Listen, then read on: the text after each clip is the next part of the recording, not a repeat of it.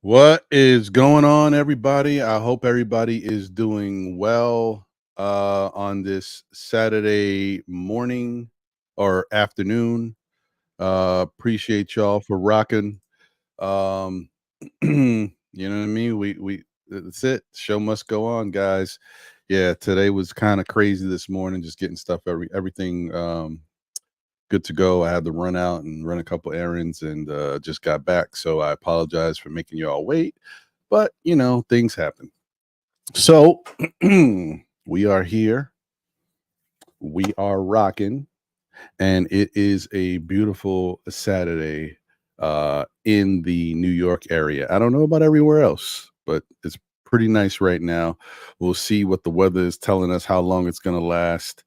Um, so just a quick glimpse. I'm looking at the weather. It says rain overnight after 12, which really means it'll probably start happening at 9. You know how the weather is. Yeah, but today, I mean, wow. High of 80 degrees. It's currently 75 degrees in New York. I mean, this is my weather right here. You want to put it in a bottle and send it to Ron? This is it.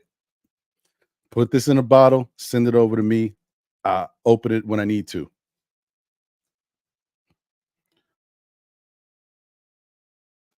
That is the type of weather that I need. And of course, you guys already know. Y'all don't have to ask. Y'all know today is going to be a congested day for Ron because if it's nice weather, that means iced coffee. Yeah, yeah. Sorry, that's how it is. They got this new flavor to what is it? Blueberry donut.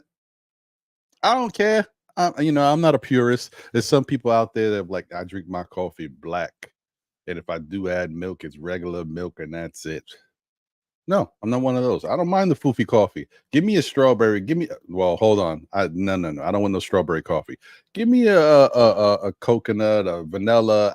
I don't care. Caramel, blueberry donut, whatever. As long as it tastes all right. If I have it, it's okay. Pumpkin. When the pumpkin hits, woo. Y'all know that song, when the pumpkin in the system, ain't no telling will I. Oh wait, that's not it, right? I don't think Jay-Z meant the pumpkin flavored coffee. My bad. Anyway, but y'all know what I'm saying. Anyway, hope everybody's doing good. Salute to y'all. I'm just happy being happy. You know what I mean? Like, just gotta live life and hope life catches up to your happiness. This is what it is, man. Our Knicks are not playing, any more playoff basketball. They are on their vacation now, and it doesn't stop. Some people think that once the season is over, the conversation stops, the podcast stops, the content stops. Nah, not over here. We try to continue. I mean, we may take some breaks here and there now. Now it's the time for us to kind of live a little, take some breaks, but for the most part, we try to be still remain consistent, being here for you guys, so we can talk about stuff, off-season plans, NBA draft plans, and stuff like that. So we'll see what happens. There's still a lot of stuff going on. Of course, all these rumors and things are happening. People are speculating, and this is so. I ain't gonna lie to you guys, right? If y'all know me, because I've been doing this 4 years now, right? This is going on my 5th year. The off season, if the Knicks are really looking to make a move and it's going to happen, like they have to do something, hey, they got to do something, then the offseason is exciting for me, right? But when it's the situation where they can make a move or they may not make a move, we don't know what they're going to do. And the whole offseason is people just speculating and saying, oh, this is going to happen. Oh, I've heard that this person loves the Knicks. Oh, you know what I mean? Never would have thought about it. But Gianna says it's Knicks or nowhere all of a sudden. Like, I hate that part of the offseason. I cannot stand it. But it is what it is. It comes with the territory, and we got to go through it. So I'm here no matter what. Let me drink some of this more congestion. A little cup of Joe or Joanne, whatever you like, Shout out to the chat. Appreciate y'all. Hope y'all doing well. Walter Blackman in the building. Salute. What's going on, my brother? Hope you're doing well. Good to see you. He said, "Good morning, Ron. I hope you're having a great day." It actually, it's been a good day so far. So I can't be mad. It's beautiful outside. Like I said, I did have to go run some errands real quick, but it's nice outside. So I'm like, yay, come on, man. Shout out to Andios. What's good, my guy? Appreciate you, brother. He said, good morning, peace, love, blessings to us all. Facts. He also said, smash those emojis, subscribe to the channel, and enjoy the show. Thank you, my brother. I appreciate you. And let me tell you something, man. You know, you guys, like, this Knick community is so great. You know, you continue to meet people here and there as I'm doing this podcast stuff and getting to know people. And you meet, you develop relationships because you start to, interact with people. And Andios is no different. He's another one of those people that I'm meeting through this Knicks community, and it's great because he's dope and he supports all the different content creators. You know what I mean? Like, but the other thing is, like, we're in like group chats and stuff or whatever it may be. But even just being on Instagram or whatever. And I'm seeing the evolution of just Andios and the way he thinks and the way he's doing stuff. Like he would just be supporting people in the chats and the channels, then moderating and stuff. Then he's doing like Instagram, like funny memes and stuff, putting different Nick heads on different things and doing videos and stuff. Then now he's doing inspirational stuff in the morning. Like Andios just shout out to you, Andios. Appreciate you, bro. But it's just cool. It's interesting for me to watch how things evolve with you. So keep doing what you do, brother. Whatever inspires you, whatever makes you feel like that's your calling for any given day. Just keep sticking with it, bro. Keep doing what you do, man. I appreciate you. And not for nothing, like it was 4 days ago, I don't know what it was. I was having a bad day, and Andios put one of those inspirational like things on the post on the Instagram in the morning, and actually that related to me. So I was like, you know what? Yeah, that made me feel a little better. So I let him know too. But shout out to you once again, brother. All right. 713 Gamer in the building. What up, Fligger D? My guy, what's good, brother? I hope you're doing well, man. Appreciate you as always. Good to see you. RD Barn is in the building. What up, RD Barn? I don't think I've seen you in the chat in a minute, unless I've been missing you, bro. But good to see you. Thank you for being here and rocking as always. Kerry Cox is in the building. He says, salute, Ron. What's good, Kerry? Just Knicks is in the building. Salute. What's good? Hope you're doing well, brother. Let's see. JW is in the building. He says, oh, wait, he corrected it. He says, peace, Big Ron. Salute to the chat. What up, JW? Hope you're doing well. My guy, that Franco is in the building, and he lets you know he's in the building. Salute. What's good, bro? Hope you're doing well. He said, enough with the trade Randle talk for some. Appreciate 30. I'm with you, bro. Facts, 100%. We'll talk about it because I know that's what's going to come up, but I'm with you. Dwayne Dennis is in the building. Salute. Was good. I hope you're doing well, brother. He said OG is coming back depending on if he test the market and see what other teams are offering him. If Jay Brunson is resigning with the discount 39 million, I believe 30 million is appropriate for OG on a discount too. I don't know. We got to see. That could be fair. Could be fair.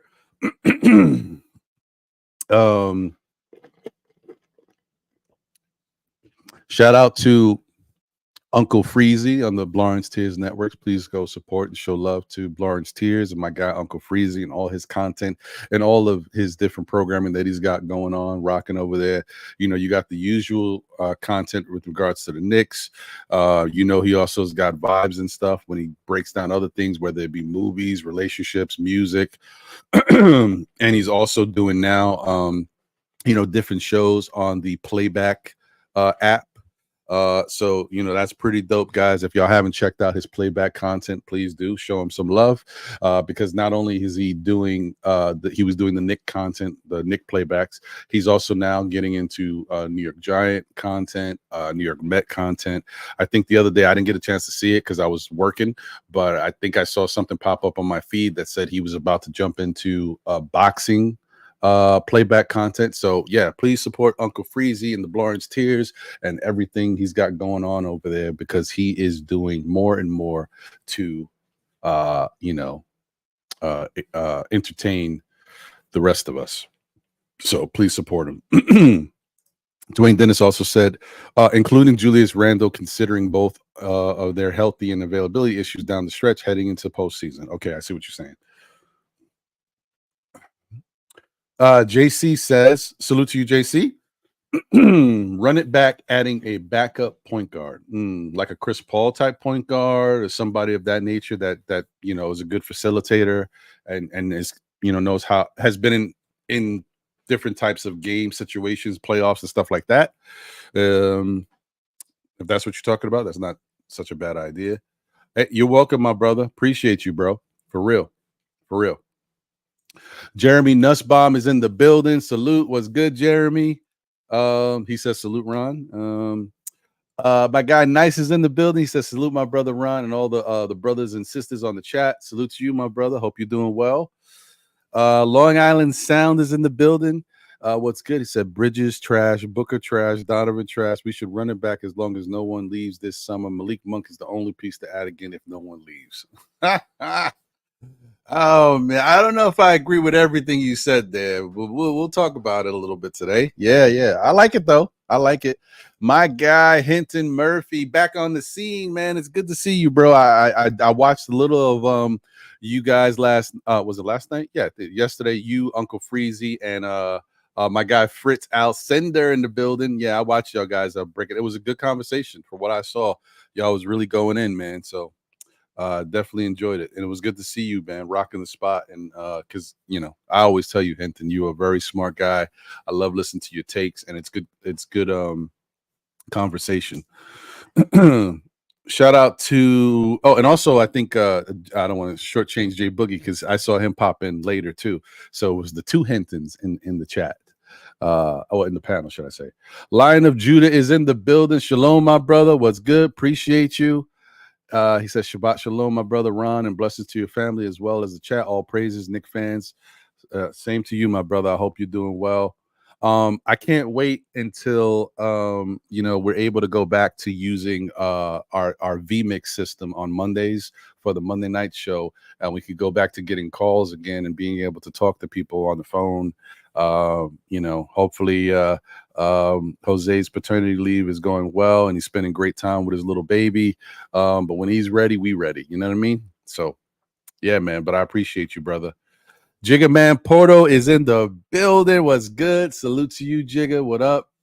He says, what up, fam? I hope you're doing well, bro. I hope everything is good. Haven't checked in with you in a minute, so I got to talk to you, just see how everything's going. I hope family is doing well. I hope your son is doing well. I hope you're doing well and everything, brother, man. It's life, bro. We get through it. We do what we got to do.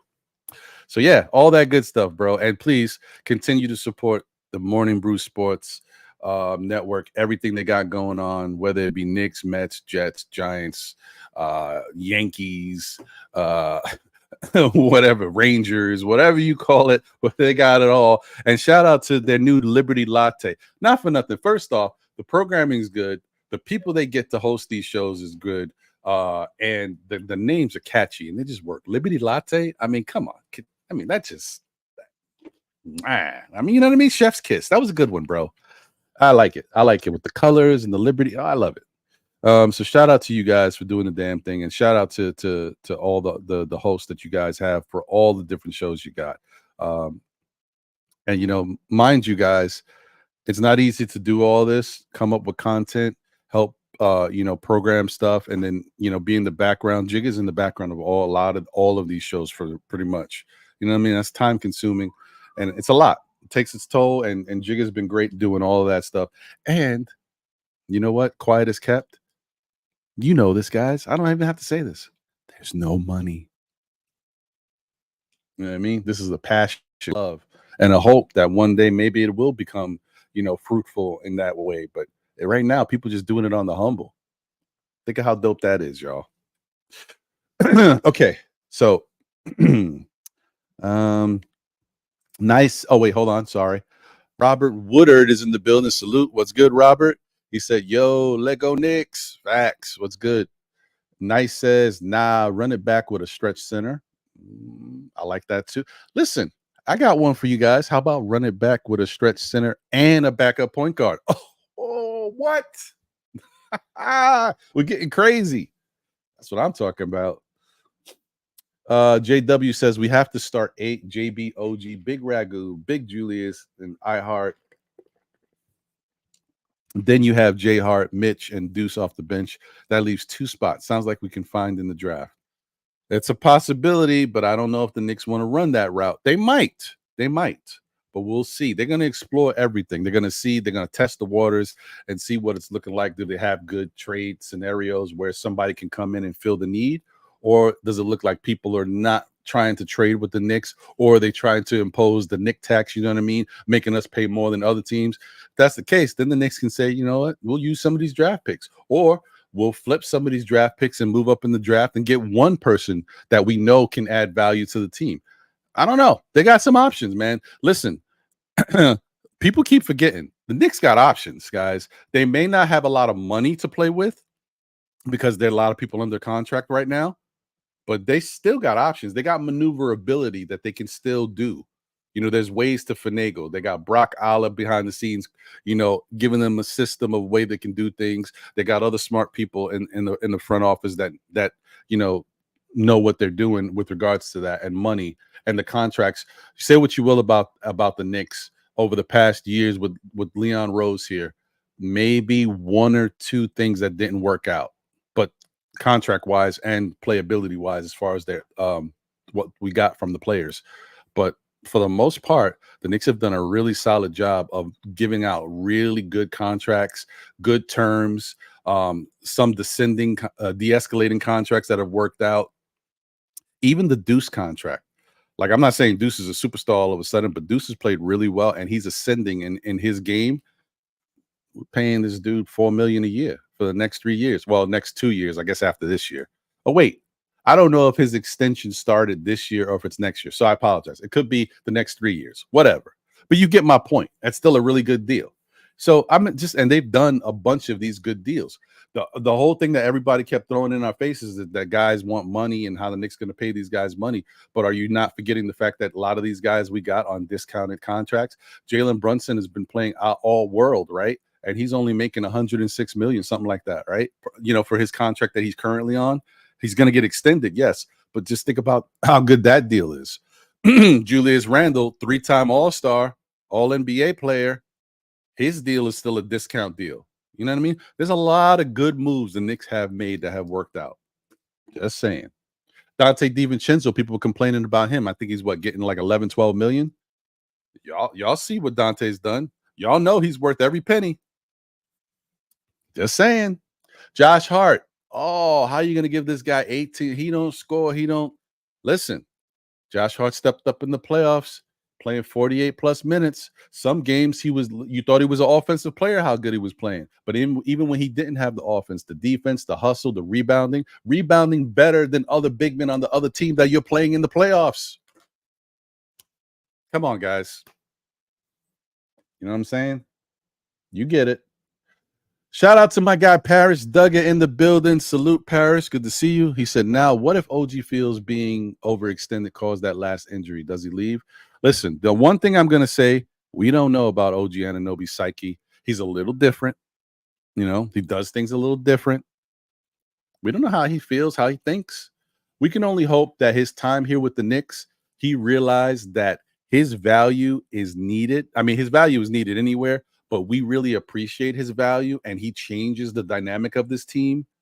So I think one thing he can see too is, you know what, he came from Toronto and Toronto wasn't doing it, right? Toronto did win a championship when he was there, but the time after that, they weren't doing it. And he saw what the culture was. He saw that he was still there with his value and they weren't doing it the way the Knicks are doing it. The Knicks, this is Jalen Brunson. You guys know how crazy this is? This is Jalen Brunson's second full year with the Knicks. And look at where we went. I know people are like, oh, we expected to be better. We expected all this. Look how they played in January, all that. I get all of that. But just take a step back for a minute. This is Jalen Brunson's second team with the Knicks. And it's not like Jalen Brunson came over to the Knicks averaging 28 points per game. So whatever he's doing, you expect him to do it. He has ascended and grown to this point while being with the Knicks. So you can't say you expected it. So just imagine that. We're in year 2 of Jalen Brunson, and look where we're going. If we didn't get injured, you all know. I don't care if you're a Knicks fan, if you're a freaking Michael Jordan fan, it doesn't matter what you are. You know that if the Knicks were healthy, we're in the Eastern Conference Finals. I personally believe the Knicks are healthy. We're in the finals, but the NBA finals, but that's me. But you guys know we're in the Eastern Conference Finals. So this thing has been working, and Jalen Brunson is a big part of it. And the Villanova guys are a big part of it. And Julius Randle was a big part of it because that January run helped us a lot. And he took a back seat and understood that this was Jalen Brunson's team, and he was just trying to do whatever he could. The other day on the show, I went into Julius's stats because people forget. I've been hearing all types of stuff. Oh, Julius is not a team player. You know, he has to learn that this is Jalen Brunson's team.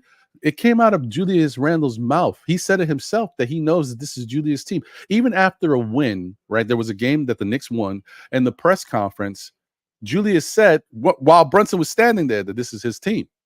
And Brunson was like, kind of like, nah, you know what I mean? Like, you know what I mean? What more do you need? He's saying it. He knows. And he's playing like it. There was, you know, I went through the stretch of games that we got busy in January with that streak that we went on. Julius was putting up different numbers. He had a couple 30-point games, but he had 28, 25, 18, 19. We were still winning all these games because he was contributing 7 rebounds, 10 rebounds, 5 assists, 6 assists, whatever he did, whatever we needed for him to do. So you can't tell me that Julius can't buy into the system or he's the reason why we wouldn't be able to do what we would do. If we had Julius Randle, we would have got past Indiana with no problem. I'm telling you this right now. You could believe whatever the hell you want to believe. I'm telling you the truth is the truth. We had Julius Randle on this team with Brunson, with the other guys, we would have got past Indiana with no problem. Book it. So I think we got to calm down, man. And then let's not forget, in that stretch of games we won in January, there was one game Julius Randle had 8 points, I think. 8 points. And we played Philadelphia. And you guys know what happened in that game against Philadelphia in January? With Julius Randle having 8 points, but doing other things to help the team? We beat them by 30. Come on, y'all. Just saying. I'm just saying. And this is not, you know, Parrish isn't saying anything about this. I know I got Parrish's comment up there. I'm just saying that in general because I've been seeing a lot of things on Twitter because, you know, all we can do is talk, right? Now all people can do is post stuff because they're in their feelings. The Knicks ain't playing basketball. So I'm just saying, let's be real, guys. Shout out to everybody, by the way, that's tuned in. Shout out to the people that are on X or Twitter, whatever you want to call it. Shout out to the people on YouTube and the people on Facebook that are tuned in watching. Appreciate y'all, man. Thank y'all for being here. Rod Tucker says number one priority in the offseason should be getting bigger. Maybe. I mean, we did look a little small. We want to be bigger, pause, but we don't want to be slow either. We want to have some good speed so we can keep up with the teams and have some flexibility with our offense or whatever we're trying to do out there. So you might want to find the right type of big. Maybe you want to find one of them long, linky, can move up and down the floor type bigs that might be able to shoot a mid-range shot or a 3-point shot. You know, like a Derek Lively type. I'm not saying him in particular. I'm just thinking like body wise, but somebody who's like I don't know, man. I got different people in my mind, like the forward from the Rockets or the forward from Sacramento, or you know, guys like that, or the forward from Cleveland. But anyway, we'll see. NYC B-Ball 08 is in the building. Salute. What's good? He says salute. Peace, Ron. What's up, brother? Space Ghost is in the building. Salute, Space Ghost. Hope you're doing well. Good to see you. He says salute, Ron. SKF family. Hopefully everyone is enjoying their long weekend.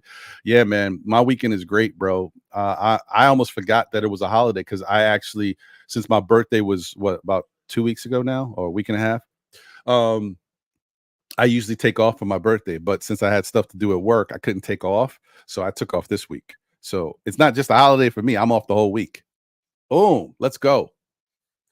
Jigga man, appreciate you, bro. Life be lifing, but I am ready to talk Knicks again. Yeah, let's go, Jigga. appreciate you, bro. I'm happy to hear it, man. I just hope everything's good for everybody, bro. Long Island Sound says height is okay, but Minnesota is going home 4-0 with 2 7-foot guys. One who is a defensive player of the year, 4th time, sweep. Now we need scoring and youth. Malik Monk. Like I said, I partially agree with you. Malik Monk is interesting. I will tell you one thing.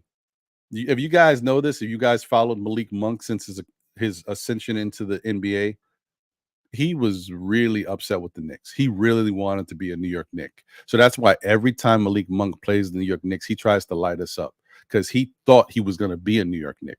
He had a really good workout. He thought the upper management really liked him. He thought Thibodeau liked him. He really wanted to be a Knick. So when the Knicks passed on him, he was tight. Let me tell you something. He was tight. And if you know what, not for nothing, in the end, that was the same draft that the Knicks passed on a lot of guys, and we could have had a lot of different people. But even Malik Monk was one of those guys that we wound up taking Kevin Knox. I think a lot of us would agree that we would have preferred to have Malik Monk. So it is what it is. Yeah. Okay. Paris Douglas says, I do think Tibbs had to overplay guys, and I also it caused us to get stress-related injuries. Listen, I've said this before, Parrish. I don't know, bro. I don't know about that.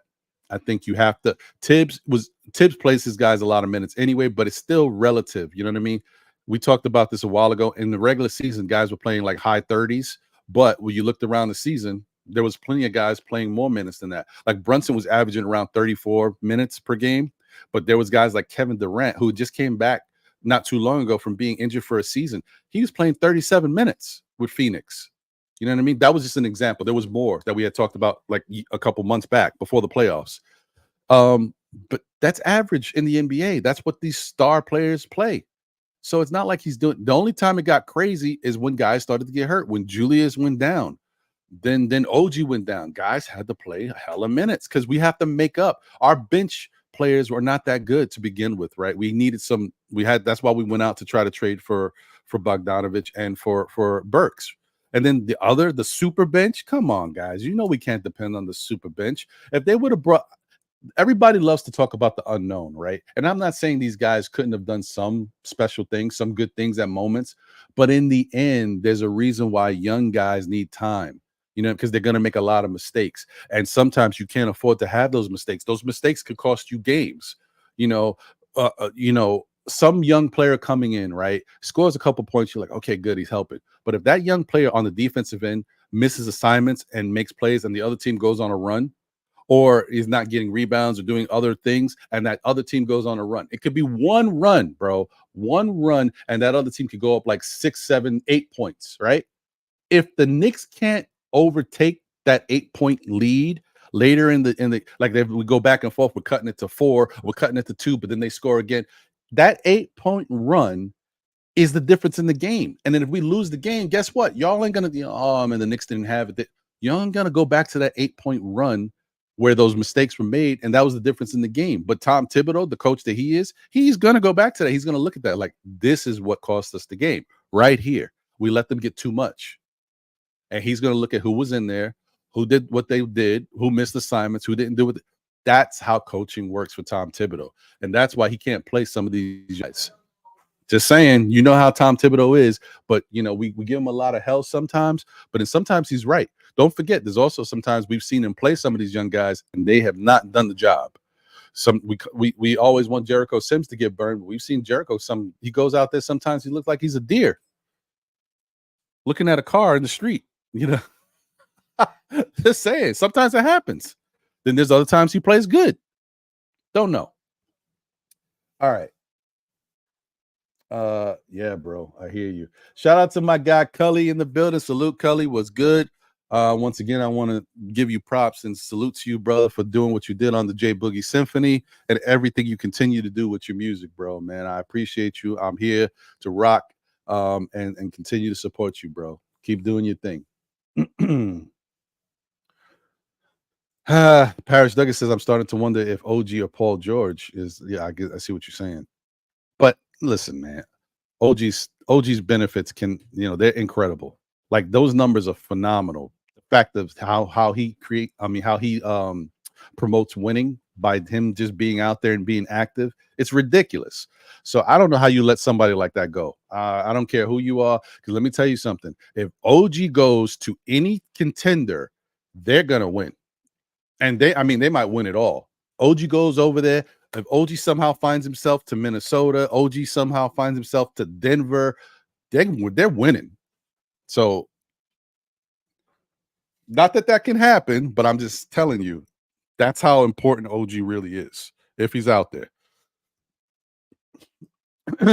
Dripmore is in the building. The preferred barber of still Knicks fans and the Knicks community is here. Oh, what's good? Appreciate you, brother. All right. Nice says, OG wants to be a defensive player of the year. Don't see him leaving under Tibbs, but what route will he take money-wise? Will he get the bag or give the Knicks leeway to improve the roster? That's interesting. We'll talk about it a little bit today, but I want you guys to tune in and stay tuned as the days go forward. For Nothing But Knicks. Sim, I know, has plans to really get into and discuss a lot of this stuff.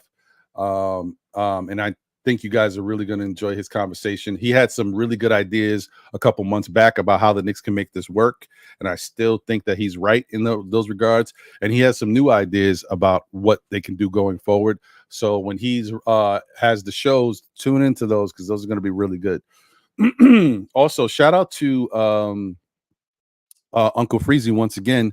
Yesterday, I did hear him say that one of the things that he thought that the Knicks could do is, talk to OG and tell OG, listen, let's work something out. Now, I mean, I know some of you Knicks fans might go crazy with this, but the plan was to have OG take the extension so he continues to get 19 million for another year, something like that, whatever it was. And then after that, the Knicks promised to give him the bag. Now, how do y'all feel about that, guys? Now, mind you, just before you go crazy, understand that when Uncle Freezy was saying this, the point was for OG to take the extension, right? So we don't have to worry about paying him the big money now. We could use that big money as a part of the trade to bring in another player that we need to solidify the roster. So we have the roster. So that means after, going into this year, we got the team. This is the championship team. We're going with it. Then next year, he's already under contract.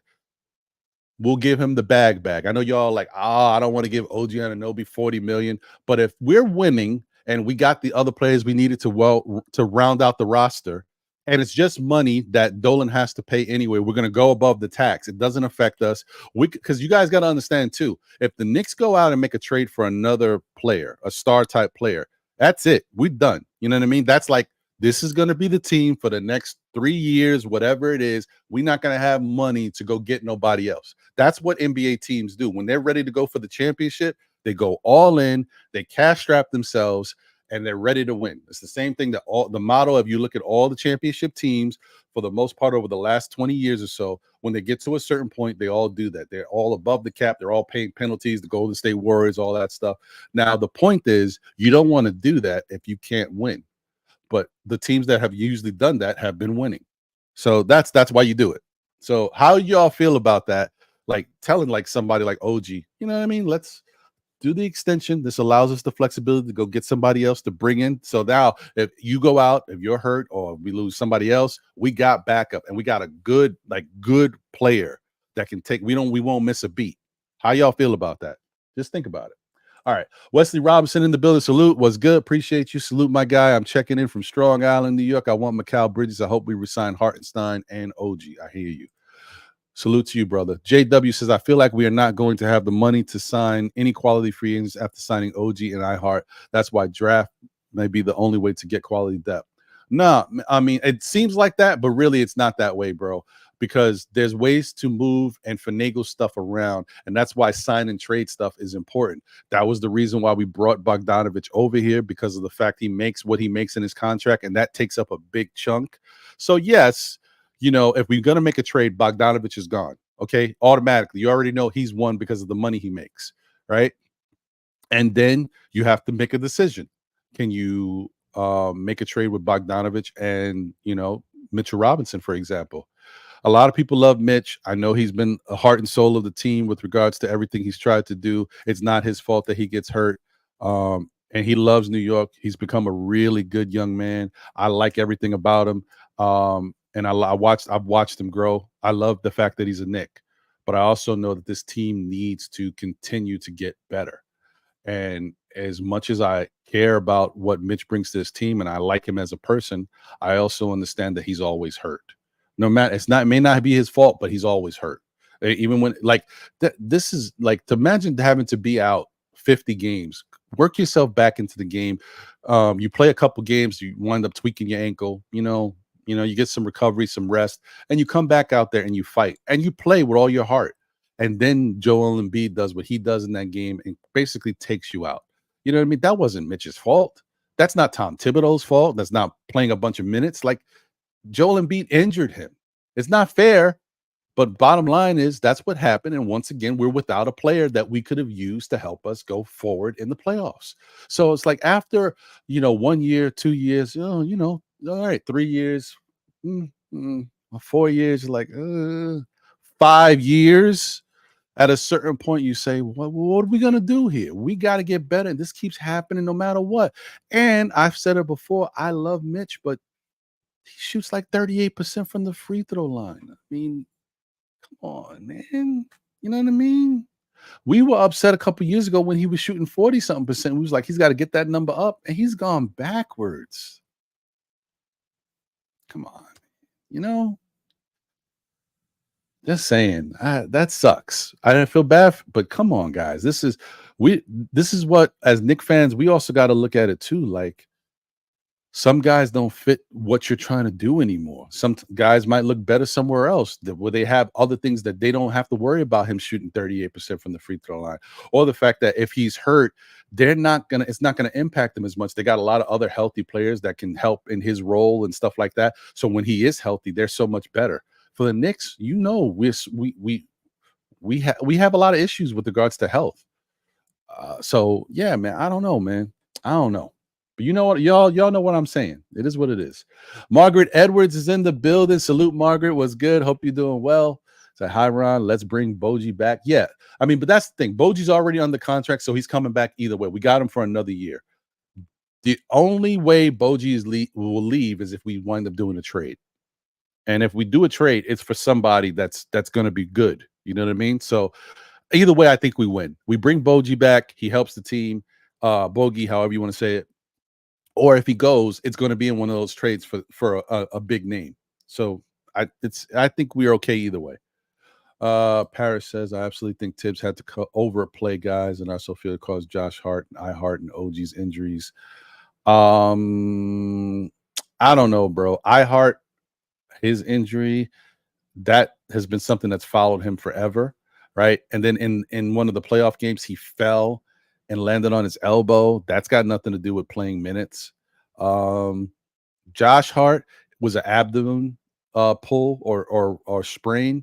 I've done that myself. I know I'm not an NBA player. I wasn't saying that, but I'm saying you jumped the wrong way. Josh Hart grabs more rebounds than a lot of teams' big men.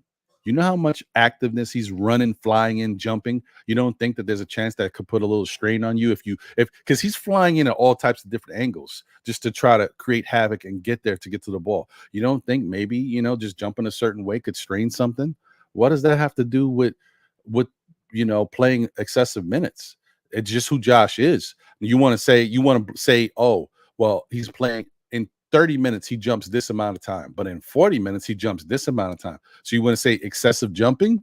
You know what I mean? Because it was a jump thing. He jumped up, and that's how it strained. Because like I said, I'm no NBA player, but I've done it myself, maybe twice, and that happened to me. It is what it is. But the OG thing is the one that I will say maybe it affected OG, because OG has played more minutes in a short amount of time than he's ever played before. And then, when Brunson went out in that playoff game, we needed somebody to step up, and he did. And he was all over the place and pushed himself more than we've seen him do. So maybe with OG, but that's OG, not everybody else. It didn't affect Julius. That's not how he went out. It didn't affect Mitch. Embiid did that. You know what I mean? So I'm just keeping it real, guys. That's all I'm saying.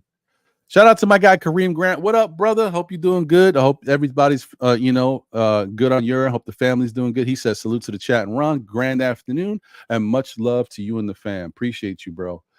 Okay. I'm getting through all this, guys, but actually I want a lot of this to be a part of the show because the season is over, guys. You guys and gals have a lot of information and stuff that they want to talk about. So I want to give you guys some time to kind of get your stuff out there.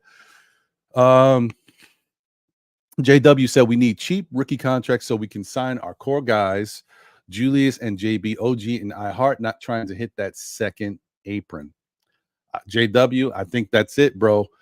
I think we're there, bro. I think we're there. At some point, when a team wants to go for it, you're going to get into that second apron because you feel like you got a good enough team to win. And I think a lot of and may feel personally, because even the haters, even Nick haters, looked at this team and said, damn it. Wow. You mean to tell me that we got to the 7th game in the second round with no OG? I don't care what OG did in those little 5 minutes of play. OG looked like a shell of himself. He shot a couple shots. He couldn't even run. It's like he wasn't there. So I apologize to you, OG. Thank you for being there and trying, but I don't want to count that. Okay. Without an OG, got to a game 7 in the second round series against Indiana. No Mitchell Robinson, no Bogey, who, let's not forget, guys, we brought Bogey and Burks in because our bench didn't have enough scoring. We were missing something. Now you'd mean to tell me without him, we're okay? No, we weren't okay. We needed him to be here to begin with. Now, Burks did step up and add value, so we appreciate that. But my point is, we needed that. So without Bogey, we're losing something, right? No Mitch.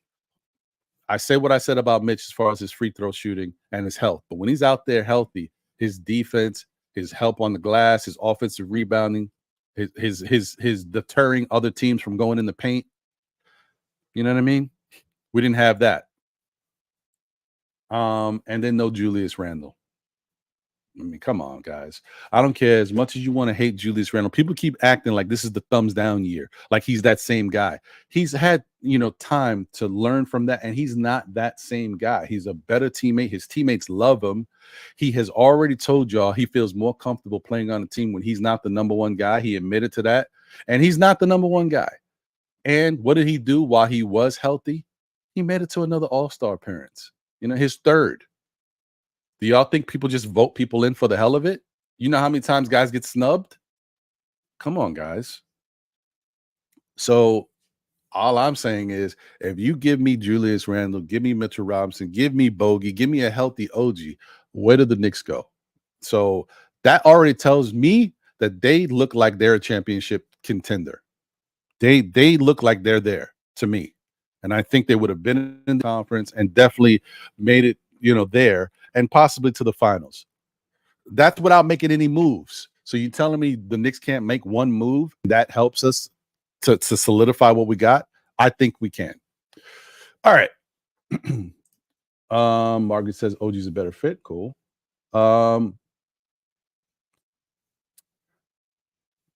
Eddie F says he agrees with Parrish about the eye test supports him with regards to the injuries and Tibbs playing. I hear you. Pablo Demas says, salute Ron in the chat. I like Alex Caruso and Jonas Valanciunas. Okay. Shout out to you, Pablo. Thank you for being here and rocking in the chat. Good to see you. I don't think I've seen you in the chat before, but I appreciate having you here. Thank you. Please hit that like button and subscribe if you haven't already done so. I mean, don't just do it to do it. Hopefully you like the content. You know what I mean? Paris Duggar says, Ron, man, back to work, bro. I don't know what that means. You going back to work or I got to go back to work?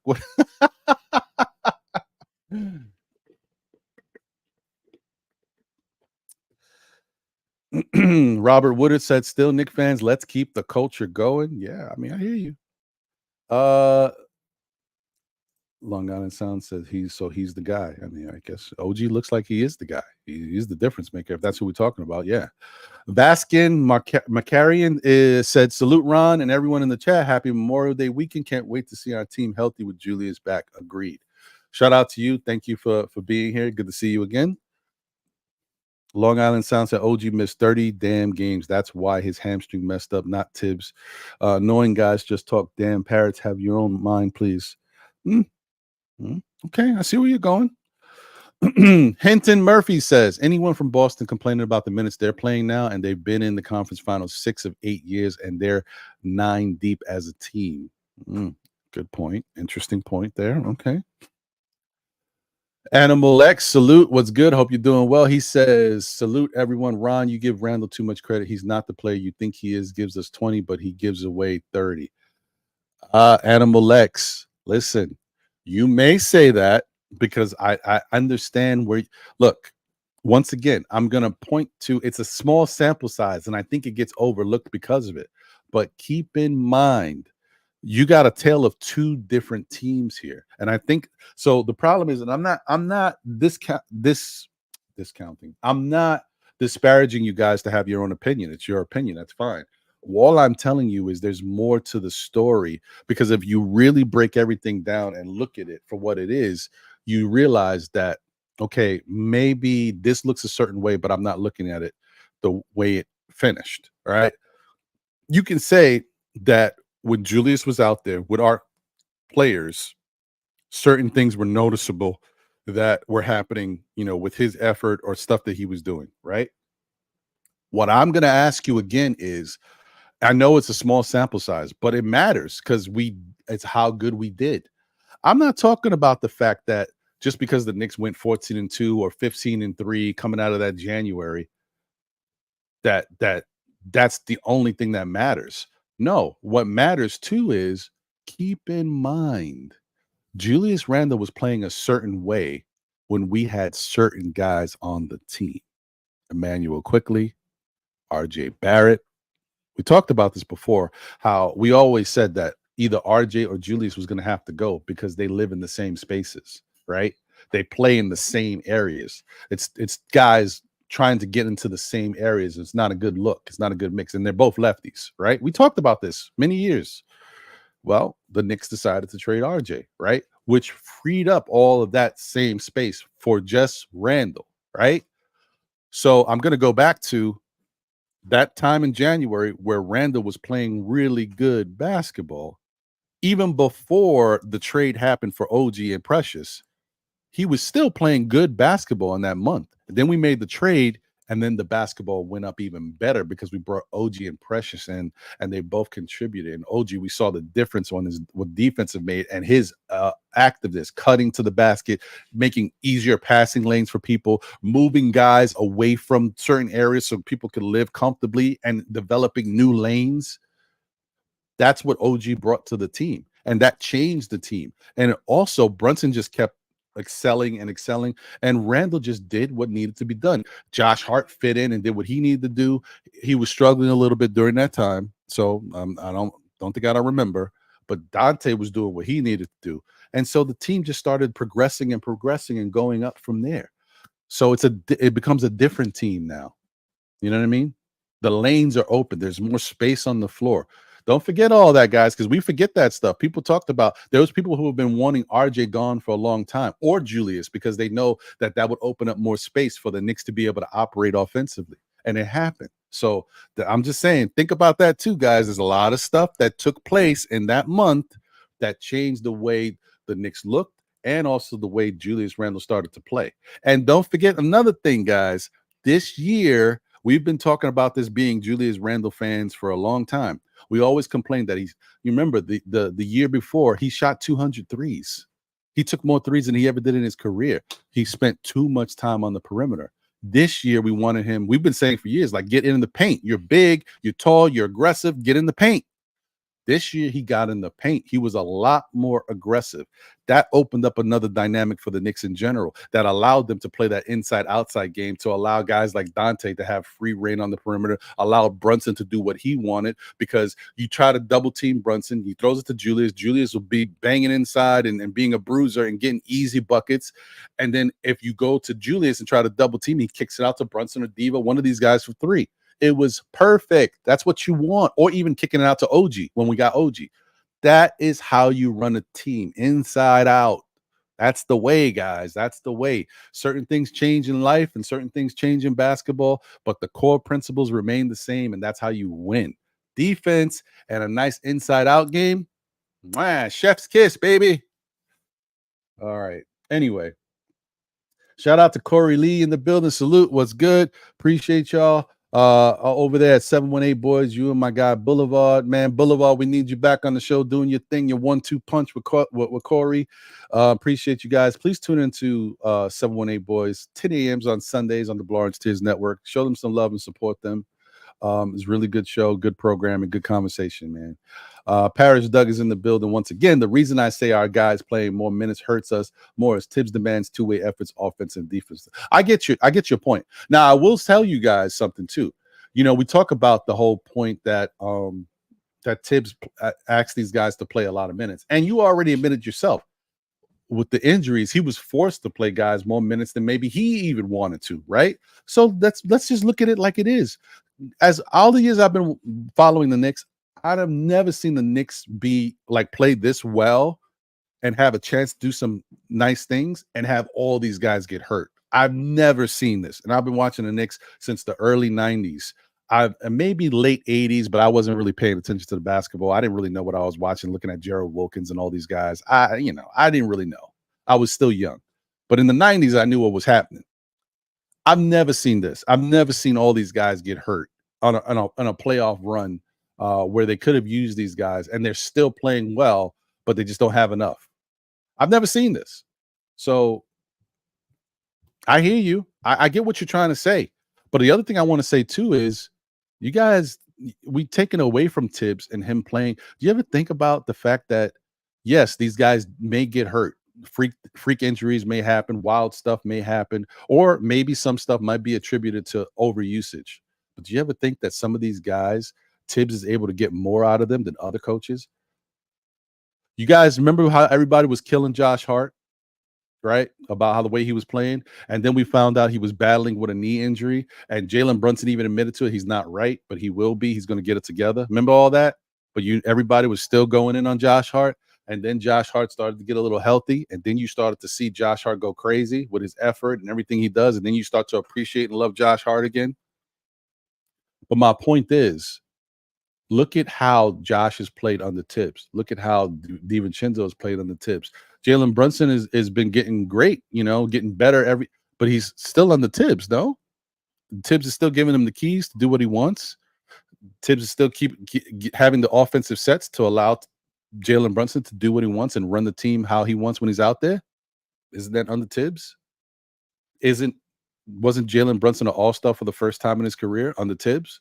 Wasn't Julius Randle an all-star for the third time under Tibbs? Didn't we see Hartenstein play there was one point in the year where everybody was like, Hartenstein is the best center in the league under Tibbs? Do you guys remember that when Mitchell Robinson had played 21 games before he got hurt, he was playing his best basketball he's ever played since being a Knick under Tibbs?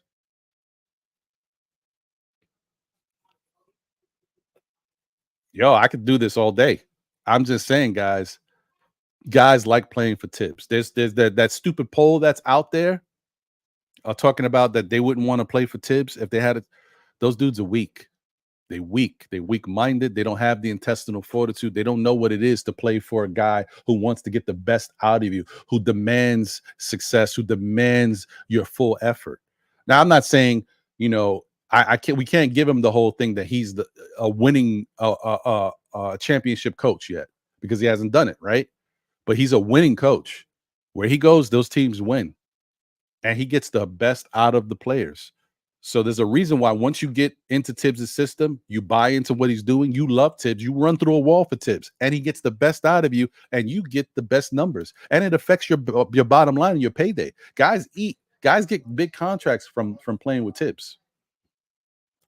All right. You guys said when I'm going. I don't want to be like I'm on a high horse, but you get what I'm saying. I think I broke it down enough.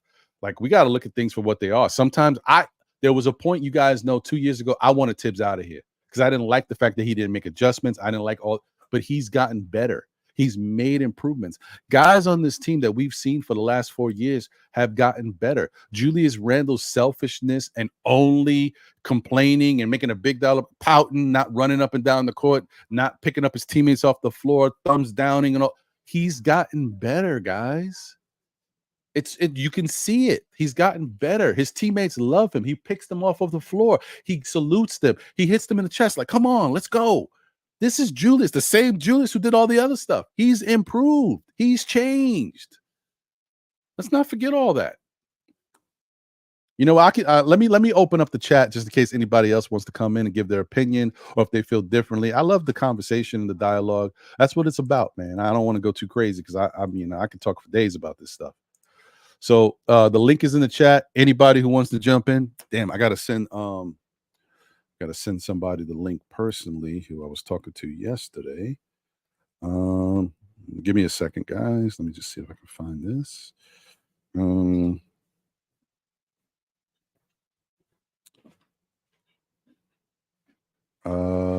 we go. Boom. Oh my God, I didn't even know. Oh man, you probably been waiting for a minute. I didn't know. My bad, brother. See you back there. Hold on, let me just how am I gonna do this?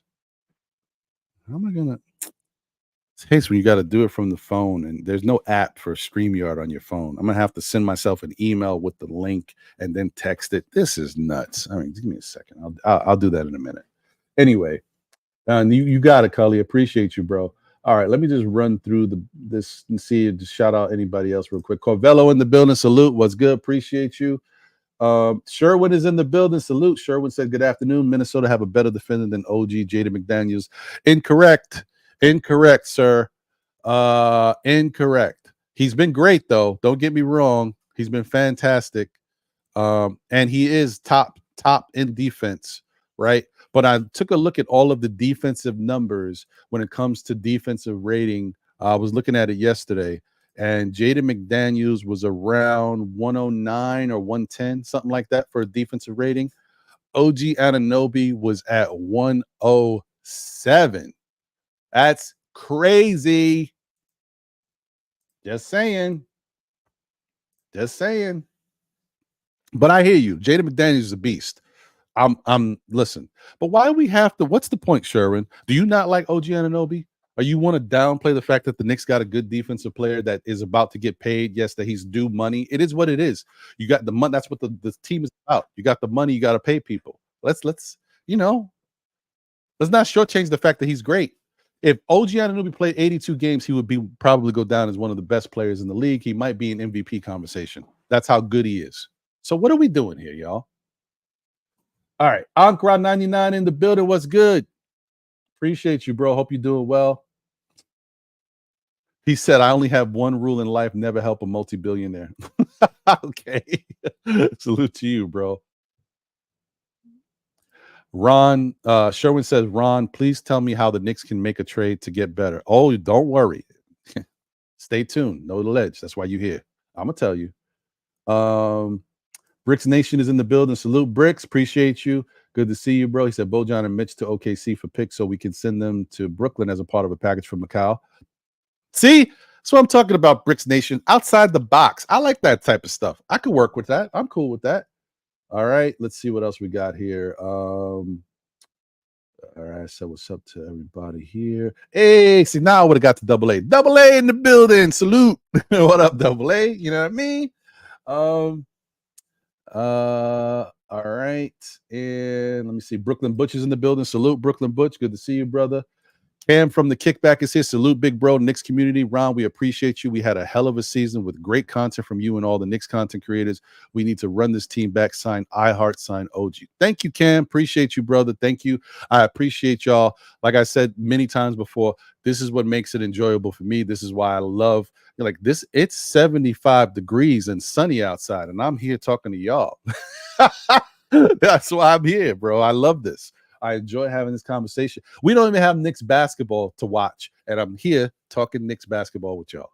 You can tell I care about it, and I enjoy being around you guys and talking about this stuff.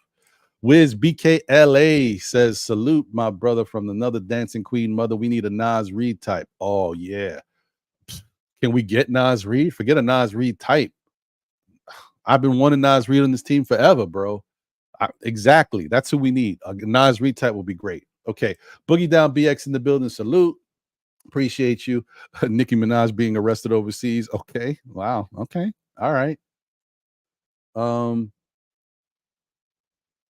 28 games sounds a little far-fetched, and for how much? Oh, I think he's talking about something. Okay. All right.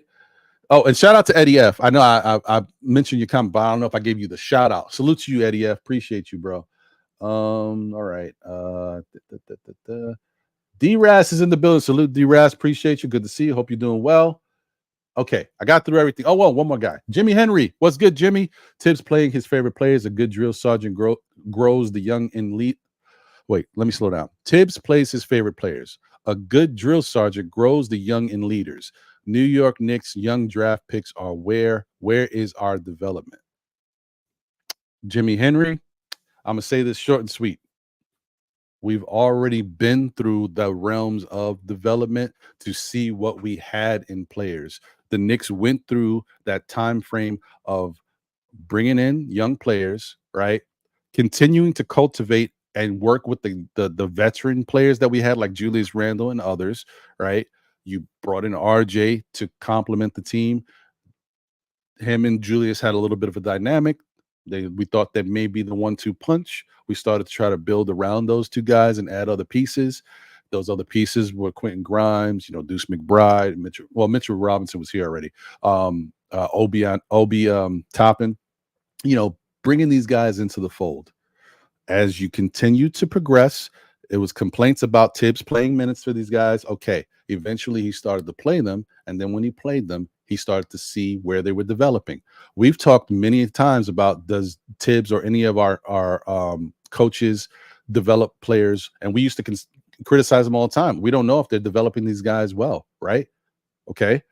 Then eventually guys got their time. Obi started to get more minutes, but then when what he was doing with the minutes wasn't great enough. Like, the dude's a dunker. He don't dunk on anybody. The dude can jump out the gym. He's not getting rebounds, right? A good amount of rebounds. He's, so there was certain things that Tibbs didn't like, but he did add some value. Then you go to Quentin Grimes. Was great defensively, definitely helped the team, but was struggling offensively, right? All these different things. IQ, another player, I'm sorry, I forgot him. IQ has been getting better, but he's also, at the past 2 years with the Knicks, you've noticed that he kind of plateaued at around 15 to 16 points per game. He had a playoff that was horrible, right? He was nowhere to be found. And then going into this year, he was in that same 15 to 16 range again, still playing the same way, but not necessarily getting much better. And then, damn it, we got to pay this guy 28 million, 30 million, whatever the hell he's asking for. It's just not a good business move. So getting rid of IQ was a business move. It just doesn't make sense. We can't afford him. We obviously know we got rid of RJ because, we had to sweeten the trade to get OG in here. It is what it is. I think it worked out in the end, right? And then Quentin Grimes just basically took a stupid pill. You know what I mean? Let's just keep it real. He got into his Obi bag. He thought, hey, it's not working out over here. Let me talk like Obi and get myself up out of here. Good jobs. There's a stupid pill. Now you're over there in Detroit and you're sucking it up in Detroit too. So come on, man. What are we going to do? These guys didn't turn out to be what we thought. Even RJ, who was supposed to be our best young player, he didn't well-rounded game. He got slower. His defense got worse. His offense started to get bad. He couldn't hit the three-point shot anymore. He was very inconsistent. That's development, because you start to see, okay, he's not getting better. Oh, this guy we thought was going to get better and be a little better, as far as facilitating stuff. He's not getting better. Nobody's doing ancillary stuff. Nobody's getting the rebounds, the assists, doing the other things, the steals, the things you need to help a team. You bring in guys like Dante DiVincenzo, Josh Hart. They're doing all of that. So development only goes for a certain period of time, and then you realize it's not working. Then you change. The point of this team is to get better, to win a championship. We are getting better. We are going to be a championship contender next year. People like Kevin Garnett, are already telling people, you better watch out for the Knicks. They're going to be a problem next year. It's because you can see it. That's all we're trying to do. The Knicks aren't in business so that Quentin Grimes can become a great NBA player. The Knicks are in business so that the New York Knicks can win a championship. That's what matters. So let's keep it funky. Like, that's the real point of all of this. And I think that's where they're headed. So let's support this team and understand that, you know, certain people have also made their bed. Obi made his bed. Obi didn't have to go off and say all that stuff about Tibbs. He still probably would have been on the team. But he wanted to be out of here, and he did it, and he's out of here. Okay, I'm done. Let me get these guys in here. I'm sorry. But you know what I mean? I think, and one more thing I'll add. The last thing I'm going to say is, now we can't say that guys haven't developed, because look at what Deuce was able to do. Deuce looked great down the stretch of the season with this three-point shot. How do you think that three-point shot got better, guys? Don't worry, I'll wait. Deuce's mid-range game. How do you think he continue to have a good mid-range? How do you think he's knocking down free throws at an 80% clip? How do you think those free throws got to the way they are? Practice, right? Going to the G League, being put out there, continue to work on your game. Can't say Tibbs don't develop. He may not do it in the way that I thought he should initially, but he's been doing it, and guys have been doing it. We just haven't watched it, and other teams may do it differently. Tibbs is a little slower to it, but we've seen Deuce has developed. Look at how clutch he was in the Philadelphia series, knocking down threes with that shot in people's faces like Deuce. Come on, guys. All right, now let me bring everybody else in. I'm sorry, guys. I had to get that out because I'm just thinking about everything. Like, the season is over, so now I have time to kind of look at the whole season and what actually has happened. And there's so many different things we could talk about if you really think about it. So let me bring in Double A. Boom. Double A. Hey, what up, my brother? How are you, bro? Good. Let me bring in Nice. My brother. What's happening, bro? Same old. Just listening to you guys. The best beard in the biz, right? The best beard in the biz. Yes, sir. And then I'll bring in Jay Boogie in a little bit. He was backstage, but I think he might have got a phone call connection issue, so he'll be back. Anyway, let me start off by, so I want to, the normal way to do this is to get Double A's takes first, but I apologize because I'm just trying to be respectful of time. I know Nice is at work, and I don't want you getting in trouble. No worries, man. No worries. Nice. So get your take off, man. How you feeling, brother? What's going on? Man, I'm feeling blessed. Like, if you're not enjoying, if you're not feeling happy with what you see with this team, maybe you missing it. Maybe you just need to keep on watching it, because there's something special building up with this team. And whoever's saying that, Coach Shiv doesn't develop players, he develops player. Now, the only thing is, once your number or once your name gets called, are you going to produce? That's the only way that we're going to start seeing that, because it happened with Deuce, it happened with Emmanuel Quickly, it happened with a bunch of cats. It happened with one time with Sims. Like, we cannot deny that, their number was called and they was playing, but look at them now. They not playing. They not playing because they not producing. There's a reason Sims is not playing. That's one. That's first of all. Like, I vouched for 3 players. Those 3 players was Emmanuel Quickly, Deuce, and Sims. Unfortunately, you could see it that Sims, for some reason, he took a step back, but it's something mentally going on. But one thing that I can't take is the narrative of the slandering of Julius Randle. If there was no Julius Randle, I guarantee there's no Jalen Brunson in this team. I'm telling you right now. Oh, right. Julius Randle needed help. He took a pay cut. The time that the moment that he did the thumbs down, we cannot deny. We cannot be acting like this never happened, because it's absurd that he took a pay cut. The front office, they already had an understanding that we're going to give you a superstar. We're going to get you a star. You just give us a pay cut. He abided by that. He said, all right, no problem. Guess what? The front office got him, what's his name? Kemba Walker, and got him Fournier.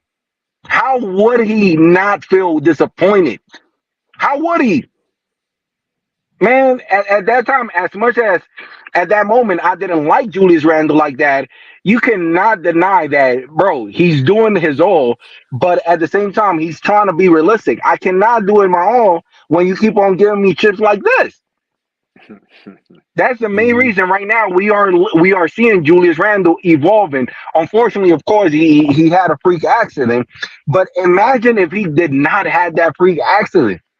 I'm pretty sure we will have seen a new level of Julius Randle because he literally set himself up for this moment. Now that this team has something going, now it's not me doing everything. Right.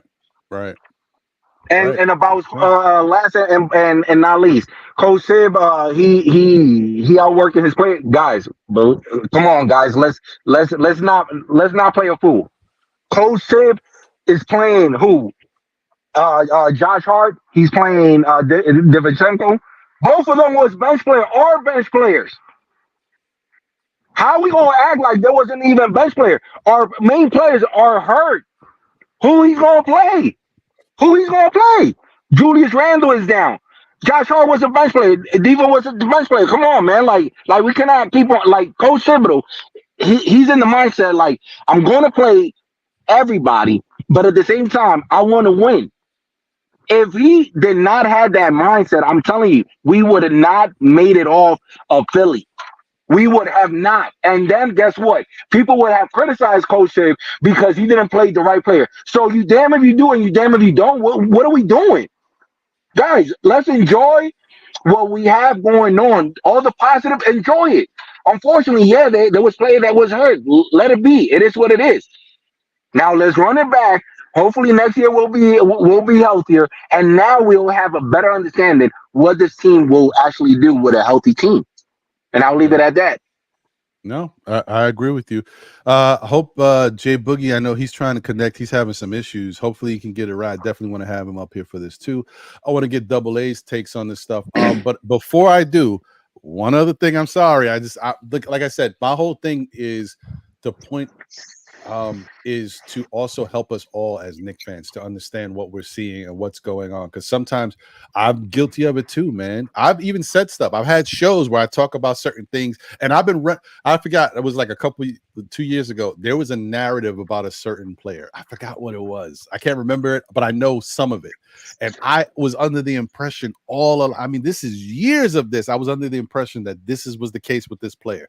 And Sherwin was in the chat and he corrected me, saying, no, Ron, this and this and this. And I looked back and I was like, oh my God, for years I thought this. And Sherwin was like, no. And when I looked, I was like, you are absolutely right. And I was thinking this for years. So we can all do that. Sometimes we think it looks like a certain thing. We run with the narrative. It's in our head. Now it's there. And that's not always the case. There's more to the story. Now, I'm saying that, but I'm going back to Sherwin because now I gotta hit Sherwin with one of his falsities. Hold on, Sherwin. Let me find it. He said Deuce was always a good shooter. He just needed minutes. Look, there's truth to it. When he was in college, I thought Deuce, like when I watched the highlight tapes, he could shoot the three pretty well, but his mid-range was, you know what I mean? I really liked it. I liked what I saw. So it's not like he couldn't shoot. You are correct. And you want to say he needed minutes. I understand that. But it's not just needing minutes. It's also being comfortable on the big stage, getting the ball in your hands and knocking down the shot when we're asking you to. Because this is not college. They ain't high school. This is the NBA. And when the defense is on you, you got to knock it down. So my point to that is, let me put this up. Boom. As you can see, let me remove your comment. All right. So you see this is Miles. Let me raise this up. All right. Look at these numbers, guys. Now, to the point that Sherwin said that Deuce was always a good shooter. Look at year one. All right. He shot 29% from the field. This is with 40 games played, and he shot 66% from the free throw line. He shot 25% from three, right? Year one. Year two, 64 games played. He shot 35.8 from the field. He shot 29.9 from three, 66% from the free throw line. This is year three, this current year, right? When now Deuce is being axed on, he's getting a bigger role. But don't forget, he's played all that time going back and forth to the G League with Jericho and all that stuff, right? Look, 45% from the field, 41% from three, 86% from the free throw. You can't tell me there ain't no development. Come on, man. What we doing here? Come on. I'm just saying, guys. Anyway, let me get this off the screen. But you see my point? That's all I'm trying to say. That's all I'm getting at. Double A, what's your thoughts, brother? Hello, fellas. Everything's lit. I'm with Nice, man. You got to be psyched at the where we're at, man, especially this offseason. Instead of thinking about where we're going to draft or who we're going to possibly steal in the draft or trade up for, we're thinking about our own players. And for me, if we can bring back the team that we have, I'd be overjoyed and I'd be happy. But if we can improve it, which we still can, okay. But those who are looking for Tom Thibodeau to not be coaching this team, I'm sorry, bro. You're going to have to catch a flight out of town and get another team because he ain't going nowhere, bro. This is Tibbs all the way. And now that you got the Nova boys embroidered in this is Brunson Thibodeau's team right here. And the pieces that are staying are the pieces that they want to stay. And Julius Randle is right there with him. I mean, if you've seen the podcast that Julius Randle was on there, it was beautiful to see the camaraderie that they've already developed amongst themselves. And Ron is 100% correct when he said this is not the same Julius Randle with thumbs down. It's not. And I was so hurt, man. When he went down, I was so hurt for him because I knew what he was waiting for. Julius Randle had another level that he could have went through, but he was holding it back because the playoffs, he was going to be a monster. And if we had Julius Randle in the playoffs, I don't care. You can argue with me up and down. We still be playing. We would still be playing. All right. And as a matter of fact, the way you've seen the fit with OG, Brunson, and Randle, man, it was just beautiful to watch the way they blended. And if you think this is not the front office plan, you're crazy. Julius Randle is not going nowhere. Julius Randle doesn't get credit for being somebody that wanted to be here where nobody took the bait. Julius Randle was a consolation prize when we didn't get Kyrie and KD and them guys, right? Mills went power forward crazy and signed 4 or 5 power forwards or whatever. But anyway, man, those days are gone, fellas. And as far as development, look, we took the players we developed and traded them for needs. And that's what you got to do. But now what we're going to have to look out for with this cap, because look, face it, we got to get Brunson, OG, and Randle to take a little less than they could possibly get to keep them three together. And if they can talk them into, hey, man, take a little bit and we keep these guys together. And yeah, you could get a lot more somewhere else, but you got to do a lot less here. If you got Brunson here and OG playing with you, Randle, you got to do a lot less. We ask less of you, vice versa. So hopefully that'll work because, man, look, you got to re-sign Isaiah and his salary. I've seen where the average center, his pay scale is anywhere between 15 and 18 million a year. So, man, if we keep Mitch around, so now our bench is getting really expensive because if we keep OG, Hart goes back to the bench, right? So that's another 16 or 18 million on the bench. Either Mitch or Hartenstein going to go to the bench. That's another 18. Really, we got Bogey. That's 19.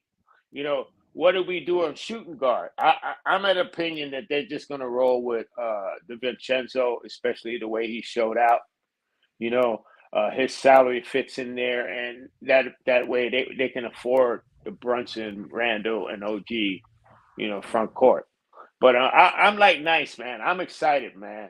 And I'm not listening to these knuckleheads, man, like Gilbert and Arenas and Draymond Green, and trying to get us worked up by saying stupid stuff, man. Because you gotta be uneducated to say something that our injuries didn't affect our opinion, our performance. You know what I mean? That's crazy, bro. Yeah, I agree with you, bro. And listen, Sherwin, I hear you. Ron, he says he didn't get any minutes. He's getting minutes now. I understand that. I know that helps. Getting the minutes helps with getting more shot opportunities up. Being more comfortable out there, building on your confidence. but it's also the fact that one of the things we can't not say, some of the guys you can point to, but you cannot point to with Deuce, because when the Knicks weren't playing, I mean, when the Knicks were playing and Deuce wasn't, a part of the rotation, he was in the G League. He was still getting a chance to play and work on his game. That's a part of the development. And so it's the point of getting more minutes, but also when you get the more minutes, being more comfortable to produce while you get the minutes. Deuce has had moments within those first 2 years, maybe not the first year so much, but that second year where we had injuries and he had to play a little bit more. Like if you look on average, he played like 11 minutes per game, but that's on average. Some of those games he played more minutes and he didn't produce at the same level. I've never seen Deuce look this comfortable. You know what I mean? It's his third year. They rewarded him for being here. They gave him money. That helps your confidence too. But they've also allowed him to go down into the G League and work on his game. We don't know the stuff that they do in practice or the stuff he works on with the trainers and all that stuff. But he was allowed to go down there and run the G League team as a point guard. You know what I mean? He was a two-way player for a while. 40 games down there. It's 40 games down there. It definitely does help you. So I hear what you're saying, though. I hear what you're saying, Sherwin. Ron, I'd like to ask. Oh yeah, go her ahead. Go one ahead. question. I'd like to ask her before the trade of Quickly and Jay, where were the minutes for Deuce going to come from? You got Brunson. We had Dante. We had Grimes. We had Quickly. I mean, where the minutes were going to come from? Yeah. True. That's all I'm True. saying, Sherwin. Where I the hear, minutes? listen, I hear what he's saying, though. I'm not taking away, like I said, I'm not taking away Deuce's ability. Some of the stuff he's doing, he was already doing in college. He already had it. But you know what? Here's another thing I can say, because like you just give me a little bit more time, I'll think of it. Another thing about it too is with regards to Deuce's game, let's not forget why Deuce was picked in at the second round, the way he was picked. Let's not forget the knock on Deuce McBride, right? One of the two things. I hate to be like a broken record, but one was his ability to play make for others. He wasn't great at it. He didn't really show like a great adaptability at the time being scouted, or to get drafted, a great adaptability to be a good facilitator / playmaker. That was one. The second thing was, and you all know, Sherwin definitely knows this, was his front step. Getting to the rim, getting to the hoop. He had a slow front step and wasn't really breaking his defender off the dribble to get to the rim. And as a point guard in the league, if that's how you looked at, you got to be able to break down your guys. So that's how you make opportunities for others, right? He wasn't really doing that well. Guess what, Sherwin? And I know you know this. This is the first year of me watching Deuce, seeing him consistently getting to the rim on a different occasion. He had that little one-handed dribble. We even saw it became a highlight reel where he crossed up that dude on Cleveland, I think, and almost broke his ankles. Never seen that before. Him now that his outside shot is clicking and is more comfortable, that he's knocking it down. Now when people press up on him, now he can run right past them and get to the rim. He's doing this on a regularity that we've never seen before. You want to just give Deuce all the credit and not give the coaching staff or Tibbs any credit for his ability to work on this stuff and have time to do stuff in the G League, given the keys and all that. I mean, that's on you. But I'm not taking it away from him. I'm just saying Deuce is one of those people you might say that Tibbs has helped develop, because he's the one guy who's been getting extra time, if not with the team, with the G League. And we do have a coaching staff. Coaching staff reports to Tibbs. Tibbs has input as to what's going on. So come on, y'all. You know what I mean? I'm just saying, guys, we gotta, let's just, call it fair. I get what you're saying, but let's look at it for everything. So I say I got my guy backstage. I'll get him up here in 2 seconds. The other thing I want to say is shout out to the new Knicks City Squad. What's good? See you in the building. He says, salute Ron, AA, Nice, and the whole SKF fam. MBK fam, smack that like button for our Knicks fam and the biggest supporter of all Knicks content at Ron. Appreciate you. Appreciate you so much, my brother. Thank you so much. And, guys, continue to support their show. You know what I mean? I don't know, like, you know, the camaraderie that they have as a unit. You know what I mean? The Organic Fanatics podcast. It just tune in, check it out, man. I'm telling you, it's pretty funny. Even when they go off, because they familia, when they go off on other stuff that ain't really Knicks related, it's just hilarious. So please support them. Love, man. Okay, now let me bring my guy in here. This is his first time on the show, being up here, ready to chop it up with us. Let me bring him in. My guy D-Block, what up, brother? Yo, what up, Ron? What's good? I'm chilling, brother. How you? I'm all right, man. Hanging in there, man. Recovering from last night. I hear you, bro. So we're up here. I got my guy Double A in the building. Double A, D-Block, D-Block, Double A. What up, man? What's up, bro? So I was about to get into one of the topics of the show. And I kind of talked to you a little bit about it yesterday, but you know, there's people out there who asked the question. I should have started the question. I forgot who it was that said it, but he said, Ron, something to the effect of, how can this Knicks team become better, right? You know, who can we go get to make this Knicks team better? And I was telling you yesterday, you know, we was on the block. I was telling you that I personally believe, and I know a lot of Knicks fans have this whole thing, and I was kind of like rocking with them too. I was listening. Yeah, we're a defensive team. How are we going to do this? How's this going to work? But what happens is, after time, you see stuff, and it opens your mind up to stuff, right? The Indiana Pacers are the best offensive team in the NBA. It is what it is. That's the numbers. But on the flip side, they, out of 30-team league, they were 28th in defense. Right? But they got rid of us, right? So my point is, we talk about this whole thing. The Knicks got they had a 6'1" guy in Jalen Brunson, whatever, and then you bring in a 6'1" guy in Donovan Mitchell to play the backcourt, and you're small. How can you stop anybody? But we just got beat by a team that don't play good team defense. And we got beat by them because their offense is that good. They move the ball. If the Knicks have two guys in, and this is my whole thing, I'm not talking about it. Just keep this in mind too, because I also think that this Knicks team by itself, with everybody just being healthy, we're good enough to make the finals. I've said that already. We're not talking about getting rid of Julius. I'm talking about bringing Donovan Mitchell in here and keeping Julius with Jalen Brunson. So automatically, Julius and Brunson by itself makes the team better. You telling me that, yes, we might have some issues stopping guys on the other team if we played Tyrese Halliburton or these dudes or whoever it may be. Yeah, they might get off. They might get theirs. They're getting theirs now. But you telling me that having Julius, Jalen Brunson, and Donovan Mitchell in the backcourt, when you try to go double team Julius Randle, you got to deal with Jalen Brunson. You try to go double team Jalen Brunson, you got to deal with Donovan Mitchell.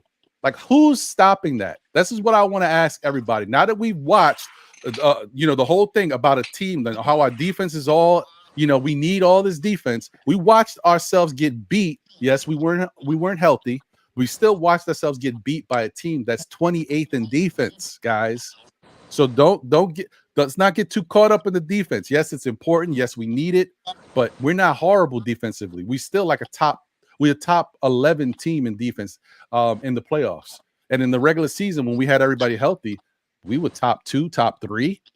So I'm just saying, let me go to you, Derek. Get your thoughts on it, brother. I mean, D-Block, my bad. It's all good. It's all good.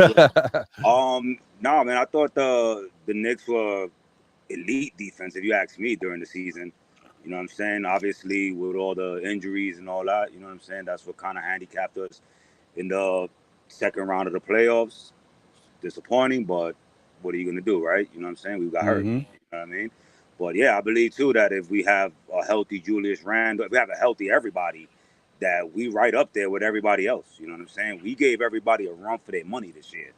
You know what I'm saying? So I think, yeah, with everybody healthy, we definitely could compete for the championship, if you ask me. You know what I'm saying? My personal opinion. You know what I mean? Right. I was actually surprised with this team because I didn't get into the Knicks because I was so used to being disappointed with them. You know what I'm saying? So this season, but when I started hearing what they were doing, I said, let me go check in with these guys. You know what I'm saying? And when I started checking in with them, I couldn't stop watching them. You know what I'm saying? It was so good. You know what I mean? And then what they did in the first round, and then, obviously what happened in the second round. But yeah, with everybody healthy, I think we're in there, man. I think we got a good chance. You know what I'm saying? So I'm hoping that they bring everybody back, at least the core guys back. And if they add a Donovan, I don't know, man. I would definitely like to see that. You know what I'm saying? Yeah, yeah. Before I get over to Double A, and you get your takes on it, brother. Just wanted to check this real quick and put this on the screen for everybody, so everybody gets to look at this as well. So it's not all about what I'm saying and tripping. You know what I mean? Because things can kind of get skewed a certain way, and then you're like, all right, I don't know. This is Donovan Mitchell, folks. Right? So this is Donovan Mitchell in the postseason. Right?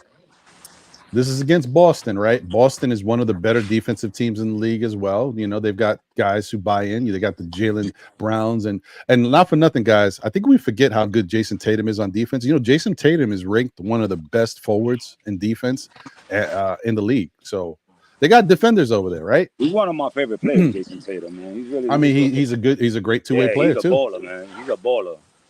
Yeah. Donovan Mitchell, 33.6 rebounds, 3 assists. Oh, by the way, he played 43 minutes, guys. You see that? 43 minutes. Talk about Tibbs playing guys minutes. He played 43 minutes. All right. 33 points, right? Then, obviously the other game where they beat them 118-94, he had 29 points, 7 rebounds, 8 assists, played 39 minutes, almost 40 minutes.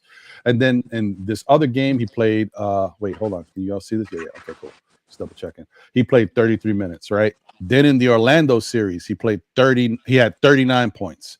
Then he had 50 points. Then he had 28 points. So you can't say it's like Donovan Mitchell hasn't showed up. He has been playing well. He hasn't had good games. No, he's showed up. He's playing just like Donovan Mitchell plays. This is who he is, right? Hold on. There's more to this because people are gonna say that. And let me just double check something. Let me see something. You guys notice this, by the way? Do you guys look at the minutes in Orlando when he played? He had 39 points. He played 45 minutes. You see this other game? He played 42 minutes where he had 50. You see this other game where he had 28. He played 40 minutes, guys. You guys noticing? Is Tom Thibodeau the coach of the Cleveland Cavaliers? I don't think he is. All right, just throwing that out there because y'all keep talking about Tibbs playing this guy's minutes. All right, just so you see. Okay, so my point is, you see that Donovan's still getting busy, right? The only person that really made Donovan Mitchell look bad, Jalen Brunson. But he would be joining Jalen Brunson. They would be on the same team. Right. Here's another thing, guys. We talk about, if you put these two guys together, right, the Knicks ain't going to be able to stop anybody. It's like the whole team falls apart. It's like nobody else on the team can play defense. Your center can't play defense. Your forwards, OG's here, he can't play defense. The Hart and DiVincenzo can't play defense. Oh, by the way, just another little tidbit as I'm going through all this stuff yesterday. Dante DiVincenzo, one of the best guards playing defense in the league. I looked at the numbers yesterday. I'm just throwing it out. So I totally agree. Look. And by the way, Dante goes to the bench, and now you got his scoring and his defense coming off the bench, by the way, if you bring in a Donovan Mitchell. So the last thing I want to say, because I think Jay Boogie is back, I want to get his take on this too, is that people are already assuming that Donovan Mitchell and Jalen Brunson can't work, that it's repetitive, right? You know what I also thought was repetitive, and I have been proven wrong? Luka Doncic and Kyrie Irving. I didn't think that was going to work at all. I was like, why? I mean, Luka's ball heavy. He holds the ball like 70-80% of the time. Kyrie needs the ball. Neither one of them plays good defense. Where are they at right now, guys? Up 2-0 in the Western Conference Finals, possibly in a chance to go to the NBA Finals. And what they do, they went out and traded and got themselves forwards that can help offensively and defensively. They built around the fact that they know they're not getting defense from the guard position. You guys see where I'm going here? Everybody in the chat, you see what's happening in front of you? And there's not like, don't say there's no proof. I'm telling you there's proof. The Dallas Mavericks are proof. Luka don't play defense. Kyrie don't play no defense. Look where they're at right now. That's a fact. That's a fact. I'm just saying. Yeah. Just saying. Man, it's crazy. It's crazy. Jay Boogie, man, I hope I see you, brother. I know you struggle. I don't know. Let me see. I'm gonna try to get you in right now. See if it works. Boom. Can you hear me? Yeah. Oh, he looks. Yeah, I hear you. He's frozen in time. I hear you though, but you look a little frozen in time. But I hear you. Hopefully we can get him going, man. And I want to get Jay Boogie's thoughts on this. But while he's still trying to get it together, let me see. Oh, here we go. Am I official yet? Well, I mean, you better. You like a little fuzzy, but I hear you. I hear you though. You gotta excuse me. I'm working on something, trying to be able to I'm trying to learn how to use my laptop. So that's why I wasn't coming in before. So I couldn't figure it all the way out. So that's my issues. But if there's a problem with me right now then I'm gonna log back off and continue on listening. No, I think you're good. I can hear you. You good? I'll be right back. Huh? It's good. It's good. Okay, I can hear everybody else. I can hear everybody else. So my apologies, guys. Shout out to everybody on this beautiful day of life. D Block, what's good? I've been trying to reach out to Jadakiss, so I'm glad I found the founder. Maybe you can help me out going into next season. Styles, Sheik, either one of them, they're necessarily needed, especially as being Knicks fans. Down the bottom row, you know what I'm saying, and not contributing to the cause of the culture. You know, Double A, what's up, baby? How you? All right, my brother. How are you? God bless. I just wanted to give everybody a heads. I told you that, so. Oh, my fault, Jay. But I just wanted to give everybody a heads up that, you know, there's another D Block out there that be in the chats. Everybody knows. So this is not the same D Block, but he's cool as the other side of the pillow, as my guy used to say on ESPN, man. But yeah, man, just wanted to give y'all a heads up. So Ronnie, if I could give my take, because I gotta pull out here in a minute. No doubt. I was in the middle of something, but I wanted to come on, you know, because I didn't know what you were doing for the summer, you know, the off season, if you're going to keep it rolling or not. So yeah, I'm here, brother. I've been doing it 4 years. I'm still rocking. I might take a couple more breaks now here and there, but I'm still going to be here. Now, I hear what you're saying about adding Donovan Mitchell, but if you look at it, it's not realistic. Unless you're looking to move, you know, Hart and Dante and them, because, you know, the way our salaries stand now, we got to pay Randle. Okay, we got to pay Brunson. We got to try to re-sign OG. We got to try to re-sign Hartenstein. Even if we don't re-sign Hartenstein and we trade for Mitchell, right? We got to break up the Villanova boys, and I don't think they're going to do that. You know, I really don't think. And in not doing that, then we're going to be cash strapped. We're not going to be able to pay everybody, you know. And I think the way that we're set up now with Dante in the backcourt, because like you said, man, he's one of the top defensive guards. Plus, he can shoot the 3-ball. So he fits perfectly in that backcourt next to Brunson, because we need a defensive player next to Brunson in the backcourt to help, right? Because, you know, your perimeter defense still has to be on point, right? And it makes it stronger with OG. We don't want OG's defense to be our only defense. We want it to be like to enhance our defense. So the way we're structured now, when Mitch comes back, I think he should start. And if we got Mitch and OG and Dante, we got some good defense in there.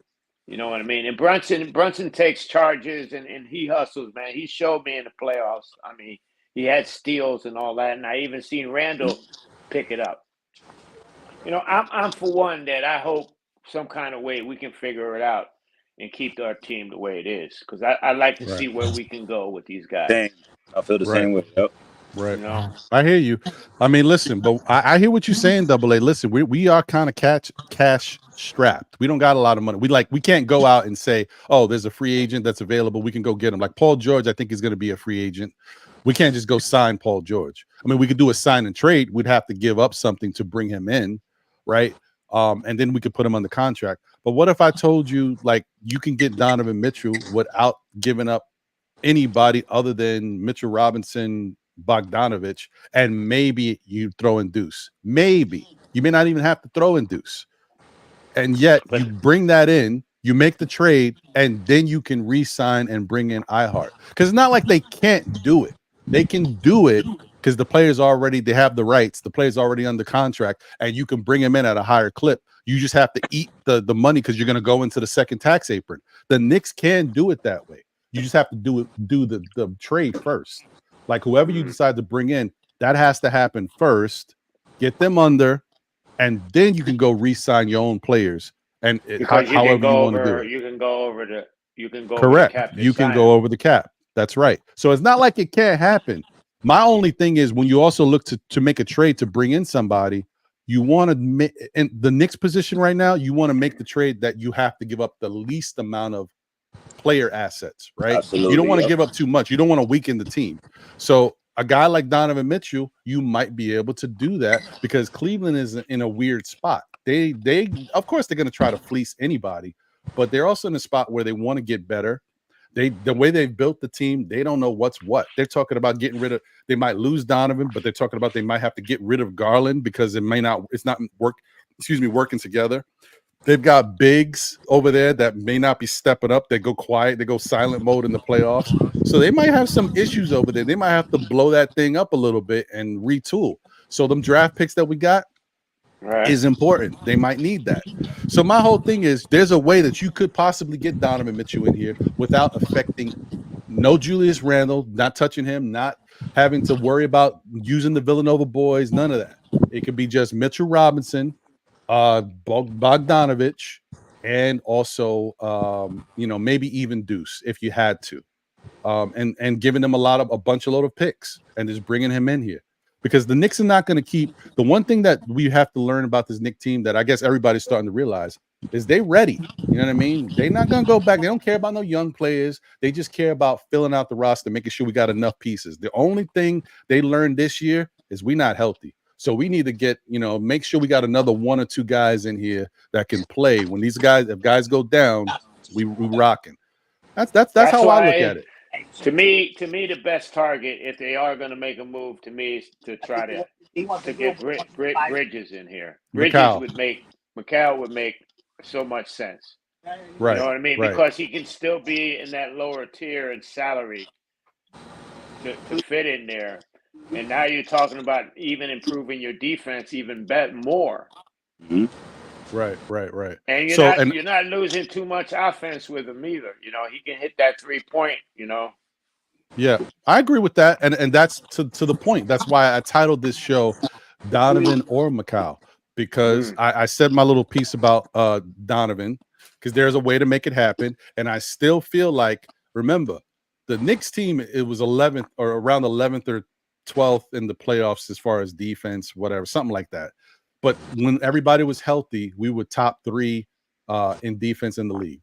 At one point in January, we were number 1. Whatever.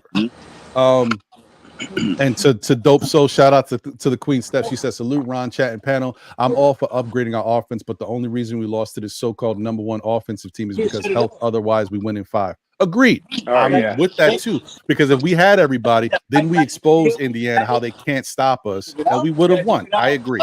So that's why I'm saying, like, when it comes to that stuff, let me hold on. Let me just don't mind me. I'm just gonna mute you because I hear a little sound, but you good. All right. So when it comes to that stuff, I will say that the benefit of doing a trade like that is because the Knicks are not Indiana. We not the worst defensive team in the league. We are a better defensive team right now with what we got. And the people I'm talking about giving up, you might say Mitch is a good defender, but we haven't really even had Mitch. We lost Mitch for 50 games and we were still rocking and playing good defense with our team because we had other guys. And I'm not talking about getting rid of those guys. Bogey's not affecting us on defense, so losing him, that don't change nothing, right? Deuce, maybe. If we lose Deuce, maybe. But we do get hope. We're hoping that we have a healthy OG. We're hoping that Julius is healthy, and we're also hoping that that offensive, fire get from having Donovan on the team makes us that much better. There'll be nights where the Knicks don't even have to play the greatest defense because we smoking the other team. Because there's gonna be nights we're on fire. So I'm just saying, like, there's a give and take with that. But to go to and shout out to you, Steph. Appreciate you because you are right about that. I agree with you. To go to Shout out to Jabroni in the building. Salute to you, Jabroni. He said, you don't want a Trae Young, DeJounte Murray situation if you bring in Donovan Mitchell to New York. But I just think that these players will play better together. I think Donovan will fit in with the Knicks. He will do, because I think, and I've said this, Donovan, I think, really wants to be a New York Knick. So I think he will do what's needed to fit into this team. And I think Jalen Brunson has already proven that this is his team. And the bottom line that I've always tried to say, it doesn't matter who you bring in here, as long as you got Jalen Brunson, we can make it work, because he's the key. He's what makes everybody better. So all those faults and stuff you say, this guy, you bring this guy. Yeah, if you just brought them in by themselves, I don't know if I like it. But the fact that Jalen Brunson is here, that's the key. That's the key. Ryan, Shout look, out official payback Ryan, too. Appreciate you. Ryan, look, you got to realize that he ain't going to be the same Donovan Mitchell he is somewhere else if he comes to this team as constructed. Because now you got to share the ball with Brunson. You got to share the ball with Julius Randle. You got to share the ball with OG. Okay?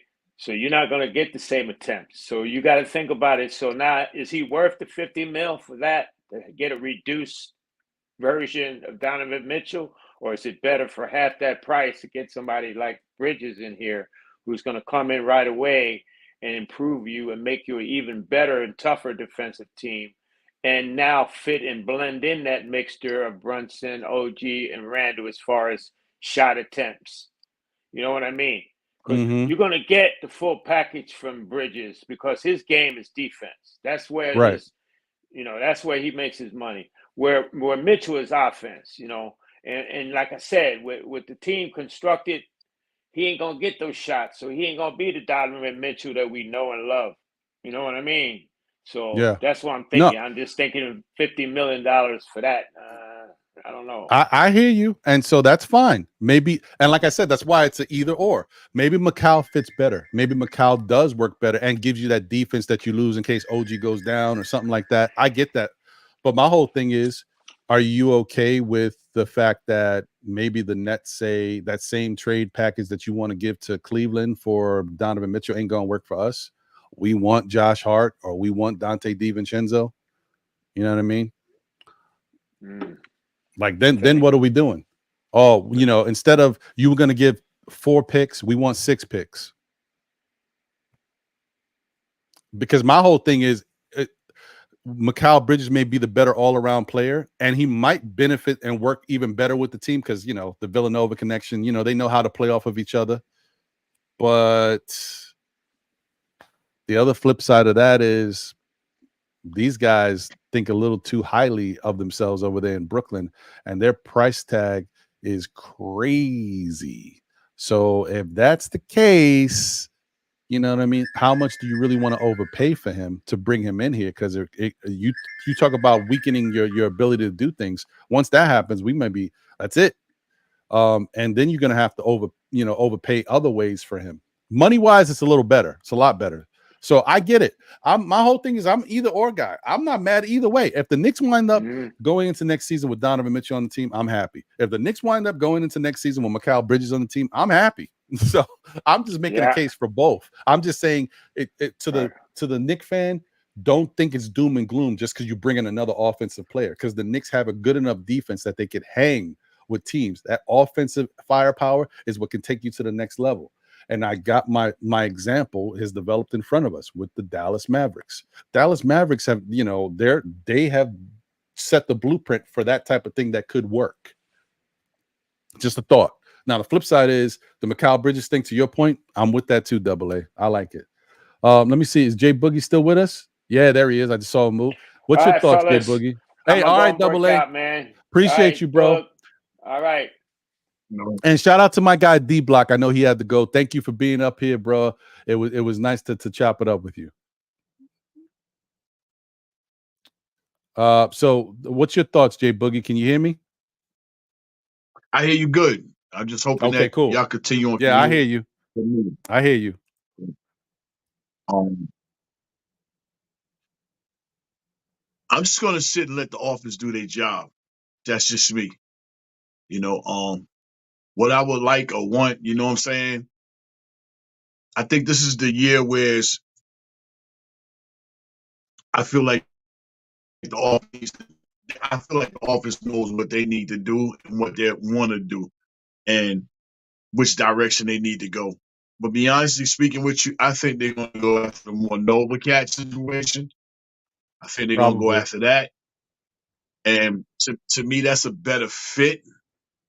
It fits more, especially if you bring an OG back and with his injury situations.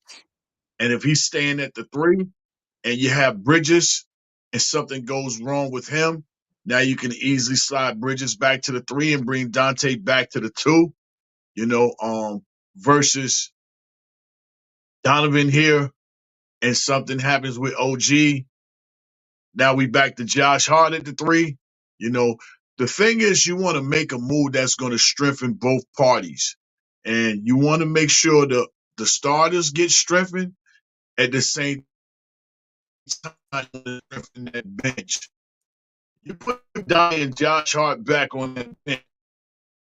You're doing a lot of stuff. You rocking and rolling, So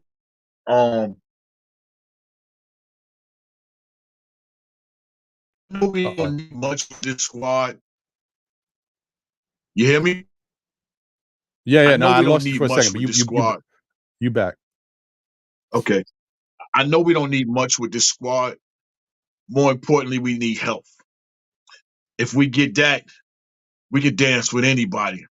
And I believe Queen said if we had our health in our squad, we'd be right. We'd be still playing right now. That's a fact.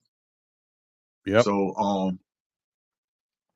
I'm pausing in my conversation because I want to make sure you continue on hearing me. No, I hear you. I appreciate you, but it's bro. a lot of do what you do.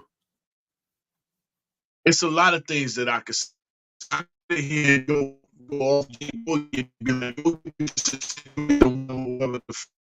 be like, OG and British along with Brunson and what a big man. I can say all type of stuff.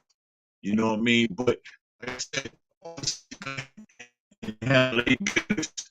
like the season is over with. I always say this is the on season. This is time. This is the office time. It's the on season. This is the office time to make things work, things right. So, I'm just waiting on that thing. We got the draft, summer league, free agency. Yeah, I felt like I was gonna lose him, man. He was coming in and out. I could hear some of what he was saying, but I guess Jay Boogie's sentiments where he really just wants to let the front office cook and see what they come up with, because we always questioning what they're going to do, and they have been surprising us and making some really interesting moves and some good moves that have helped the team going forward. Appreciate you, Jay Boogie. I don't know if you can get the connection thing fixed up, but I listen, you know how it is, man. I know how it is when it's regular. We good to go, and love hearing your takes, my brother. So shout out to Coran Carlos. I think this is definitely my first time seeing you in the chat. Thank you for being here and rocking with us. He said Bridges on the 2, bring Dante on the bench. Now we got 2 starting 5s. That's what I'm saying. I think the flexibility, the inability to have a dynamic team is, we thought we had that, right? When we made the trade for Burks and Bogdanovich, but Burks came in not looking like himself. Bogdanovich didn't give us the vibes early, but then we come to find out later, I didn't even know this, that he had a hurt wrist. I didn't even know that. So that might have pointed towards something. But then we saw he started to get a little bit more comfortable a little later. And when we started to really use him and need him, and in Philadelphia, he gets hurt. Nah, you good, Jay Boogie. Appreciate you, my brother. No doubt, brother. And then we started to see that, he just started to get really going and starting to contribute again. And then he got hurt on that play with I don't know, the older forward from Philadelphia. I see his face, I just can't think of his name right now. Whatever. But the point, irregardless, the point was we thought we were going to have that dynamic bench, and people were talking about it. And you could see, like, imagine if everybody was, once again, I'm going back to this whole thing. Imagine if everybody was healthy, and just with Julius and OG healthy by themselves, we're good enough to get rid of Indiana and get to play Boston. But imagine if we also had Burks playing the way he played those last couple games, and also having Bogdanovich the way he was playing before he got hurt. Do you know how dynamic that bench would be? How much tougher that makes it for a team that we're playing, because when the starters go out, instead of them thinking they can get back into the game with their bench, we can extend the lead. That's a beautiful thing to have, man. That's what the type of stuff that I'm talking about. And that's why even making a trade, whether it be for a Donovan or a Mikal, I don't care who it is, making that trade, all it does is help the bench get better. Like, you can then move Dante DiVincenzo to the bench, and you can have Dante and Josh Hart coming off the bench with whoever else you want to kind of round out the roster with. Having those two guys coming off the bench with their energy, their hustle, and what they do out there on the court. And you've already seen that when Dante knows he has to score and has to try to take over the reins, he does it. He does it his way. You know what I mean? So that would make our bench so much better. We would be so much better of a team. I think the Knicks need to figure out how to do that, whether it be with Donovan Mitchell, Mikal Bridges, or even some other player. There's been rumors about LaMelo Ball and all this stuff. I'm not going to get too far into that today. Maybe next week, as I know a little bit more about stuff and I do my deep dive into LaMelo, because I got questions about him. I know how dynamic he is as a player and what he can do out there, but I also know he gets hurt a lot himself. So I'll look into that more. But my point is, guys, there's ways to make it work. And shout out to Ankra99. Like, a lot of people are among the same. I'm with you too. I've already said, if this team was healthy, I know where we would go. But if we're being realistic, guys, I don't care how healthy and how good we would be if we were healthy. We're getting hurt. You know what I mean? These guys are getting hurt. OG gets hurt, and is Randle, even though all these injuries are fluke, it's happening every year. He gets some fluke ankle injury, then he re-aggravates it, then he needs surgery. Then he jumps up and gets undercut and falls on his elbow and his shoulder, and then he dislocates his shoulder. Like, what? This is fluke stuff that's happening, but it's happening. Like, sometimes life, throws you something, and you got to kind of, the Knicks have to say to themselves, look, I think Randle, what's the chances of him doing that again next year? But also, guys, don't forget, those dislocated shoulder injuries are tough because they take a long time to heal, and you can re-aggravate them and re-injure them. So don't you think if the Knicks want to try to make another run at this next year with the same squad, that they need some insurance, that they need a power forward that they can depend on, that can go out there and give us a little something? You don't have to give us Randle numbers, but he's got to give us half of something, you know what I mean? So we can go from there. He's got to have some offensive talent, as well as play defense, as well as when it comes to OG Anunoby. OG is going to go down. We know that already. OG, I hate to throw injury prone on a person, but if the shoe fits, you know what I mean? OG gets hurt because he plays hard. He plays harder than a lot of other guys. It's probably why he's so good at what he does. But he gets hurt. You need some backup. You need some insurance for OG. You need another 6'6", 6'7". No, maybe 6'6", 6'7". Yeah, that's right. 6'6", 6'7", 6'8" guy that can come in, play defense, give you some offense, but play defense. Importantly, you need somebody to help out. If we had somebody to come off the bench, I don't know. It's not easy to find those type of guys, but like a Herb Jones or something. If the Knicks had Herb Jones on this team right now, the Knicks, I think, get past Indiana. Once again, it don't take much. We just need healthy bodies that can play defense and do certain things.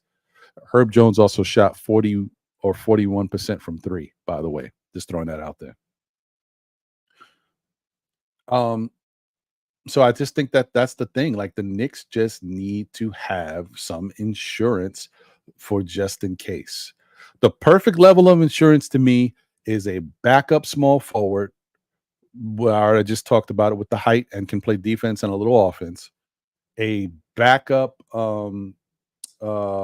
big man of some sort, right? That might be able to stretch the floor. You don't need to go crazy. A Kelly Olynyk would work. Okay.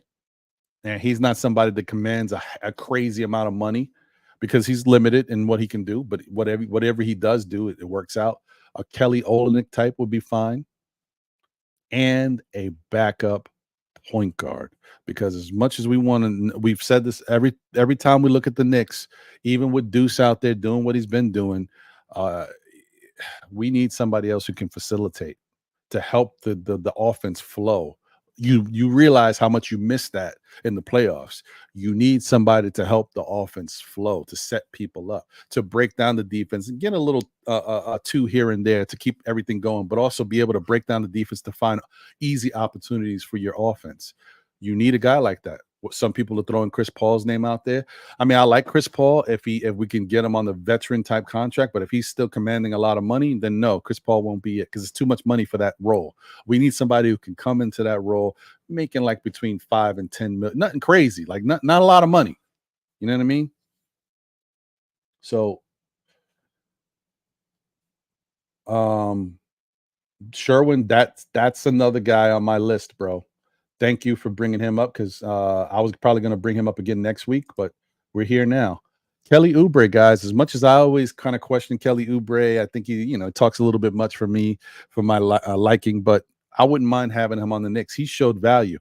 Also, when I was checking the defensive numbers, defensive stats, amongst power forwards, Kelly Oubre plays pretty good defense. I know it used to be like they used to compare him. His stats and his numbers looked very similar to RJ Barrett. But Kelly Oubre plays better defense. Is what it is. And he shot a pretty decent clip from the field this time around. This year, he had a pretty good season with regards to that and from three. So, yeah, Kelly Oubre works for me, guys. Even if we can't get somebody else like a Herb Jones, Kelly Oubre works for me. Having Kelly Oubre come off the bench, I'm fine with that. Like I said, I don't think that's the only piece you need. You need like maybe a backup center, or power, because I do feel like the Knicks are going to have to make a tough decision. And I'm sorry, guys. Once again, I know there's people, Margaret, I know there's other people who love him. I don't know if Mitch is going to stay on this Knicks team. I just don't know. And as much as we love the guy, like I said, I already brought up the reasons. I mean, it doesn't matter what we say, that he gets hurt every year. This year, he missed 50 games. And he hasn't improved. Like, it's okay. If you shoot 50% from the free throw line, it is what it is. You shoot 50%. That's not great, but it's 50%. That means 1 out of 2. A lot of times you're going to hit 1 shot. Maybe sometimes you hit 2 shots. We can live with that. We can deal with it. But you can't go from 48% instead of going upwards and improving to 38%. You just can't do that. That's not the way. And especially when the offseason, that's one of the things you work on. Can't get worse. And then 10 percentage points worse. Nope. And I'm actually giving him credit. I don't even know if he was at 48. At one point he was at 48, but I think he kind of leveled off. He was around 44 the past couple of years, 44 or so. But he still went down to 38. That's not good. That's not good. I'm sorry, guys. I'm sorry. It's not good. And we have a decision to make. It's not easy to keep both of these guys. And I think we understand the importance of IHart. Yeah, IHart can go up and down, but IHart's been banged up and unhealthy too, guys. We do get on him for his effort because sometimes he don't show the effort. But you guys saw in the series against Indiana in game 2 or game 3, one of those games, maybe it was even game 4, IHart went down and bent his elbow back. I thought he was done. No, he played the next game. He came out there. So he's playing banged up and hurt. And so sometimes if we don't see the IHart we want to see, sometimes I'm not going to blame him because I know he's going through it too. He's playing hurt and there's no backup for him. Like there's nobody else who can do what he's doing out there when Mitch is out. All right. Yeah. So, yeah, our offense is definitely sad without Brunson on the floor. Agreed. Yeah, guys, but like I said, understand what I'm saying. I don't have any issue with us running back this team. I'm just saying we need insurance because these guys are getting hurt, whether they're injury prone or not. That's life now. So, and that's another thing that happens in life. Sometimes, as you get older and play in the league, injuries just start to pop up where you weren't getting these type of injuries before, and seems to be happening with Julius. Now all of a sudden, every year he's getting hurt for whatever. It's different things. It's flukes still happening. Whoa, where did it go? Official? No, that wasn't it. Official Payback said we need Clint Capella. I mean, yeah, listen, Clint Capella is a better. I mean, some people don't, outside of the offensive rebounding that Mitch is better at. Clint Capella is a better version all around of Mitchell Robinson. I know some people don't want to hear that, but if you just look at his numbers, they're right there with each other. They're the same, and more in a lot of cases, Clint Capella has better numbers. It's just that defensively, when he's healthy, Mitch might be better at deterring people. Clint Capella blocks more shots, but that's because people challenge him more. And in offensive rebounding, Mitch is a better offensive rebounding. But all the other categories, the shooting, points, scoring, the free throw shooting, Clint Capella is just better.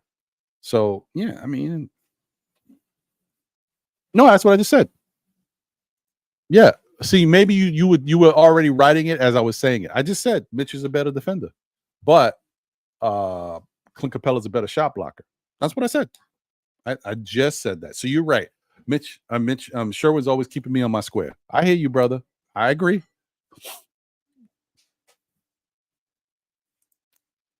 Yeah, I mean, but to your point, official. See, but what you just said, there's nothing wrong with it. Payback. What you just said is a smart answer. Like, and a lot of Knicks fans, you say that, say certain things like this. You say, and that makes a lot of sense. The Knicks don't run plays for Mitch, so Mitch can't show you other things. But the problem is the Knicks know Mitch. They practice with Mitch. They know what he got.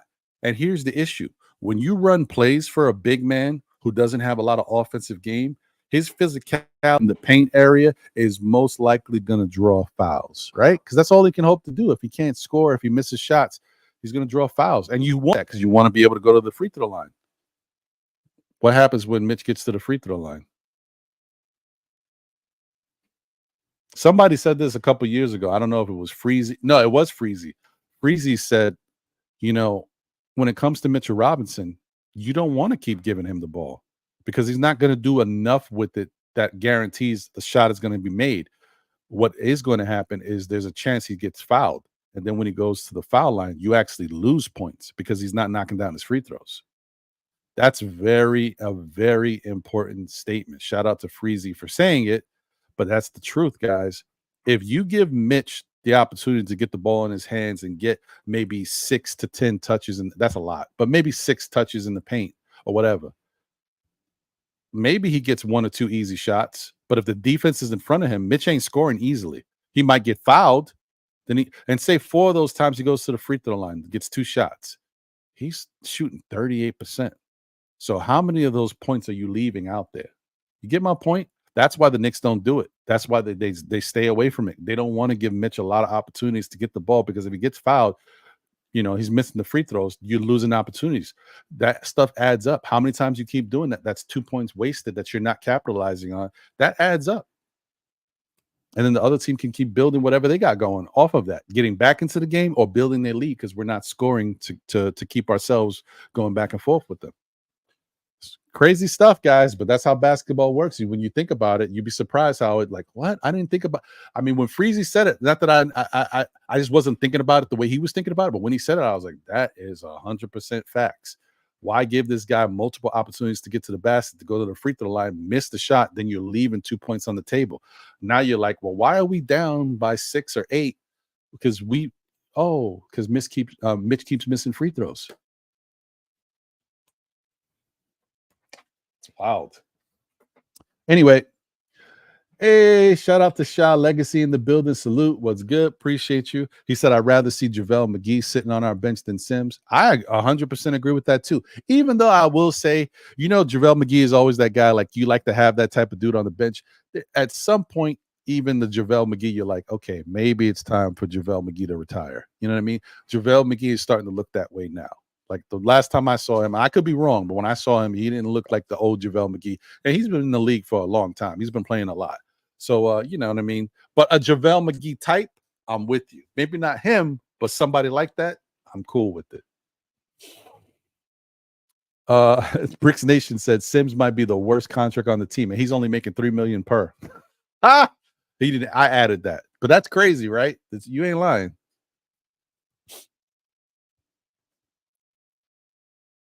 Official Payback said, I think we're to keep Precious re-sign. Well, from what I'm hearing, Precious is gone, guys. I don't know if it's true, but that's what I'm hearing. Precious re-sign IHart, give OG 30 to 31 because he needs to stay healthy. Trade Bojan and Sims for Bridges and Randle and picks for Spider. I think. Whoa. Hold on. Hold on. The Knicks ain't doing all that. Because, guys, you know, I know every year I feel like we have the same conversation. The Knicks like Julius Randle. Yo. They don't want to get rid of Julius Randle unless they had to. Unless there is like, but you guys, the thing that I want you guys to keep understanding is every time we talk negatively about somebody, you have to back it up with data or performance. And when Julius was healthy in January, the Knicks were the best team in basketball. They were the best team in basketball. So you can't say that Julius is hurting the team or we're bad when Julius is out there. We went 14-2, 15-3 over that span. So then how do you prove, if you're making an argument to anybody and somebody, you say something like that, and then they say, well, but you guys were 14-2 or 15-3. Then how do you prove that your argument is right, that the Knicks look bad and they won't play good with Julius when they were with OG and Precious on the team at some point? How do you do it? How do you say Tibbs is not a good coach or Tibbs can't get us to the promised land, you know, because of the way he is, when the Knicks won 50 games this year and got to the 2 seed with guys out, with no Randle and no OG at the time, and Mitch was just coming back after being gone 50 games. You mean you were still able to win 50 games with no Mitch for 50 games, for Julius out all season since January, and OG missing 20 plus games, however he missed in a row? How are you able to do that if the coach is not good, if he doesn't get the best out of his talent that he has to work with? How do you do it? You guys, sometimes we give players too much credit. Like, players are good, and Brunson has been phenomenal, and Dante's been great, and Hart has been great, but there's still a system that's being run. The coach is still telling you what to do, and each game he's preparing them for their next opponent. And he has, this year is another reason why you give credit to Tibbs a little bit, is he's made more adjustments this year than we've ever seen him make before. Remember, guys, in that Philadelphia series, the one I pointed to when I said Randle had 8 points, yet we still beat them by 30? Tibbs made crazy adjustments in that game. The guys were like, what? This might be the best game we've ever seen the Knicks play with, and Tibbs make the best adjustments, because you don't make adjustments like that all the time. But he was making adjustments. This year has been a learning year for Tibbs too. He's been a little bit more free to do certain things. So all I'm saying is, every time we talk about something that we really don't think is right and we got to get rid of, if there's proof that shows us something else, the front office and ownership sees that. They're not getting rid of Tibbs. They're not getting rid of Randle, because you can't, there's nothing to say. Now, if January didn't happen, and say the Knicks were just like a regular team, 500 basketball in January, and then Julius got hurt, then you might say, well, the Knicks might be looking to move on from Julius. But if you telling me that when Julius was here, the last time we saw him, the Knicks went 14-2 or 15-3, how can you argue with that? You can't. You can't blame him, because when we were out there, we're kicking butt. We were number 1 in offense and like number 2. I said number 1, but I think we might have been number 2 in defense in the league. I'm just saying, guys. That's all I'm trying to say. Oh, well, no, but Tibbs has a ring, not as a head coach, though. He has a ring as an assistant coach. So, you know, I don't want to shortchange him, but I'm just like, who wasn't the head coach at the time? Shout out to Nick Jr. in the building. Salute to you, my brother. Hope you're doing well. He said OG will get more on the market. His skill set is coveted around the league. You have to pay a guy like that, even if he's injury prone. The numbers show that the Knicks win when he plays. Yeah, I mean, that's the other thing, guys. We talked about this. I know y'all have seen it. I know even the BSPNs and all that have talked about it. You saw the winning percentage when OG Anunoby is on the floor and healthy. The winning percentage is like 85%, some crazy number. I don't know what it is. That's nuts. Like, that's another argument for him. He could say, yeah, I get hurt. I know. I can't. Listen, if you expect me to play 82 games, it's not going to happen. If you expect me to play 60, maybe. I'll play 50 because he plays around 50 games each year. Maybe I can give you 60 if I, take care of my body and things don't happen. All right. But and we talked about this many times, if you know that you're only going to get 55 games out of OG Anunoby, but out of those 55 games, you're going to win 40.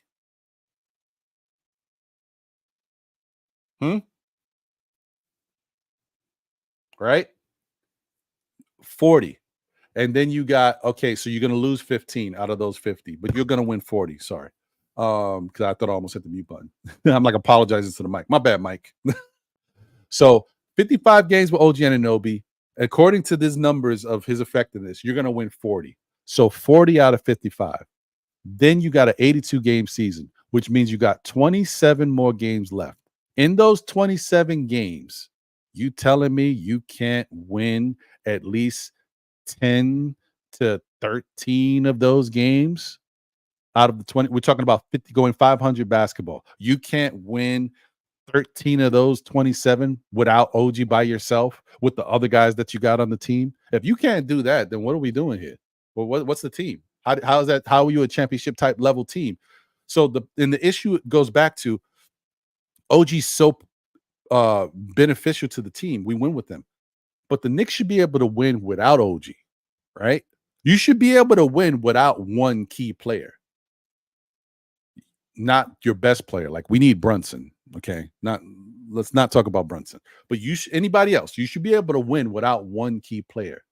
Problem is, you can't win without two key players or three key players. That's different. No Julius, no OG, no Mitch. That's different. But one guy, if we had OG healthy, we beat Indiana.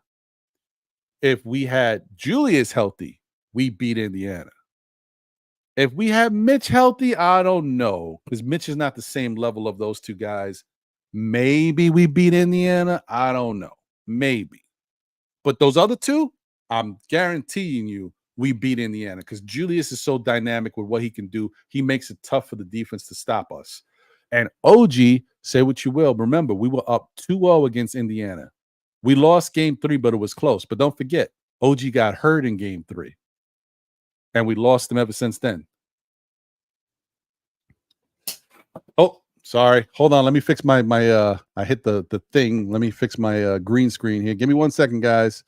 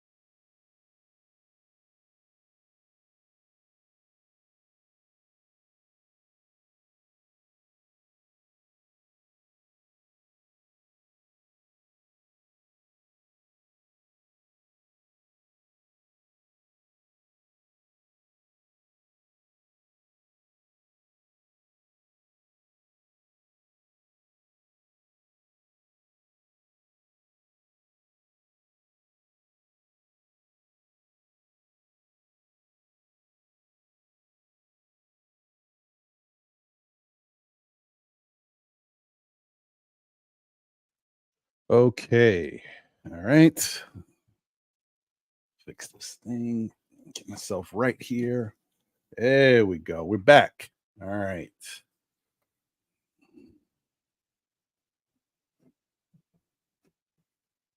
Okay, it's a little off. Damn it. I'm gonna get myself a new green screen, I think. Yeah, because this one is it's already messed up. Yeah, this is what it is, guys. That's the content behind the scenes. I see I got Wiz back there. Hold on one second, Wiz. I got you, brother. Yeah.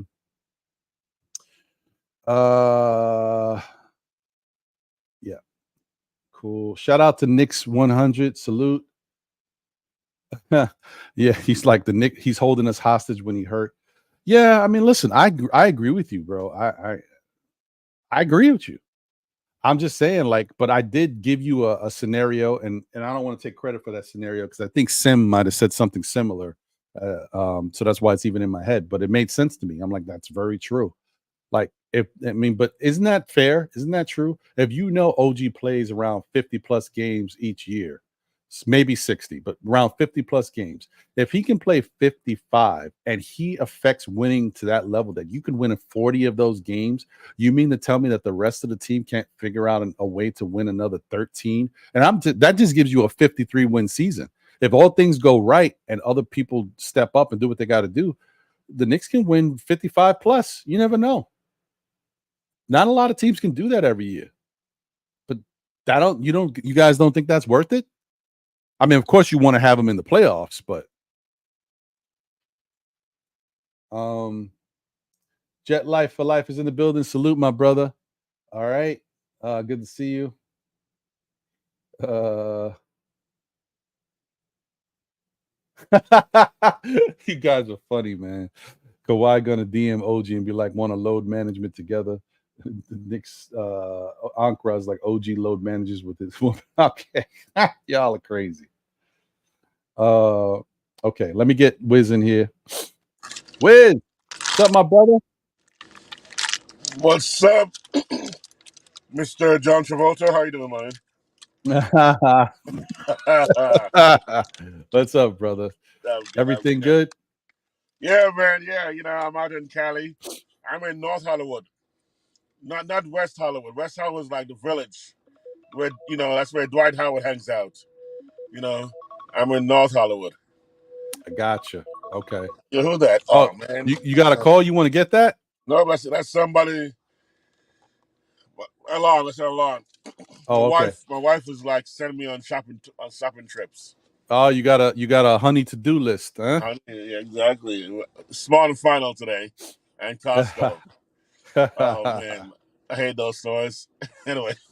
Yeah, I hate. Oh, and before we continue, shout out to everybody tuned in. We got 34 people watching on X and 80 people watching on YouTube. Please smash that like button if you haven't already done so. It definitely helps the show. I appreciate you guys, but you know what I mean. I do need that. If y'all could help with that, that'd be great. It looks a little something like this.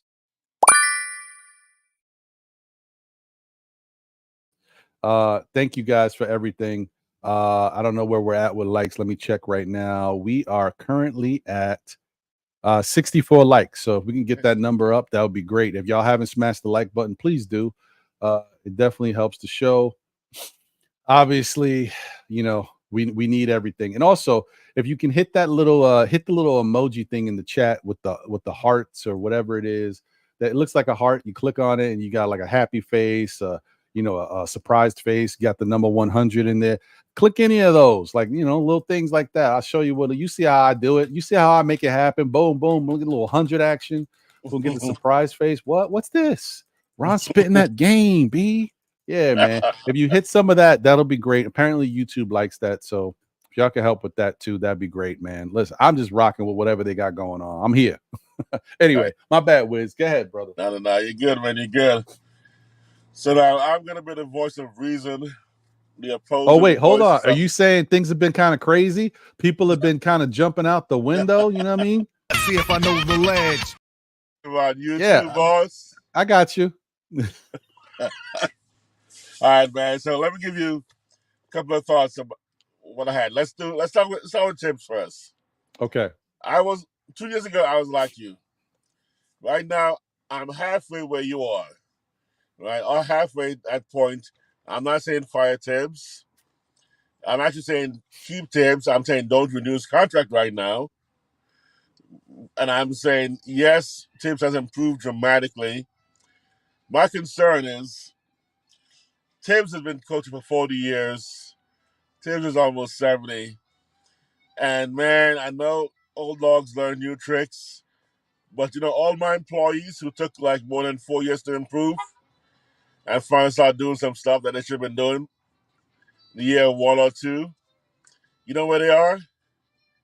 I don't know either because I fired them. So you got to go find out. Find them for me. Let me know how they're doing. And I hope they're doing well. So my concern is that Tibbs has been doing some stuff this past year that I think should have been happening year 2 or 3 of the Knicks run. Not even the Chicago run or the Minnesota run, the Knicks run. But overall, I'm still going to give Tibbs a B+. This year, maybe an A- because of all the injuries and what he did with it. Although the minutes thing, it's not a fatigue issue necessarily, although there's a factor in there. It's not a reason for the injuries necessarily, although there's a factor I believe in there. I think there's always a little piece of injuries that where if you were fully, like, if you're fresh, your body, you may react. You may react a little differently and catch yourself on the fall. Because the injuries, a lot of them were not based on overplay injuries. They were circumstantial injuries due to incidents. And I'm not saying what happened, but, I've trained a lot of guys in martial arts, and I've known when I'm tired to just let your body drop. It's easier than to do a little twist and let you do a roll rather than a straight fall, or your hand go back instead of lying on your wrist. You actually allow a little bit of tuck and let your body take the blow rather than you let your hand the full. I'm just saying those things are possible. Like, I'm not going to blame Tibbs for the injuries. I am concerned when we say we were the deepest team last October, November, January. We're like, we are very deep. We're deep. And yet we're so deep, we still put a lot of guys 40+ minutes with the deepest team. I can't correlate those two things. I'm saying we're deep, but our bench is not ready, so we need to play the starters a lot more. But then we're so deep. When these guys came in, they grabbed a hold of the reins and then went off, meaning that they had the skill set or the potential to grab a hold of the reins for 10, 15 minutes a game during the season. So that's where I talk about the time a little bit. If we're so deep, maybe we could have actually played those guys more and our starters less, especially, and here's one that really showed out for me. Tibbs would play guys when the game was out of reach and starters would still be in the game. And what shocked me was Game 7 against the Pacers, there's still 2.5 minutes left, and he just waved the white flag, and I'm like, wait a second. Tibbs, you actually have played RJ with 25 seconds left, or we're behind by 20, or we're ahead by 20, kept Randle in there. Why would you give up on the game right now when there's 2.5 minutes left? We'll fight to the end. And I wouldn't say fight to the very end, but with 1 minute left. That's his normal routine. But Wiz, I don't mean to cut you off because I know you've been waiting to get your take right, out. I know, go ahead. But that is like the game was over. The game was the whole fourth. The Knicks were down 20, 18, 20, 18, 20, 18. The game was over. I don't disagree, Rod. He kept the guys in there. But to take the guys out with 2 minutes left in the fourth quarter is to show them love, right? The only reason why he did that was so that the fans at the Garden could salute and applaud their team for what they were able to do this season. That's all it was. He would have, if not, he would just let them play the game out. But that's how you show a team that has fought and done everything you could ask of them for you some appreciation. You're at home. Let the fans cheer you up for everything you did. That's all it was. I didn't disagree with that, but I'm saying that could have been done with a minute left. I'm just saying the mentality of fighting. But Wiz, it wouldn't have mattered. The Knicks were down so many points. We weren't doing anything anyway. I know we were going to lose, Ron. I'm saying that if you keep the same spirit, but then do it with a minute left rather than 2.5 minutes left. So that's I'm not blaming. So what do you think? Okay, but what do you think would have happened in another minute of basketball? It's just symbolic. It was just symbolic in the sense that okay, hold on. You said it's symbolic, right? But symbolic of what? That we fight till the end. No, Yes. the Knicks showed you all season they fight to the end, bro. There's a reason why I put this up every chance I get. All heart, no quit, because they showed us no matter what, they fight to the end. There's been times where it looks like the Knicks were going to lose games and they wind up coming back and winning, right? Because they don't stop. So you Right. can't, with this Knicks team, I understand what you're saying, but I don't think you got to worry about it with this Knicks team because they've already showed it all year. So Okay. him doing that for one game in game 7 with a couple minutes left is not a big deal. If anything, it shows you something that is even more indicative of how different this Knicks team is compared to other teams.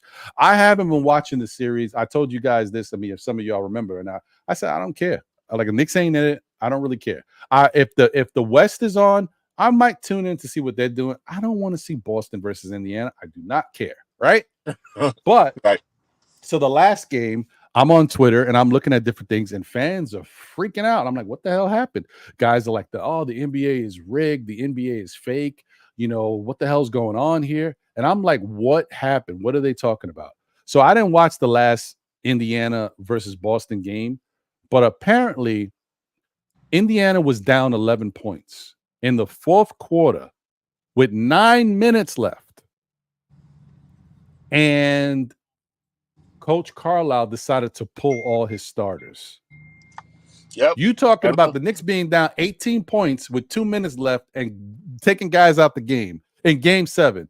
Carlisle down 11 with 9 minutes left, took out all his starters, and Boston kept all their starters in the game for the rest of the game. What is that? What are we saying here? If you want to talk about a game looking a little funky, you know what I mean? I know, Ron. I'm not disagreeing with you. I'm just saying that if you kept RJ in with 25 seconds left and then pull him, actually he got hurt. He twisted his ankle. But I'm just saying, if you're gonna do that for 3 seasons, I just look at the one game where I'm like, you know what, Tibbs is consistent in that regard, never quit, and even though it was symbolic and we weren't gonna necessarily win that comeback with that game, but I'm just saying symbolically, do what you do to show who we are. And it seemed like, no, I'm not going to give up at the 2.5 minutes left, even though we're behind by 18. We couldn't make a dent because our guys were all out and Brunson's hand was broken. And so basically we still had a backup team in there. So that part maybe is a little bit too picky, but I try to use that as an example of if he shows a certain style of coaching and it's a style that actually works, keep that style all the way through. And it's a style that doesn't work and I'm showing improvement, then I want to see that improvement. But I think it's a little late to give him too much credit right now for saying, hey, rotations were better this year. I think it's a little bit late. But they were. You're right. Or even 50 wins. Because you know what? At 50 wins a lot of times, Doc Rivers, and he sucks in the playoffs. And you know who the only time Doc ever won? With Tibbs as assistant coach. The only time Tibbs ever won was when he was an assistant coach.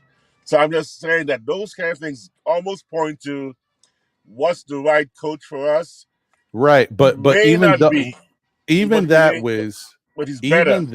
I want to listen to what you're saying with regards to that, but I can't let it all go because we are still talking about a Tibbs team with not a healthy OG, with no Mitch, with no Bojan, with no Julius. Like I don't know. Like that's what I'm saying. I think as Knicks fans, some of us got a little too caught up in that they win no matter what. Listen, this is the playoffs, and this is when you get exposed for thinking you can continue to win. It was a first round series against a team that underachieved in Philadelphia. We know Philadelphia is better than that. A healthy Philadelphia team is definitely better than what we saw in the playoffs in that first round. But there's a reason why they let themselves get to that. They dealt with a lot of injuries, maybe some of the construction of the team, maybe they don't have all of the good pieces that they need, but we've seen them be better, but they weren't. So it was tough. And even when Embiid was unhealthy, he still dropped 50 on us. They made it difficult, but we were able to get past them.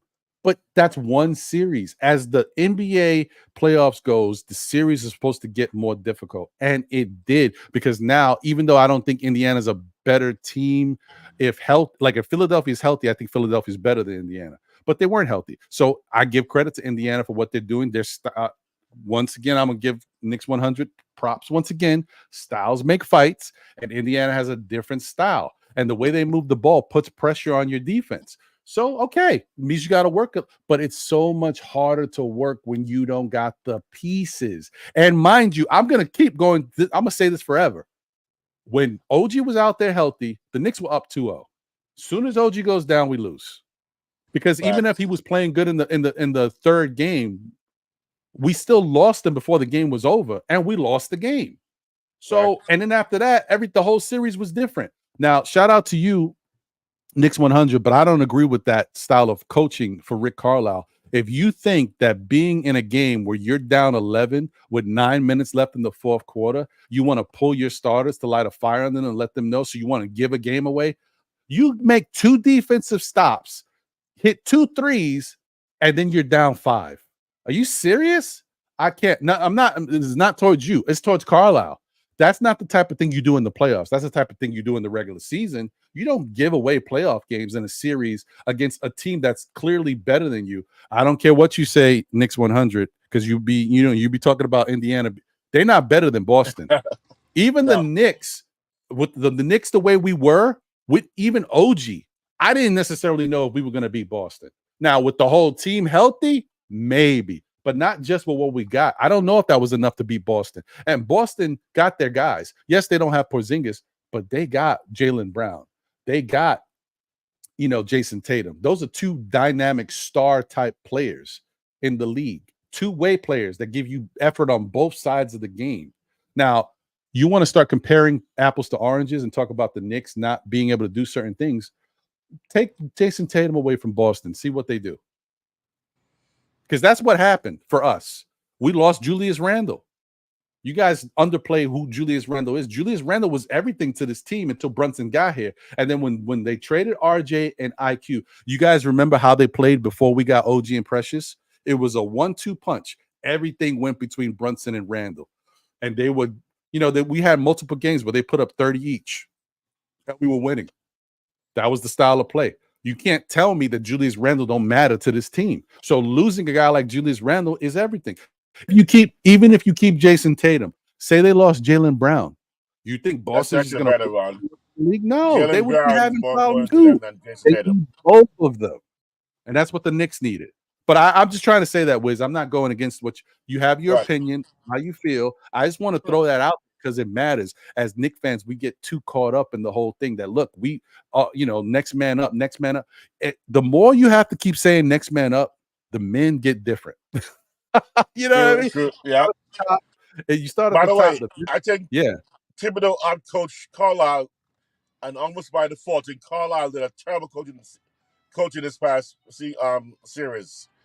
Carlisle made some horrific mistakes, and so I mean, I don't know, Wiz, because I do think his adjustment for Game 4 was good. Well, that was I mean, his adjustment for Game 4. Oh wait, no, I'm sorry, I apologize. No. Game 4 is the one we beat them. We blew them out. Right. No, his Game 5 adjustment was great because he saw what we did to them in Game 4, and he tried to do the exact same thing to us in Game 5, and it worked.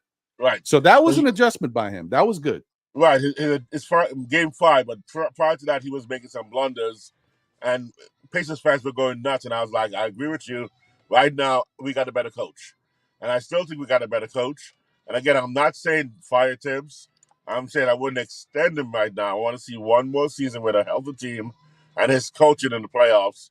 There's no restricted free agent on coaching, and there's no one who's going to be chasing down Tibbs end of the next season. And he's a grown man. He understands business. If he doesn't get the offer right now, he's not going to pout and talk about, you guys didn't extend me with a year left of my contract. Just coach. You got your money. Folks, Tibbs are not that kind of petty. So I'm saying, let the man play out the season. Let's see what happens with a healthy team. And that point aside, if Tibbs will take us to the next level, I don't know yet. It's still out there, but I still keep Tibbs. I don't see anyone who can replace him right now. I hear you, Wiz. I just feel bad because this stuff, you can't do nothing about it. Like the basketball gods, maybe they know what's happening, whoever they are. But like these things, what are we gonna do? Could you imagine? How do you think that makes you feel as a person, right? Because the narrative doesn't change. Because some people are stuck in the narrative. Julius Randle doesn't come to play in the playoffs. Julius Randle doesn't show up in the playoffs. Julius Randle had one terrible series against the Atlanta Hawks in which he he struggled mightily and he couldn't make adjustments. But if you go back to that Knicks team, guys, remember that Knicks team when we were the 4th seed and we made it to the playoffs. Tibbs won Coach of the Year. Let's not forget what that team was. It was a defensive team. We weren't known for our offense. We only cracked, I don't know what it was, what our points was, but it was low. We weren't a scoring team like that. Julius Randle carried the load and RJ helped out. And then we had guys like Reggie Bullock and Elfrid Payton in the starting lineup. How much you think we were scoring, guys? You just take a look back at that team, what it was. But defensively, we were shutting teams down. You know what I mean? We had our moments, right? You go back to that team, and Atlanta said, you know what? This team runs everything through Julius. He's their point forward. Let's just double team, triple team, see what they do. It worked. It was simple. It was easy. It worked. We had no answer, and he had nobody to help. What are we going to do? That's the problem. Jalen Brunson on this Knicks team has a lot more weapons, a lot more. He had Julius. He had a lot more to choose from. But if everybody's out healthy, then he runs into the same issue. And that's what Indiana tried to do with him too. Indiana had some good perimeter defenders that made it difficult for him, jumped in the passing lane, stopped, allowing him to get to his spots. And they're like, well, Jalen, we're going to take the ball out of your hands and force someone else to beat us. No Julius. No OG. True. Like we don't have the options now. No, go ahead, Wiz. What were you gonna say? I'm proud of this team. I mean, I think we should run it back. But we do need a tweak or two. I'm not a big Bojan fan, and I definitely know Burke. I'm not a Burks fan. But I would love to find, again, I told you, I put in the chat, the Naz Reid kind of guy. I also want a ball handler as well. Those are the only two things I want to have. The one I have backup for Julius. I think our roster construction this year was a little lacking. I think we weren't prepared for Randle to go down. And we definitely weren't prepared for Ochi to go down as well. Or either or, because we didn't have a 3 or 4. Precious is nice. But Precious was really thought of as a short 5 and a kind of backup 4. But I wish we had prepared, a Tyree Easton, a Naz Reid type of guy right there, the 3-4 fill in for either of those guys going down. That's the only thing I was looking at all year. I'm like, who's going to back up Brand if he goes down? And then, I'm of course my pet peeve was I was not an RJ fan from the draft, and I was always saying, and last October when RJ went off, he started off like that. I'm like, oh, perfect. He is so hot. He's so valuable. Trade him now. I thought we could have gotten RJ for RJ straight up in October, the way RJ was playing. You look like he made a step, like he broke through. And then he got the migraine, and it was over after that. But, I mean, I'm not going to blame the front office too much, but I think they're actually missing a few pieces for Tibbs to really be ready to get the circumstances that happened. And to a certain extent, obviously, they're the best front office we've had in 25 years. So, again, I don't think we can always correlate two things and say those two ideas, opposed ideas, are not true. That could be almost true. Tibbs could be playing his players too much, but he plays them because he needs them. And it's not too much that caused the injury, but it leaves the opportunity for injury because you're there so much. But it's not a causation, right? So I'm going to say that about Tibbs, and I will not put Tibbs under the bus. Again, run it back with Tibbs. Best coach we've had among the best 2 coaches in the last 25 years. Front office, best one in the last 25 years. I'm saying, let's see if we can make that one more piece move to get those guys backup support enough that Tibbs trusts them all the way down, enough to play, 35 minutes, and those guys getting 15 minutes, enough to be ready. And like I said, 2 starting team, almost 2 and 4 for a starting team. I don't think we can look for 10 men, but 4 men stepping in there, and 1 guy or two guys could be like Josh, or like not be like could be a 3-4 or a 2-3, or a 4-5. So guys who can fill in two spots, but can start somewhere else if they really need them to. So, I mean, I love Mikal. I'm not opposed to the Donovan Mitchell idea. People talk about the short guy backcourt scenario. I think it can work personally. Like you said, his mentality, his maturity. It's not Trey and DeJounte. By the way, I love DeJounte. I think that's a bad boy. I know. And I wouldn't mind having him on the team. But my whole thing with DeJounte, I just think his mentality is a little different. And I don't know if he's going to stay bought in, not being the man on this team. I think he wants to be the man wherever he's at. So, but I hear you. I like him too. His skill set and his style and his height. Right. That's what I'm talking about. And so that's I didn't want to, because I don't want to forget. My whole thing too is like with regards to Donovan, and you said it, and I think somebody else, or maybe I think you said it, but I know someone else might have said it. I get that if Donovan Mitchell comes to the Knicks, you're not going to see the Donovan Mitchell you saw with Utah or the Donovan Mitchell you see with the Cavaliers, because the ball is one ball. You know what I mean? You got Julius here, you got Brunson here, and OG is supposed to be here as well.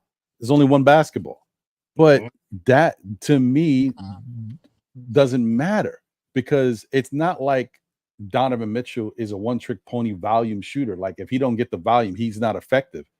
Donovan Mitchell is pretty efficient as a scorer in the NBA. So you just give him the ball, he gets his shot opportunities, he does something with it. If he's cooking, if he's got it going in a game, then the Knicks are going to feature him. That's one thing the Knicks do usually, is when somebody's got it going, they try to feature him. There's been some times where I've been like, you're going away from the hot hand. They've done that, but for the most part, they'll try to feature that guy. So it's not like people won't have the opportunities. This is the point here is at a certain point in your NBA career, if you want to win a championship, unless people put all of the right pieces around you that are just perfect complementary players, you're going to have to go somewhere. And when you go somewhere, you're joining another team that has star players too. You have to learn how to buy in and work together. Miami had to do it with Bosh, Wade, and LeBron. Guys had to take a back seat. In that game, on that team, it was Bosh. It was LeBron and Wade were the two main guys. Bosh was saying, okay, I'll play the three. I'll take the back seat. It'll hurt my scoring. My numbers will go down, but we'll win. And once they worked it out, what did they do? They won. Somebody has to buy in. So it's the same thing here. You bring in Donovan Mitchell, somebody got to take a back seat. And Donovan Mitchell should be more than willing to take a back seat, because he knows I'm going to get mine whenever I need to get mine. This is Brunson's team. I'm joining him. I have a mutual, because Donovan's a really good dude. I have a mutual respect for Jalen Brunson. I've seen when we've gone head to head, he got me twice. He got him once when he was on Dallas and they were on Utah, and he got him again on the Knicks when he was with Cleveland. So he's got to give it up to Brunson. It's like, oh, you the man. All right. I'll get my shots. Just like with Julius. Julius is going to get his mixed in there too. And don't worry, Donovan, the ball is going to, you look at Boston when Porzingis is healthy. You talking about Porzingis, Jaylen Brown, and Jason Tatum. How are they making it work? Right? Yep. When you got the guys and they buy in, they buy in. Some nights Porzingis might have 10 points. Some nights Porzingis might have 20. You buy in. That's it. I'm not saying Donovan's got to go that low, but somebody's got to buy in. Yep. That's all I'm trying to say. At a certain point, Wiz, guys want a championship. And in order to win a championship, I got to buy in. I'm cool. I got numbers. I'm in MVP conversations. I'm making money. I want to win a championship. Let me buy in. That's all. At some point, you got to do it. Let me just shout out a couple people that joined in that I haven't been able to say what's up to. Shout out to my guy Shaw Powers in the building. Salute to you, my brother. Thank you. Please, as always, support Knicks Real Talk with my guy Shaw Powers and Divine. There's nothing better to get you right before a game. Of course, even when there's not a game, though, the conversation is still good. So look forward to their content going in the offseason, whatever we got, they got plans, should I say, not we, but whatever they got planned. Shout out to Coach Sire. Salute. What's good, my brother? Hope you're doing well. Shout out to Juan B. He says, who's taking a pay cut, or how would all of those players be able to stay on one team yet get mentored someone, or some few will be gone? So, I mean, I know different people are jumping in at a different time. We've kind of already talked about it a little bit. As far as just money goes, Bogdanovich and Mitchell Robinson make up for what Donovan Mitchell is getting salary-wise. Yep. Right? So you can make the trade just with that. Now, is that enough for Cleveland? No. They're going to want our draft picks and stuff. They may even want Deuce. Knicks have to make a decision if that's something. They don't have to go crazy. The Knicks do not have to offer Julius Randle. They do not have to give up DiVincenzo or Hart. There's still a way they can make the trade because they have assets. Now, if Cleveland wants to be tough guys and say, no, we want then all right, deuces. Let's see what you get from somebody else and see if they give you what we can give you. That's just how it's got to be. You just move on to the next person. Yeah, the money can be done. There's no difficulty with the money, and I don't know why people are worried about that, because Julius won't get a max contract. Brunson is going to probably take the current offer and not do a max contract. OG won't get a max contract. Donovan next year also, if he's on a winning team in New York City, will also not necessarily take a max contract. So there's money's going to be available, and even then, if we're winning, we don't care. We go to the second apron. We're gonna be like Golden State. If we're gonna be having a championship in New York City, Dolan will become all of a sudden praised. Imagine that he can have the Rangers win the Stanley Cup one year, the Knicks win the championship next year. And Larry O'Brien is ours, and Stanley and Larry hanging out in New York City. Come on, man, we're gonna pay for that. That would be crazy. Money's not an issue. Not to mention we're Super Bowl with the Giants next year and the World Series with the Yankees. Come on, man. New York City would be nuts. But so money's not an issue at all. We shouldn't even talk about money being a problem. It can be done. Salaries can be matched. I give up Deuce for Donovan. And again, my Deuce point, by the way, which I think you came back and covered at Sherman, is yes, Deuce had skill sets coming in, but he also lacked some skill sets coming in. And he was both developed, but also the time he got to play helped him show the skill sets he had.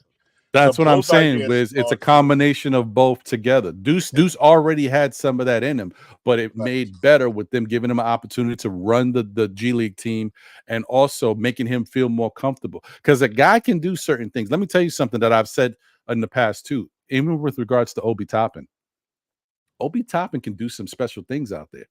For whatever reason, he goes up and down with his confidence level.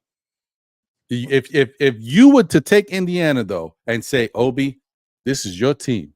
We're going to run the offense through you and give you 35 plus minutes per game as a starter. Obi's going to put up 20 points a night.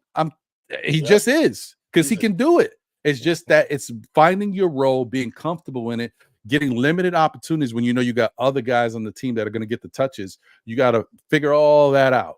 And some guys, it's easier for them than others. There's a reason why. I don't like to beat the horse with a drum or whatever, beat a dead horse. You know the saying.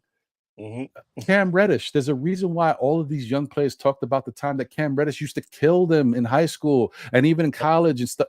But in the NBA, it has not translated. He hasn't shown to be that guy at all. But you telling me all of this years growing up, Cam Reddish used to cook all these dudes? I mean, we talk about Anthony, all these dudes. You know who's a better example? Telling me now he can't do it? You ever heard of Kwame Brown story? The biggest. Oh yeah. Kwame Brown is another. Yeah, that's another good one. Goodness, that's another good one. And they talk about it's all confidence. They said Michael berated him, and Kobe berated him, and his confidence just dropped completely. But he had all the skills and the tools to do everything they thought he could do.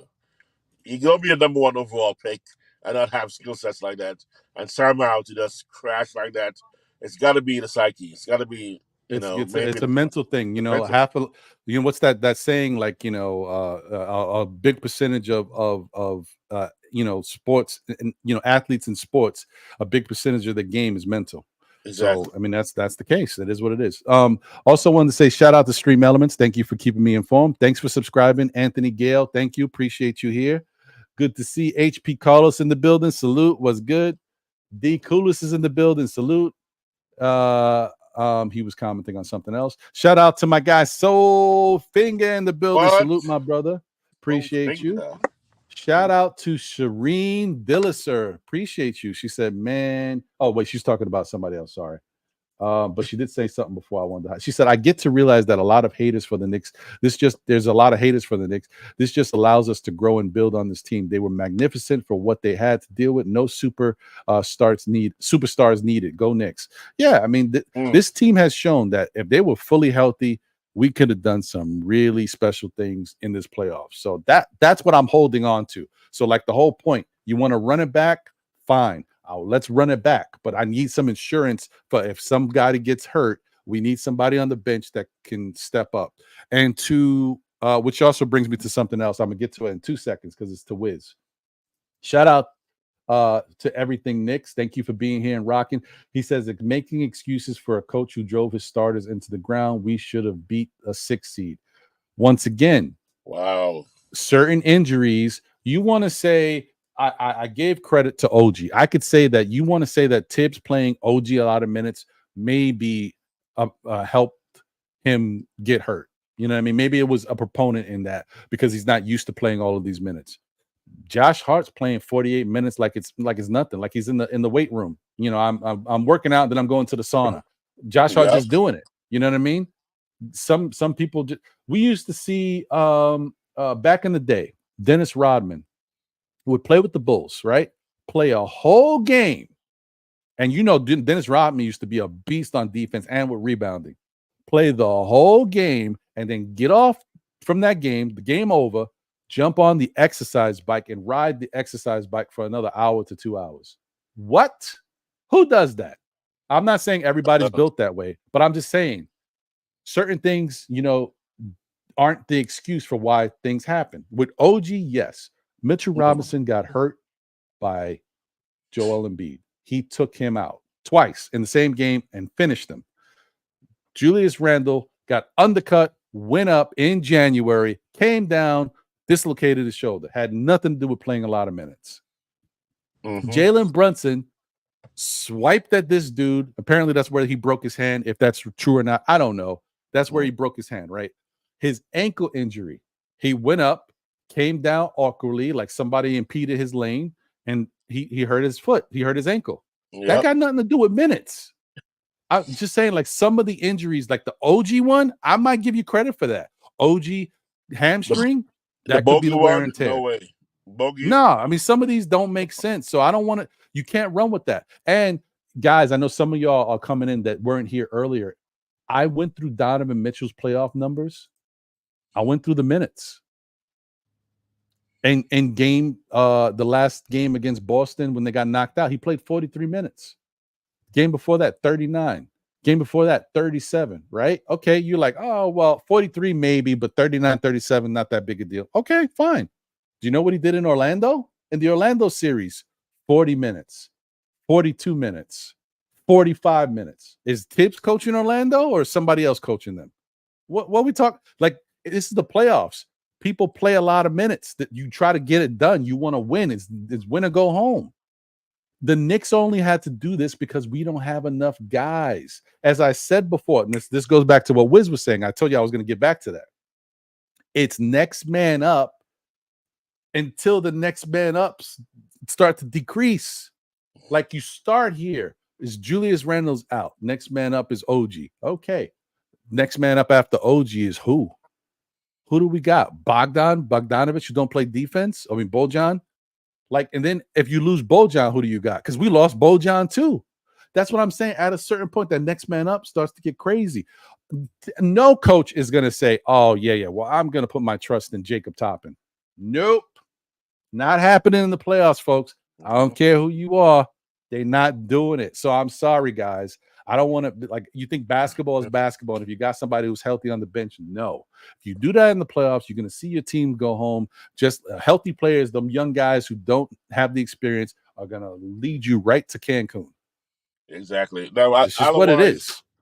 Otherwise, comment about confidence.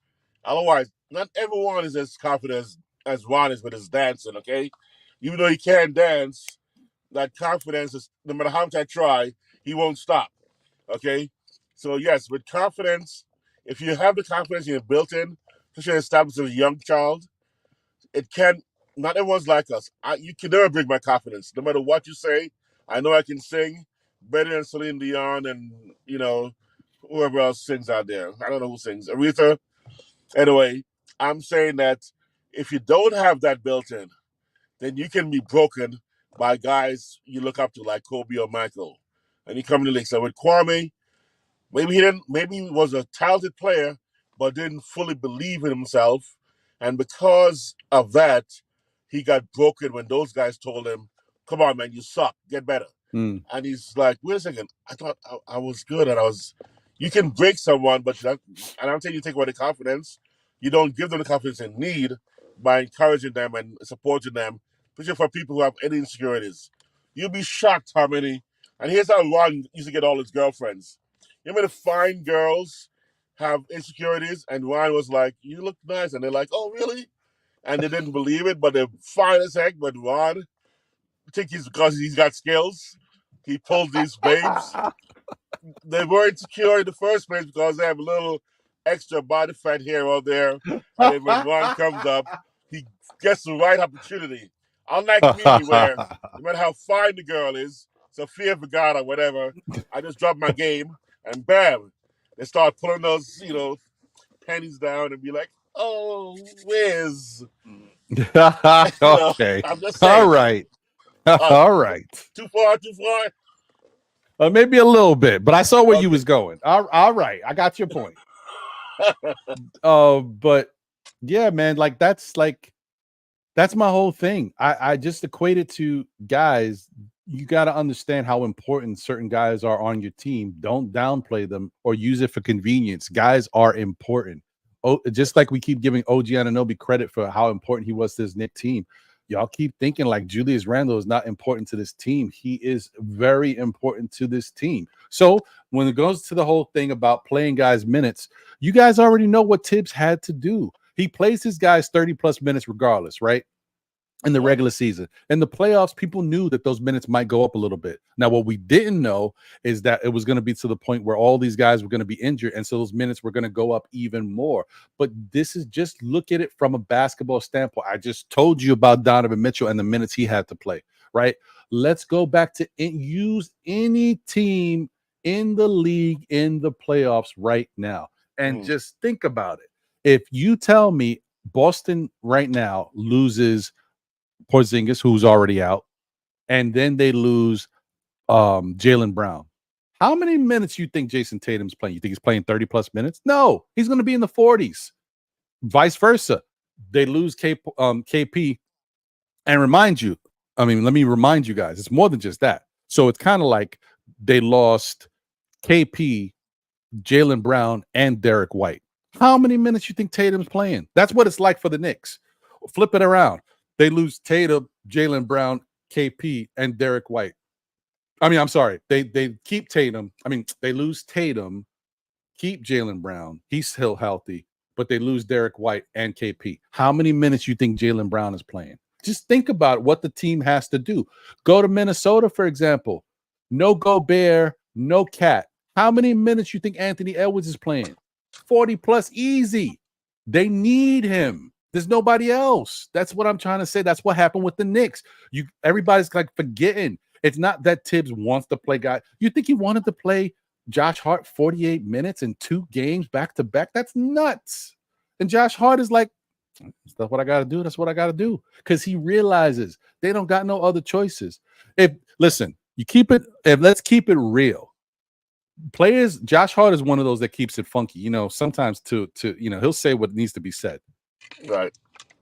If there was somebody on the bench that could ball, right, and he's not getting minutes because Tibbs has him in the doghouse, if Josh Hart is like, damn, I just played 48 minutes in 2 separate games, you know what? Josh Hart is the type, I could hear him saying, oh, my guy over there got game.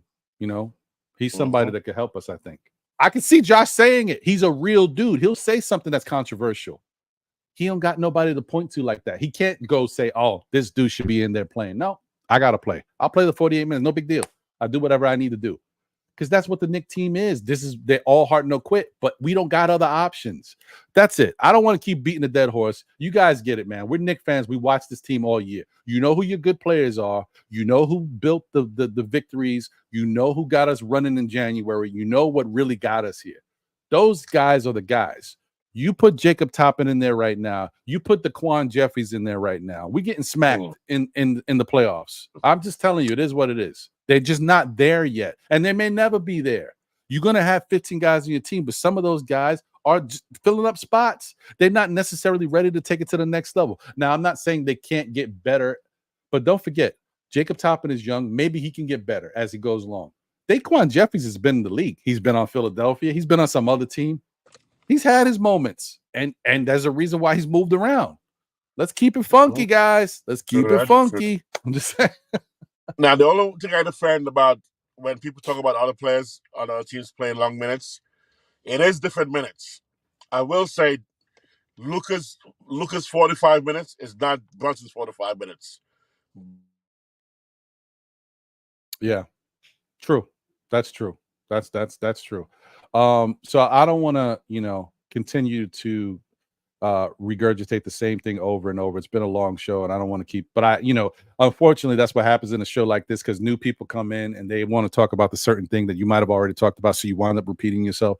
So it is what it is, but I don't want to continue to keep saying the same thing over and over. For those who may have been here rocking the whole time or for a while, I apologize to y'all, but the point is to get this across to as many Knicks fans as possible so that we all can look at things differently. We can all look a little deeper. We can all say, oh man, maybe Julius Randle got better this year because of the fact that RJ was gone and they both played in the same spaces, and now he has the area to roam. Your two guys aren't clogged in the same space. Like, just different things that we have to think about.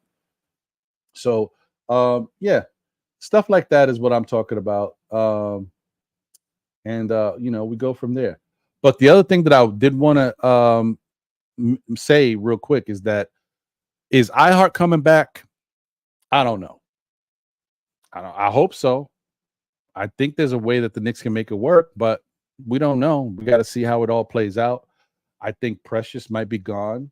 I think Precious looked really good at a certain point, but as the playoffs got here, Precious had some decent moments, but he just didn't look as incredible as he looked at certain points. So Knicks can say, you know what, there's money there. Maybe we can find somebody a little cheaper that can help us the way Precious helped us. So that's one of those situations, right? And I just think going forward, you just got to look at it that way. Is OG going to come back? I think so.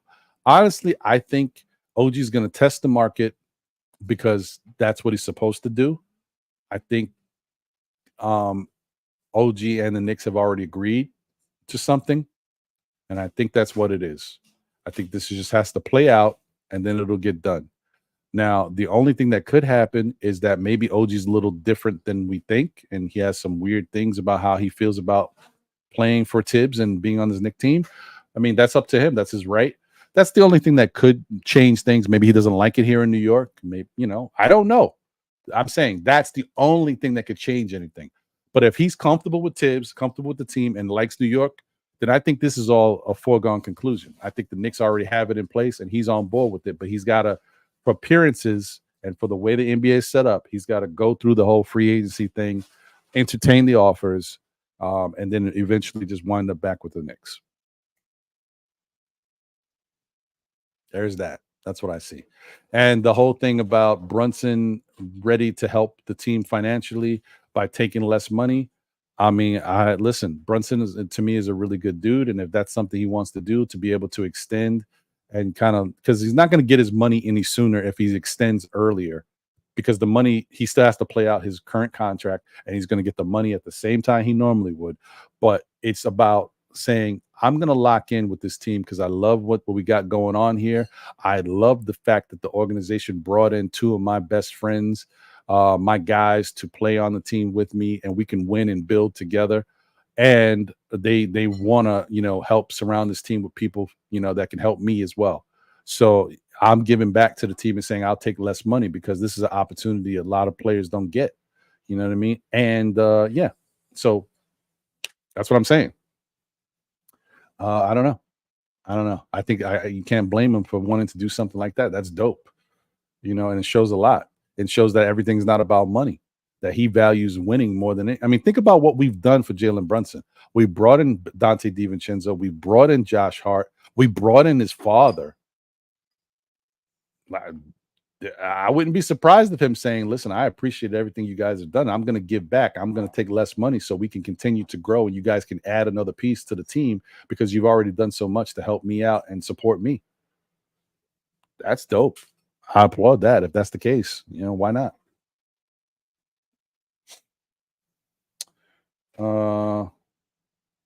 Born Savior, shout out to you. I think this is my first time seeing you in the chat. Thank you for being here. He said the Knicks need inside scorers and big men that can shoot on the perimeter. Well, I don't think they need multiple, but they definitely could use another one. You're right about that. I think that would definitely help. And we've seen in these playoffs how that makes a difference. You got Jokic who does it. You had Embiid who did it. You have Miles Turner who does it. You can see how that impacts these teams and how it helps them, gives them a different dynamic. Yeah. Yeah, well, I mean, remember, Ankara, it's not about helping Dolan. It's about helping Brunson and helping the Knicks win. If we have more flexibility, we can add pieces to the team that we're missing that can help us get to the next level. And they've already decided to help Brunson. So he's just helping the organization continue to do what they've been doing. Because let me tell you, there's not a lot of teams that are going to go out there. My father's a coach and bring my father in to be around my side. There's not a lot of teams that are going to go out there and bring your two best friends in to rock with you. Because most of the time when you do that, the players aren't really that good. They're decent, but they're not that good. In the Knicks case, Josh Hart is good. Dante DiVincenzo is good. So any team will be lucky to have them. Another thing that I wanted to point out too, guys, because we talked all these narratives that get brought up about guys and how they play in the playoffs. Have you guys looked at Dante DiVincenzo's playoff numbers? Do you know how poor he's historically played in the playoffs? Just go take a look. I don't even want to pull them up right now. I've done it in the past. Go look at Dante DiVincenzo's playoff numbers and notice the drop-off between his regular season numbers and his playoff numbers. See the difference.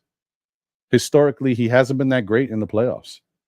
But then look back to him on the Knicks playing under Tom Thibodeau and look at how he's had a couple bad games, but look at how he's played overall in the playoffs and the moments he stepped up. Under Tibbs. Take a look. Because I know, I think somebody said the other thing, like he was in the Minnesota. Why is he not in Minnesota? He wasn't in Minnesota because those young guys didn't buy into what he was trying to do. Guys like Cat didn't buy in.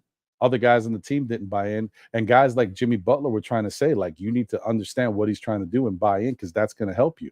Guys like Patrick Beverley said the same thing. And guess what? Jimmy Butler had a great season on the Tibbs over there. And he had good seasons with the Bulls with Tibbs. Karl Anthony Towns, I've said this before to you guys. Karl Anthony Towns has had his two best seasons as an NBA player under Tom Thibodeau with Minnesota. Overall, the most rebounds he ever had, points and rebounds together with the other things that he added, his best shooting percentages under Tom Thibodeau. Explain. Dante DiVincenzo, best season he's ever had. Knicks under Tom Thibodeau. Jalen Brunson, best season ever had. Knicks. Tom Thibodeau. Julius Randle, best season ever had. You get. I'm running out of things here. I'm dying. You get it. You get what I'm trying to say. OG Anunoby might have looked the best he's ever looked offensively under Tom Thibodeau. Not defensively, but his defense looks even greater because in Tom Thibodeau's system, looks even better. You guys get my point. Hey, Craig is making an appearance. What up, Craig? Salute to you.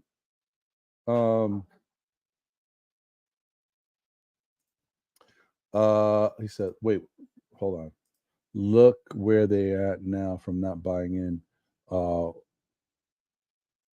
What? Craig, seriously? First off, they are where they're at in the Western Conference Finals because they added a two-headed big man monster. They decided to have Karl Anthony Towns and spend $200 million to bring it. Like they, brought in Rudy Gobert for defensive purposes, right? And they got a generational talent in Anthony Edwards. So you trying to tell me that if you put Tom Thibodeau over there on that Minnesota team with everything they got right now, they won't be winning? Come on, Craig. I mean, I know sometimes you feel a certain way, but come on, you can't say that, because what Thibodeau hasn't shown that he can win a championship as a head coach yet, but you know he wins. The Knicks have the best winning. This is their best winning percentage that they've had under any coach in how long? A 20-year span, whatever it's been. This is under Tom Thibodeau. All these guys making the All-Star appearances. I mean, when I'm saying that, I mean Brunson and Randle making All-Star appearances. Julius Randle's a 3-time All-Star. Jalen Brunson's first-time All-Star, but it's under Tibbs. I just said Dante DiVincenzo got better. Josh Hart, all around, looks better. People are like, man, Josh Hart is a bargain. Look at everything he does. He's one of the best rebounders in the league at a guard spot. And he's not one of the best rebounders as a guard. We know that. He's one of the best rebounders in the league. Like, come on, guys. I just don't understand what's all of the negative stuff about your team and your coach and stuff when we know what happened. Now, the only way I would say that you guys can say whatever you want and you're 100% right is if the Knicks were fully healthy and we went into the playoffs and we sucked it up and we didn't win and we didn't play good basketball and we didn't look like we were coached well and all this stuff, then that's right. You have every right to say whatever you want to say about it. But when you know that the team is not healthy and we're losing key pieces, you can't say that about Tom Thibodeau. It's not fair. Just like it's not fair to keep saying that Julius Randle doesn't play well in the playoffs. When the last time he was in the playoffs, he got hurt. And people were like, oh, he hurt his ankle. You guys weren't thinking how serious it was. Then he re-injured it against Miami early in the series, mind you. Still played and still had 3 good games against Miami in that series, by the way. He had 3 good games. 2 were really good. The other one was but he had 3 good games. So it's not like you can't say he didn't show up. Quentin Grimes didn't show up offensively. IQ didn't show up at all. Those guys didn't show up. But you can't say Julius didn't show up. He played well, as considering he was hurt too, and wound up once the season ends, he has to go get surgery. So then you guys don't look back and say, damn, man, that means Julius played really hurt and played well. It was so bad he had to get surgery. Like, y'all don't think about that? I'm just saying, I'm not trying to toot anybody's horn or look like a Nick Homer. I'm just talking about what's facts. Let's look at the real. Let's get out of our emotion and just look at what's real. It is what it is. You know what this show is called, right? This show is called Know the Ledge. And that's because some of y'all at times, y'all jump out the window. That's what this is for. If I know the ledge. Because y'all jumping out the window. I'm here to bring you back in. I'm talking you off that ledge, man. Wiz is back. Wiz. Oh, you're on mute. You're off mute. But you sound like you're at the airport. No, my phone overheated. Oh, because I was spitting that hot fire, huh? Shut it down. Yeah, it overheated because I was spitting that hot fire. I know, but exactly. That's yeah, man. Shout out to Craig once again, though. Yeah, shout out to Craig once again. Shout out to Woody Stephanie Lee. Shout out to you. Thank you for being here. Said Drummond is a good player and very, very cheap. I mean, maybe he's starting to get a little slower though out there, but I don't know. But he does get rebounds. He's got some touch around the paint area, so he's not horrible. But he's borderline Taj. I don't know if I want to put another Taj on the bench right now. Right. I do like Alex Caruso. I do like Alex Caruso. Yeah. I mean, listen, Ankara, I know, I mean, I'm glad you get it. And I know where you're coming from. I'm just trying to give everybody a different perspective because, like I said, sometimes I'm one of those people. I've always been that way. I'm not big. I'm not analytical. I've worked, guys, if you watch this show, D's World of Hoops. He's great at breaking down numbers and great breaking down like basketball, ins and outs and how to run an offense and defense. Just that I'm not that guy. I'm not that great. But what I do when I have my moments, I look back at stuff. I look at moments. I look at, well, why did this happen? You know what I mean? What was different? I do that. So that's what I'm here for. Sometimes I see something, I'm like, you know what? I don't think everybody's seeing that because I just realized it myself. I just saw it. So I like to say that to everybody, and like let us all kind of look at things a little differently. Like, what's different? Something happened, but why did it happen? Stuff like that. But yeah, I just think that this is all very interesting, and we just have to kind of understand what we've been dealing with. Ranrock is in the building. Salute to you, Ranrock. Appreciate you. You said, what should we do with our 2 draft picks? I don't know, man. I don't know. It's tough because the NBA draft happens before free agency. And so really, if the Knicks have a plan to make a trade, you have to do it before or on draft night. Because once you draft people with those picks, they lose their value, right? Because nobody wants to get whoever you drafted, as opposed to getting the pick so they could draft who they want to draft themselves. You know what I mean? So the Knicks need to make a trade before the draft day or on draft day if they want to make a trade.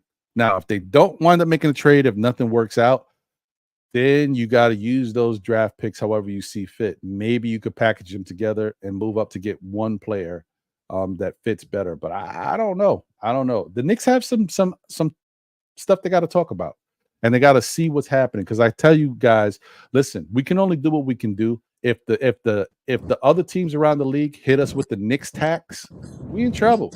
Listen, even the Cleveland Cavaliers can say, "Oh, we want everything for Donovan Mitchell." Then the Knicks got to say, "Peace." The Brooklyn Nets look like already, so that's why I keep saying, Brooklyn Nets are overvaluing Mikal Bridges. Is he a good player? Can he give us some offense? Yes. Is he the best offensive player? He's not. Don't get lost. He's a good offensive player, but he's not the greatest. We saw that already. The way he came in when he first went to Brooklyn, he was dropping 30 here and there, looking crazy. He has not been that same player, right? He's not that guy no more. Because the league figured him out. They were giving him certain opportunities, looking at how his game. Then he started to see, okay, when he's in this role, he likes to do this. So they slowed him down. And that's fine. It is what it is. That's basketball. Defensively, he's still a beast. Donovan Mitchell, those that like I said, Cleveland could ask for whatever.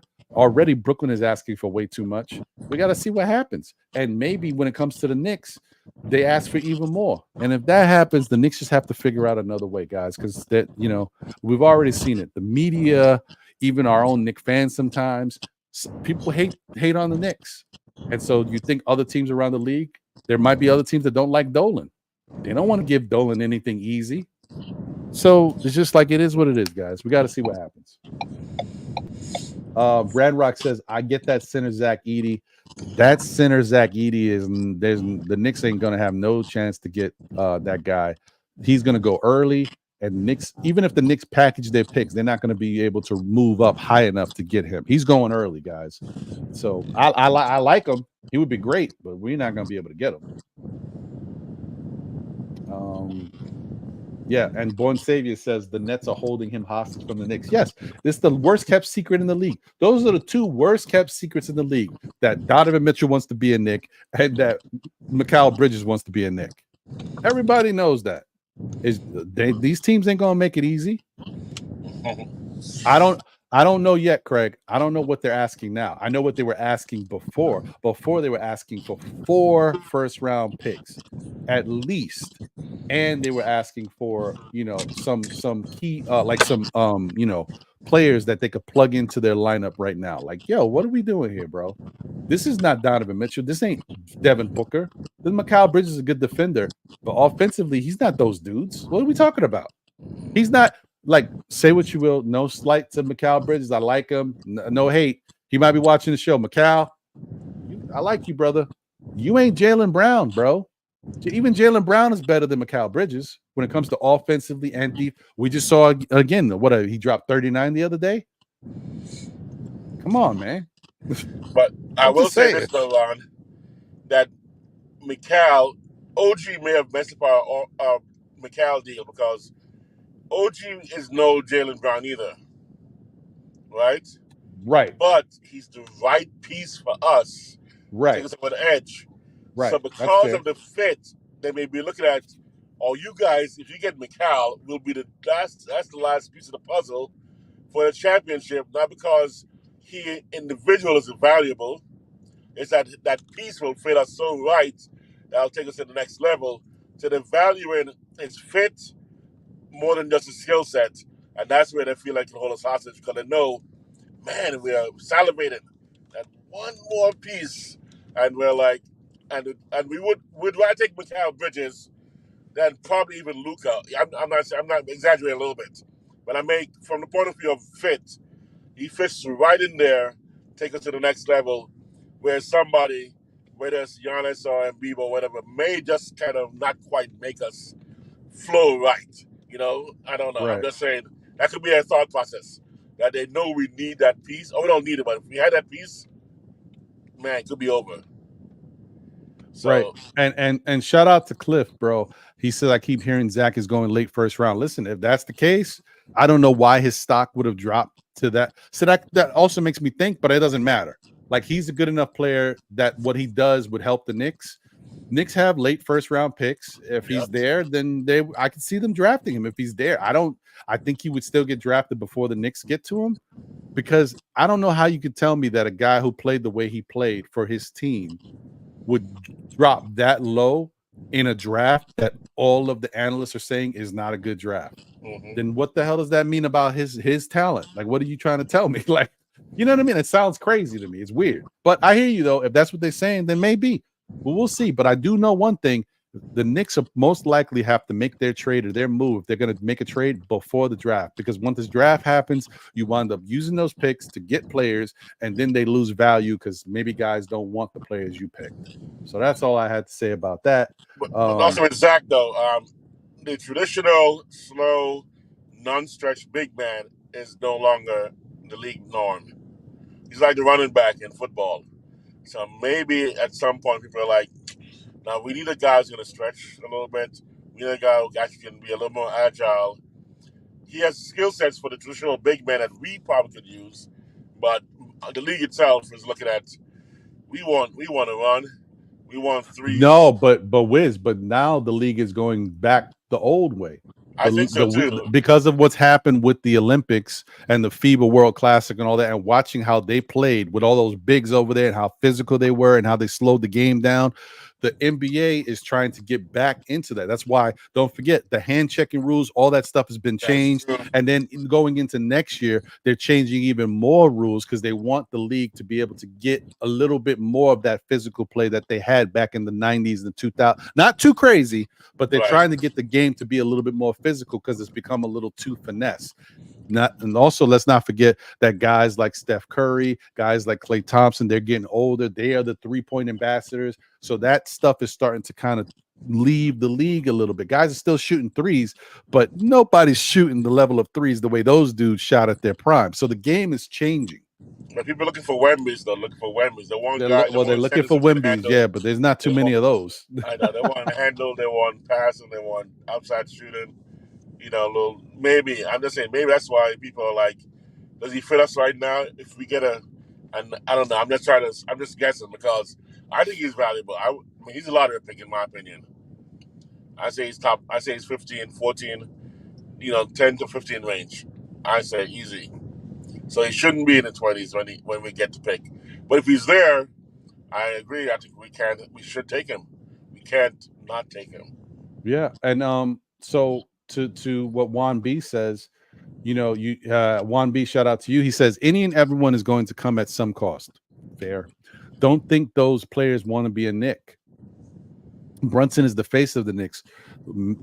He's basically asking a question. Would Mitchell want to be a sidekick?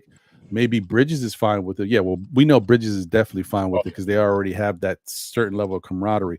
But what makes you think Mitchell doesn't want to be? Because remember, Donovan Mitchell has already had his own team with Utah.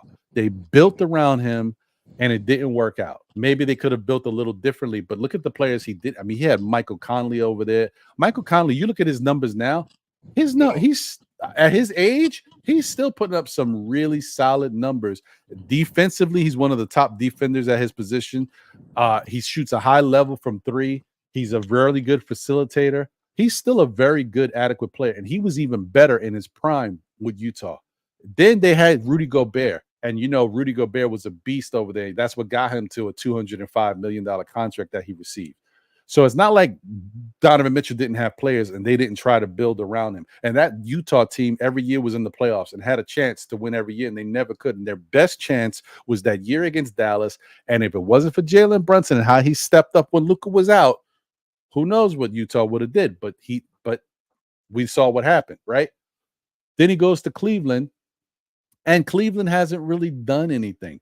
They wanted to put a good team together. Certain things happened. It didn't work out. It hasn't worked out yet, right? So you don't think that a guy like Donovan Mitchell, his family's in New York, his father or mother or whatever works for the Met organization. He likes the Knicks. He likes the guys that are on the Knicks. You don't think he wouldn't mind taking a back seat to play on a team where he has a chance at actually winning a championship? People talk about the East being a little softer or lighter than the West. Okay, well, if that's the case, you don't think the Knicks with Donovan Mitchell on the team and everybody back healthy could run through the East and get to the finals? Why not?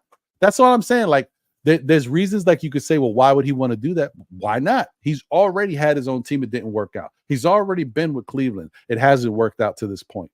Why not give it a shot and see what it is? He's still getting paid his money. He's still going out and playing the game of basketball he loves, and now he's going to be able to do it in New York in the place he loves to come to. Man, just look at Josh alone. Josh Hart alone, the publicity, the celebrity status that he has as literally probably number 4 or 5 guy on the team. Imagine Donovan coming in. Is number Josh Hart status right now in the public eye, in the New York, in the media, advertising, is way above what Donovan was when he was head of Utah. So from a certain point of view, it's like, I'm stepping my game up no matter which way we look at it. Will I be the number 1 with Brunson there? Maybe not, but will I be 10 times more famous than I was in Utah? Absolutely. And if I win a chip, oh, come on. There's so many reasons why he would do it. So, yeah, I don't think he's worried about that. I hear you. I think that you guys forget that some players in the league have already had moments and experiences, and it's up to them whether they want to take a back seat to someone else in order to reach the promised land. Some of these guys want to reach the promised land. Some of these guys, like a Donovan Mitchell, want to be in New York. But imagine, you think that Donovan Mitchell doesn't realize how great it would be to win a championship in New York? It's not just winning a championship for himself, but he knows. He's been a Knicks fan. He knows. He can't talk about it. Donovan Mitchell's a Knicks fan, guys. I don't know if none of y'all know. He likes the Knicks. He liked the Knicks before. When he was growing up, he liked the Knicks. Do you think he wouldn't want to be here and win a championship at all costs if he has to take a back seat? Because I keep hearing this whole thing about guys having to take a back seat or be a sidekick.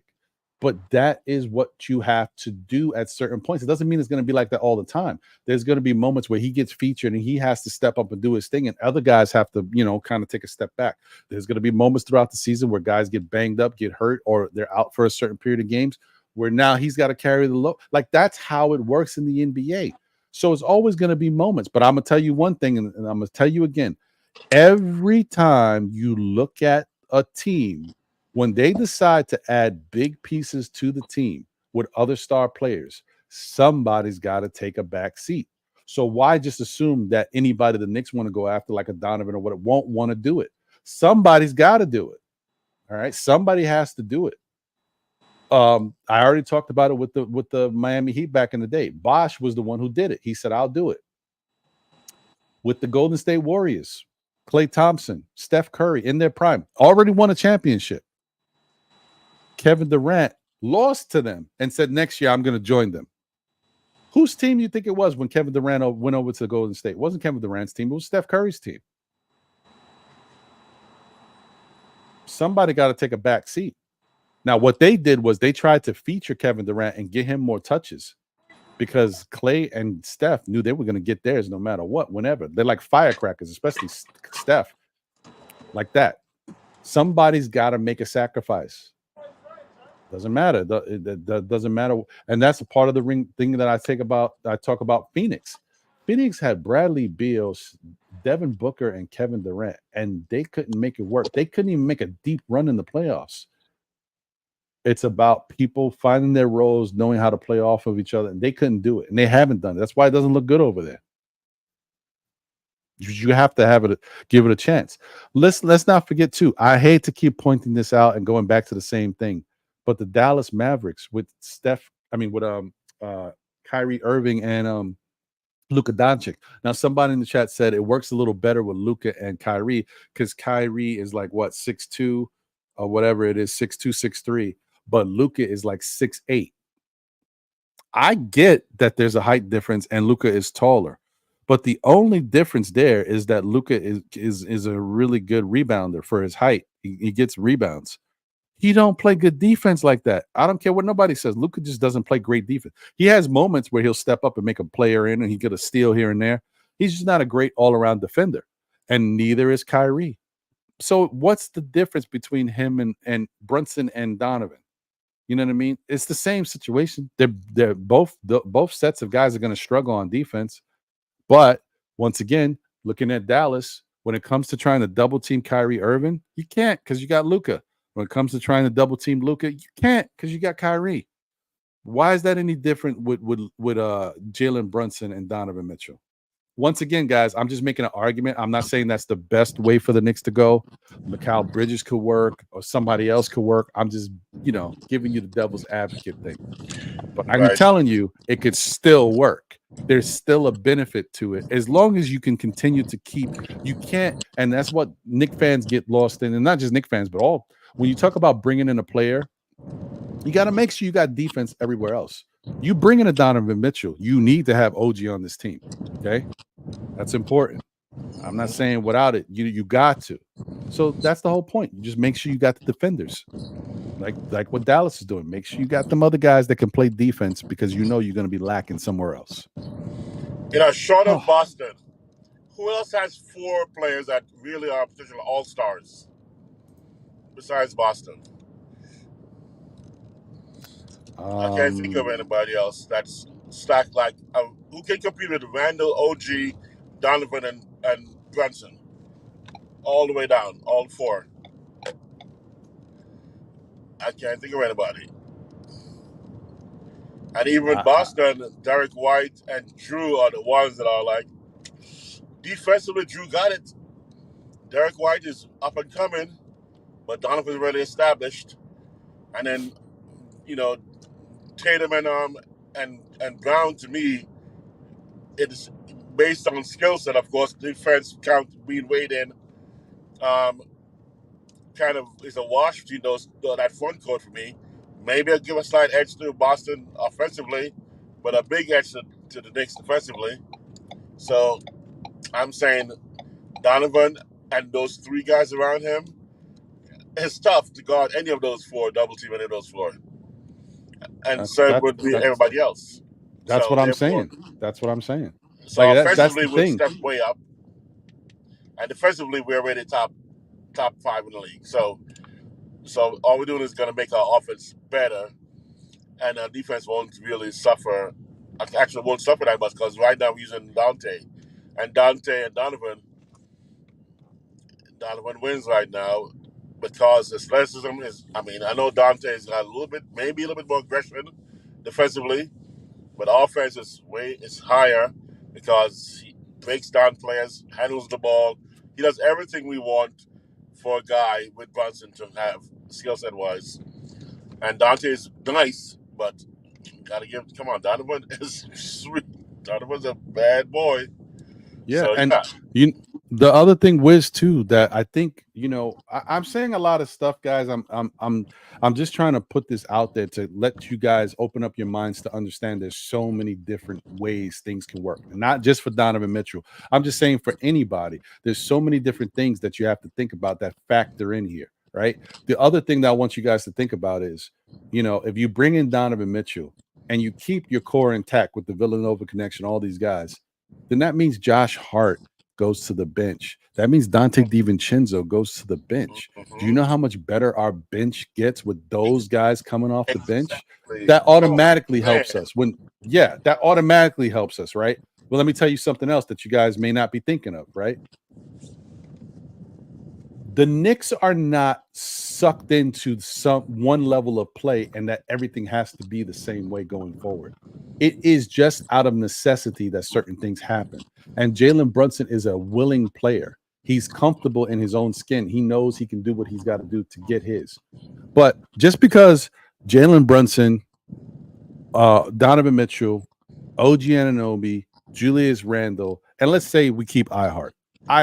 Let's say that's the starting five. And you're like, well, okay, where's the defense? Because Julius is kind of suspect. But let's not forget this, guys. Julius Randle plays good defense when he wants to. Right? We know sometimes he used to get a little, but when he does want to, he was one of the top defenders from a power forward standpoint versus other power forwards. His help defense could be a little funky sometimes, but was as far as guarding his position, he did a great job at that. Either way, you got OG, who's a fantastic defender. You got Jalen Brunson, who may not be the greatest defender, but draws charges and gets turnovers, right? You got IHart, that when IHart is on his game, definitely impacts other teams defensively, right? Now, I said what I said.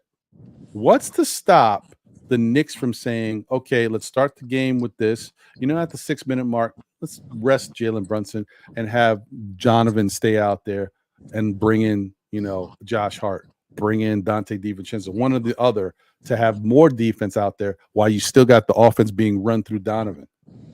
The Knicks have flexibility. Like, I'm just trying to say, you see Jalen Brunson playing 40-plus minutes, all this stuff, because he has to. With a team like that, Jalen Brunson don't have to play with that lineup. He could start with it. Then he could take a seat on the bench. Then Donovan can continue to play. You could bring in another defender, and you roll like that. And then after another 3 minutes, you sit Donovan, bring Jalen Brunson back. Now you're starting to stagger guys and have more deep. You guys get it? There's flexibility. It doesn't just have to be exactly what you think it is. So the Knicks can move. We've seen them do it already this year. You can see them do that. So you have different lineups, and there'll be moments where there's more defenders out there to help the team. And then there'll be moments where there's more offensive players out there, and we can go on runs. The flexibility is incredible, guys. I'm just saying. Oh yeah. I'm optimistic about next season. Very optimistic. Like I said, someone actually, I forgot who said it, that Julius coming back next season is like bringing a new player on, because we didn't have a full run with him. So it's almost like bringing a new player in. So now, what we did so far without Julius, bringing Julius to the fold, is getting that new player to the fold. And now we're taking another step with that. And like I said, that, yes, sample size, I don't think a quarter season is, I don't think 18 games is small sample size. I don't think, 17 games is a small sample size. I think 10 games is, but once you pass the 10-game mark, that record with Julius, OG, Brunson, that's serious. That's some message being sent right there.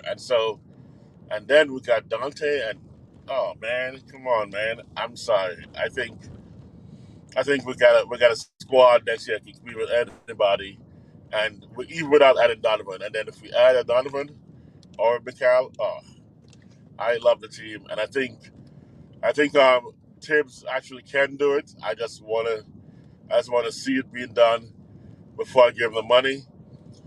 And this year, actually, my statement was: we got to Game 7 of second round, and it was a hard-fought series. I'd be okay with extending him. So I'm okay with extending him. I just think we don't have to rush to extend him right now. Like with Randle, we don't have to rush to extend Randle right now, but we could if we want to lock in a nice deal. And definitely Brunson, give him a nice deal.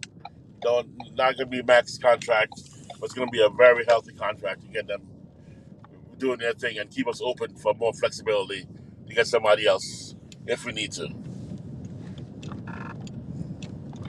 Yeah, I can dig it.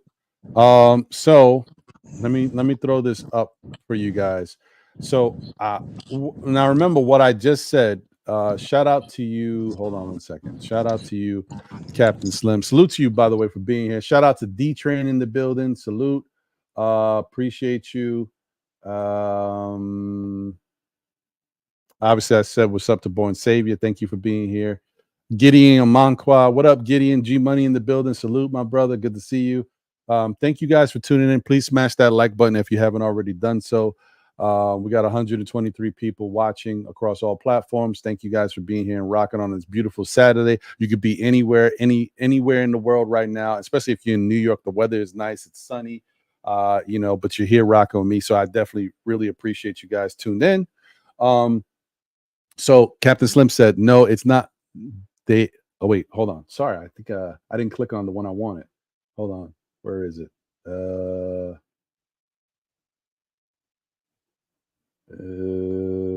Hold on. I don't think I want.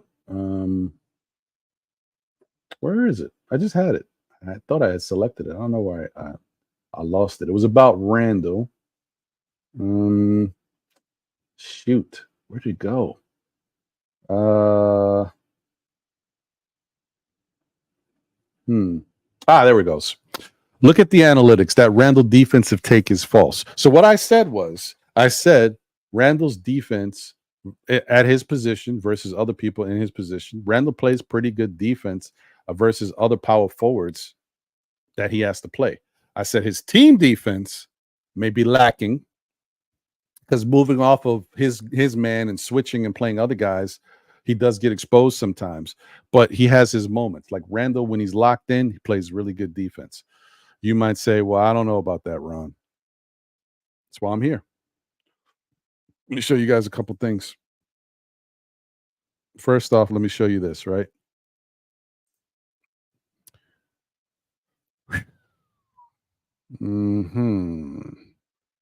Look at Randle's defensive rating. Okay, the first year, he got hurt, he was out for the season. I'm not talking about that. His second year, when he played 81 games, guys, by the way, his defensive rating was 108. That's incredible. That's a really good defensive rating for anybody at any position. 108. To correlate that to other people, OG Anunoby had one of the best defensive ratings for a forward/guard in the NBA. His defensive rating this year was 107 for the regular season, right? Julius Randle was 108 in 2015. Imagine. Okay, so then it went up to 111. That's still very good. That's adequate for his position. Again, 107 in LA, 82 games played, 26 minutes per. He was playing some damn good defense. Look at Julius, huh? Look at that, guys. 107 from Julius Randle, right? Then 112. That's like I said, that's more like the norm you'd see from a decent defensive player. Then 107 again with the Knicks in 2020-21. Remember, that was the one of those years where it was the bubble year, I believe. That was the you know what happened that year. And that was our defensive year. That was the 4th seed year. That was the year that I believe Julius made his am I not mistaken? Let me double check. Where's the points? Yep, that was the year he made the All-Star game, blah, blah, blah, and most improved player. Then the next year, look at the defensive rating, guys, 109, right? That's very good defense from that position for Julius Randle. Now, then the Knicks start to change, and he starts to change his offensive load. This is when Julius starts to take a lot more shots, right? This is when Julius Randle starts to jack up the threes. This is when he shot 200 threes. So they're spending more time on the offensive load and paying less attention to defense. His rating goes up to 113.9, which is still not bad. It's just not great. Then this current year, it was 114. Now, mind you, he only played 46 games, so he didn't have a chance to kind of bring that down and have more time to play out there with OG Anunoby. But it is what it is. So my point that I'm making to you is, as when I tell you that Julius Randle is a decent defender, he is definitely shown that the proof is in the pudding. And I even compared it to what OG Anunoby's numbers were looking like. And by the way, I already told you that Jaylen Brown, Jason Tatum is one of the best defenders this year at his position. Jaylen Brown's defensive rating is 110. And I told you that Julius Randle's 114. And I'm sorry, I should have popped that up on the thing. I apologize, guys. I thought I'm over here sharing the screen, and I'm thinking you guys see it. Oh boy, that's what it looks like, guys. So you know I'm reading the same numbers. You see what I'm talking about. Damn it, Ron. I thought this whole time I'm thinking you guys can see what I see. Oh, I hate that.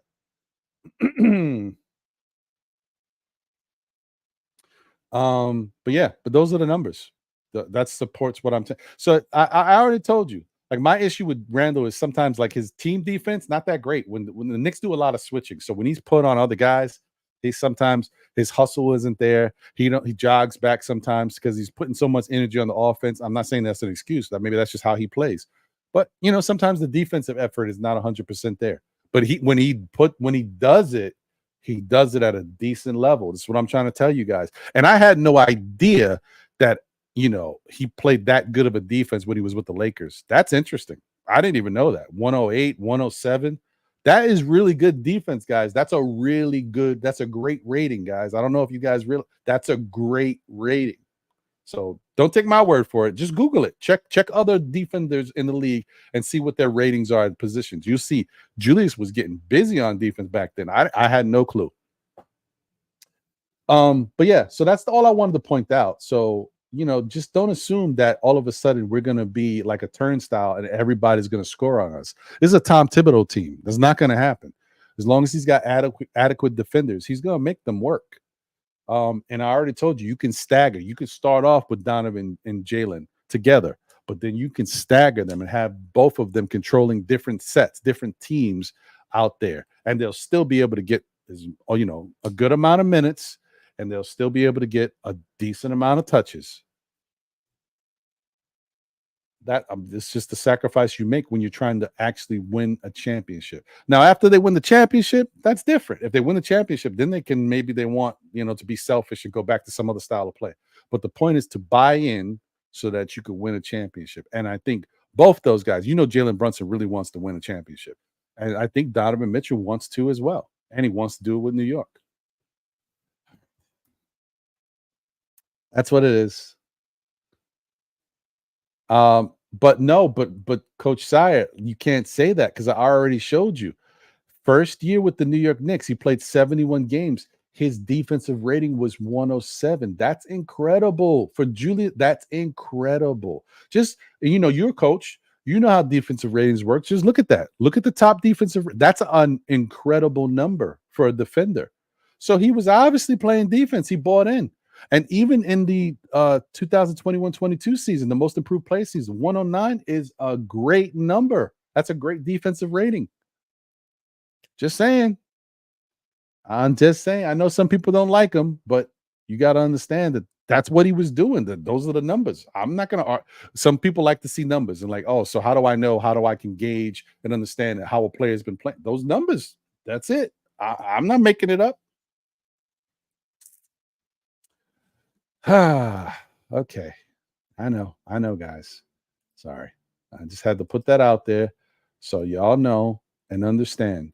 And then let me show you something else. This is one other thing. Now, this is the best fit defensive rating for the 2023 season. This is this season going into 2024. I don't know why they don't put the slash or whatever, but it's the 2023.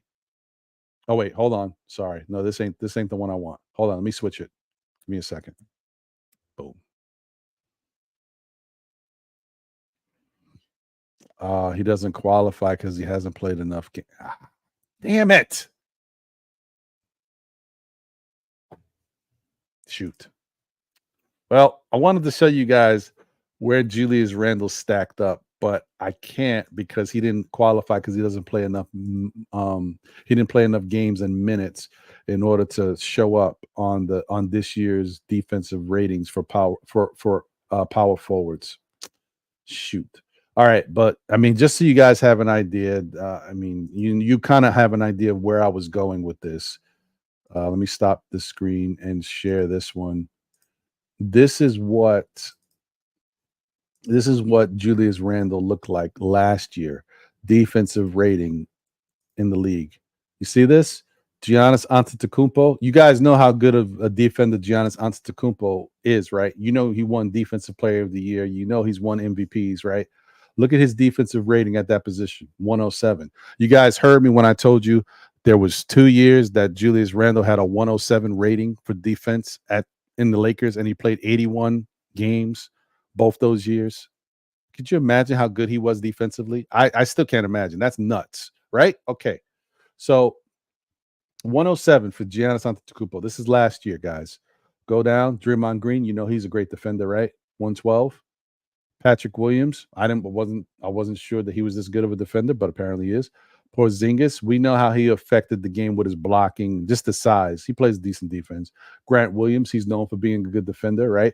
Tobias Harris, known for being a decent defender. Not incredible, but a decent defender, right? Who's right after the Tobias Harris? Julius Randle, right? 1, 2, 3, 4, 5, 6, 7. Power forwards in the whole NBA. He was 7th in defense. That was last year, guys.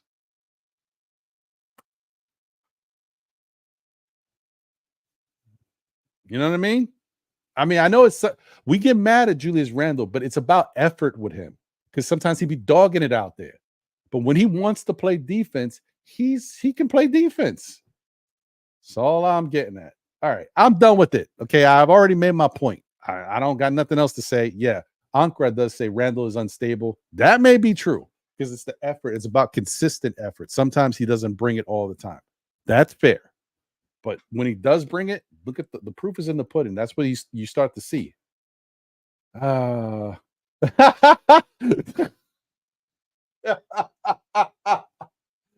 Knicks 100 said, nah, still ain't buying it. My eyes saw the truth.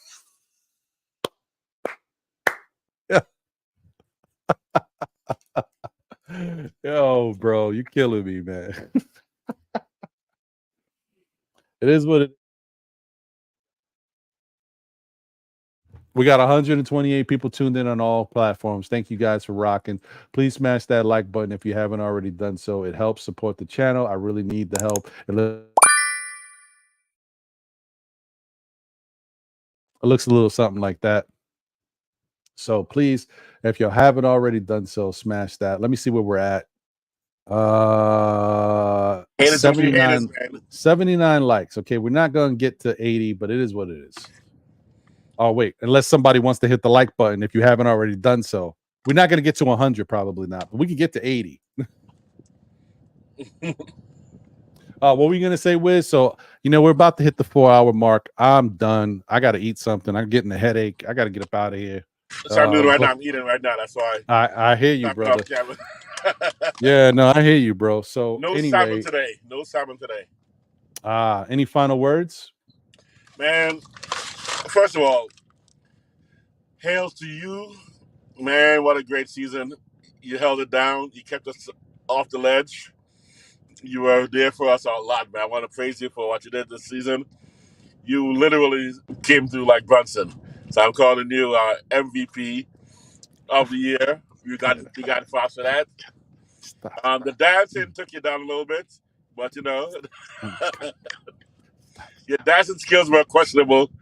But come on, you know how I got down. I got down. But this is an incredible year. I'm really proud of this team, and I look forward to how every weekend if we can come through because draft is coming, free agency is coming, signings are coming, and I love Big Talk. I love the way you do your platform. I can't wait for you to hit that 4K mark, then that 40K mark, and beyond. My Knicks, I think we can run it back and add one more piece.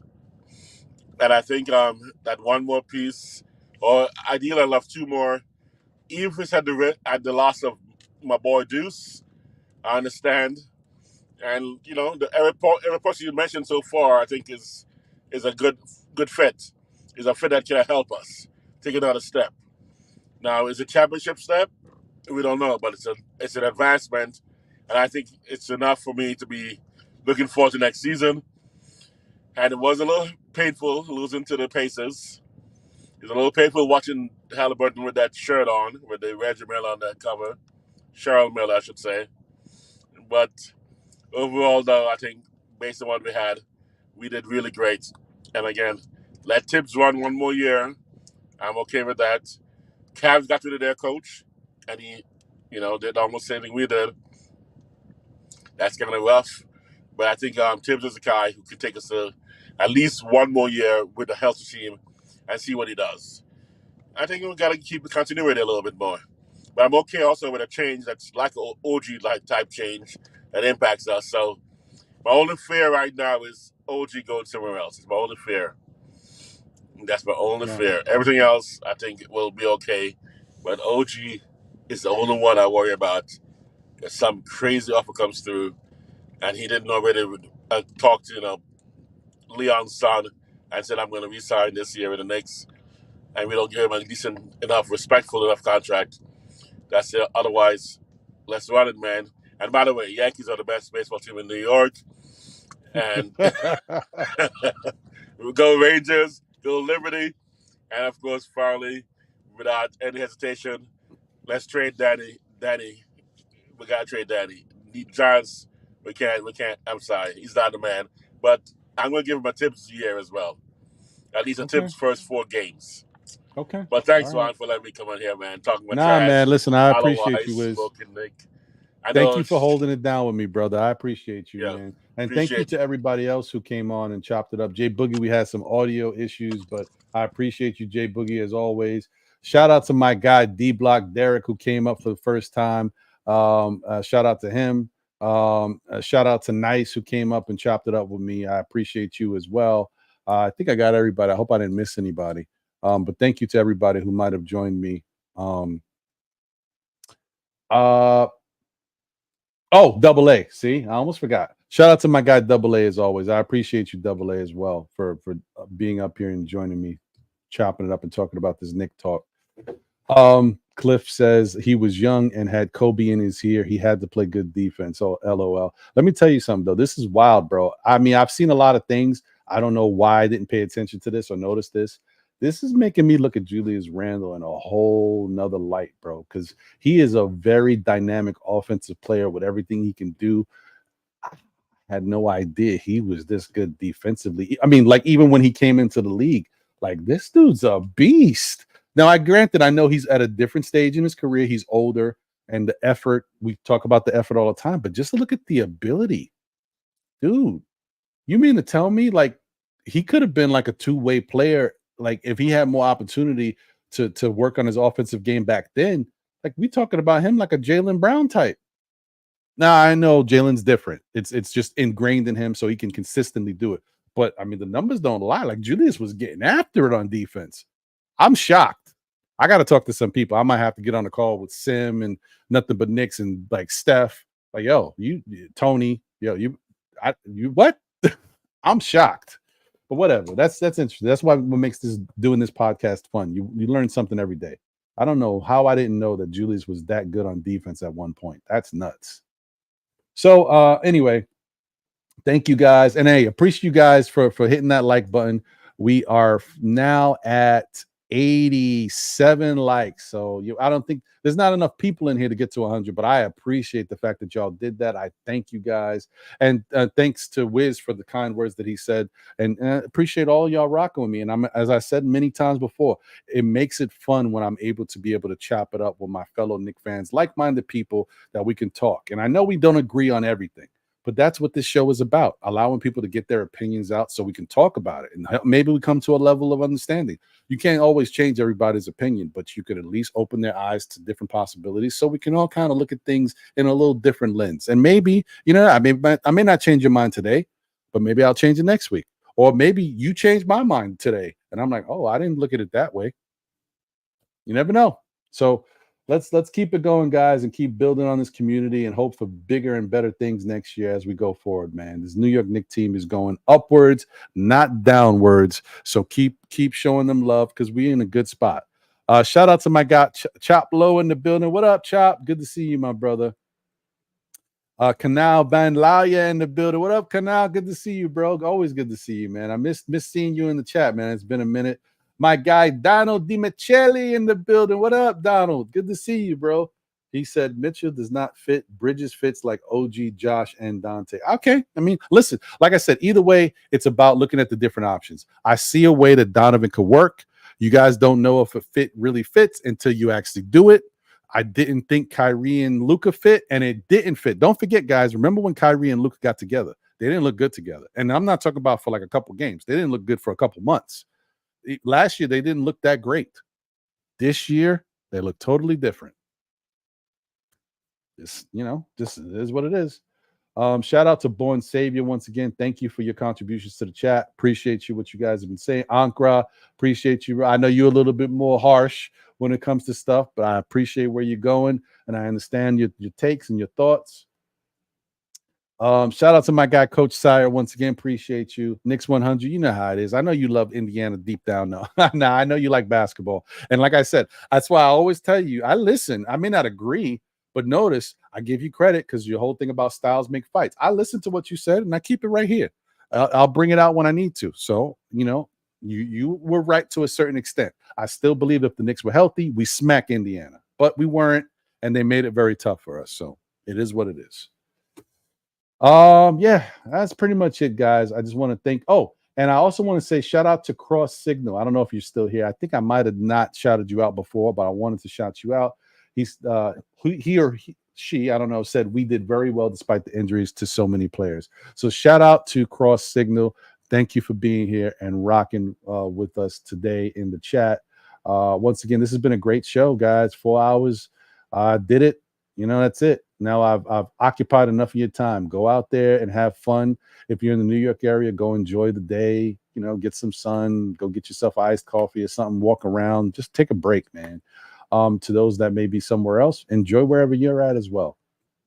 Shout out to APAP coming in at the last end. I appreciate you, brother. Watch some of the replay. Just it's 4 hours, so I don't expect you to watch some of it. But if there's some questions that you think you might have some questions about, maybe we answered it. So definitely skim through it. You know what I mean? I see your point. Mitchell needs the ball. Bridges doesn't. Well, we'll see. And he's an elite type defender. Like, yeah, maybe Mikal Bridges works better for the fit. We'll see what they wind up doing. Either way, I'm just telling you there's a way to make it work. So it's not doom and gloom, guys. The Knicks are going to be a better team next year than they were this year. Even if they're just healthy and they just run it back with everybody healthy, they'll be better. But let's see. Let's rock with them. Let's see what they do. Feel good about it, guys. Keep supporting them, man.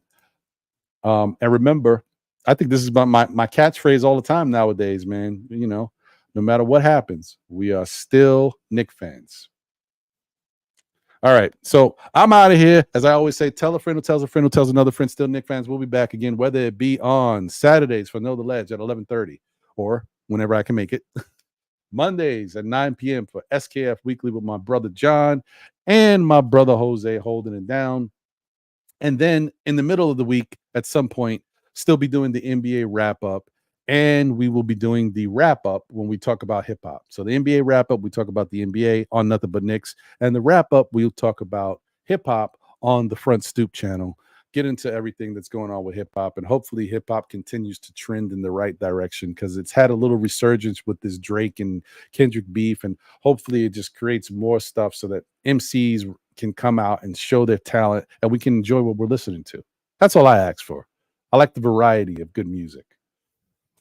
All right, guys. So take care. Appreciate all y'all. Y'all have a great rest of your day. And I'll catch y'all on the next one. I am out of here.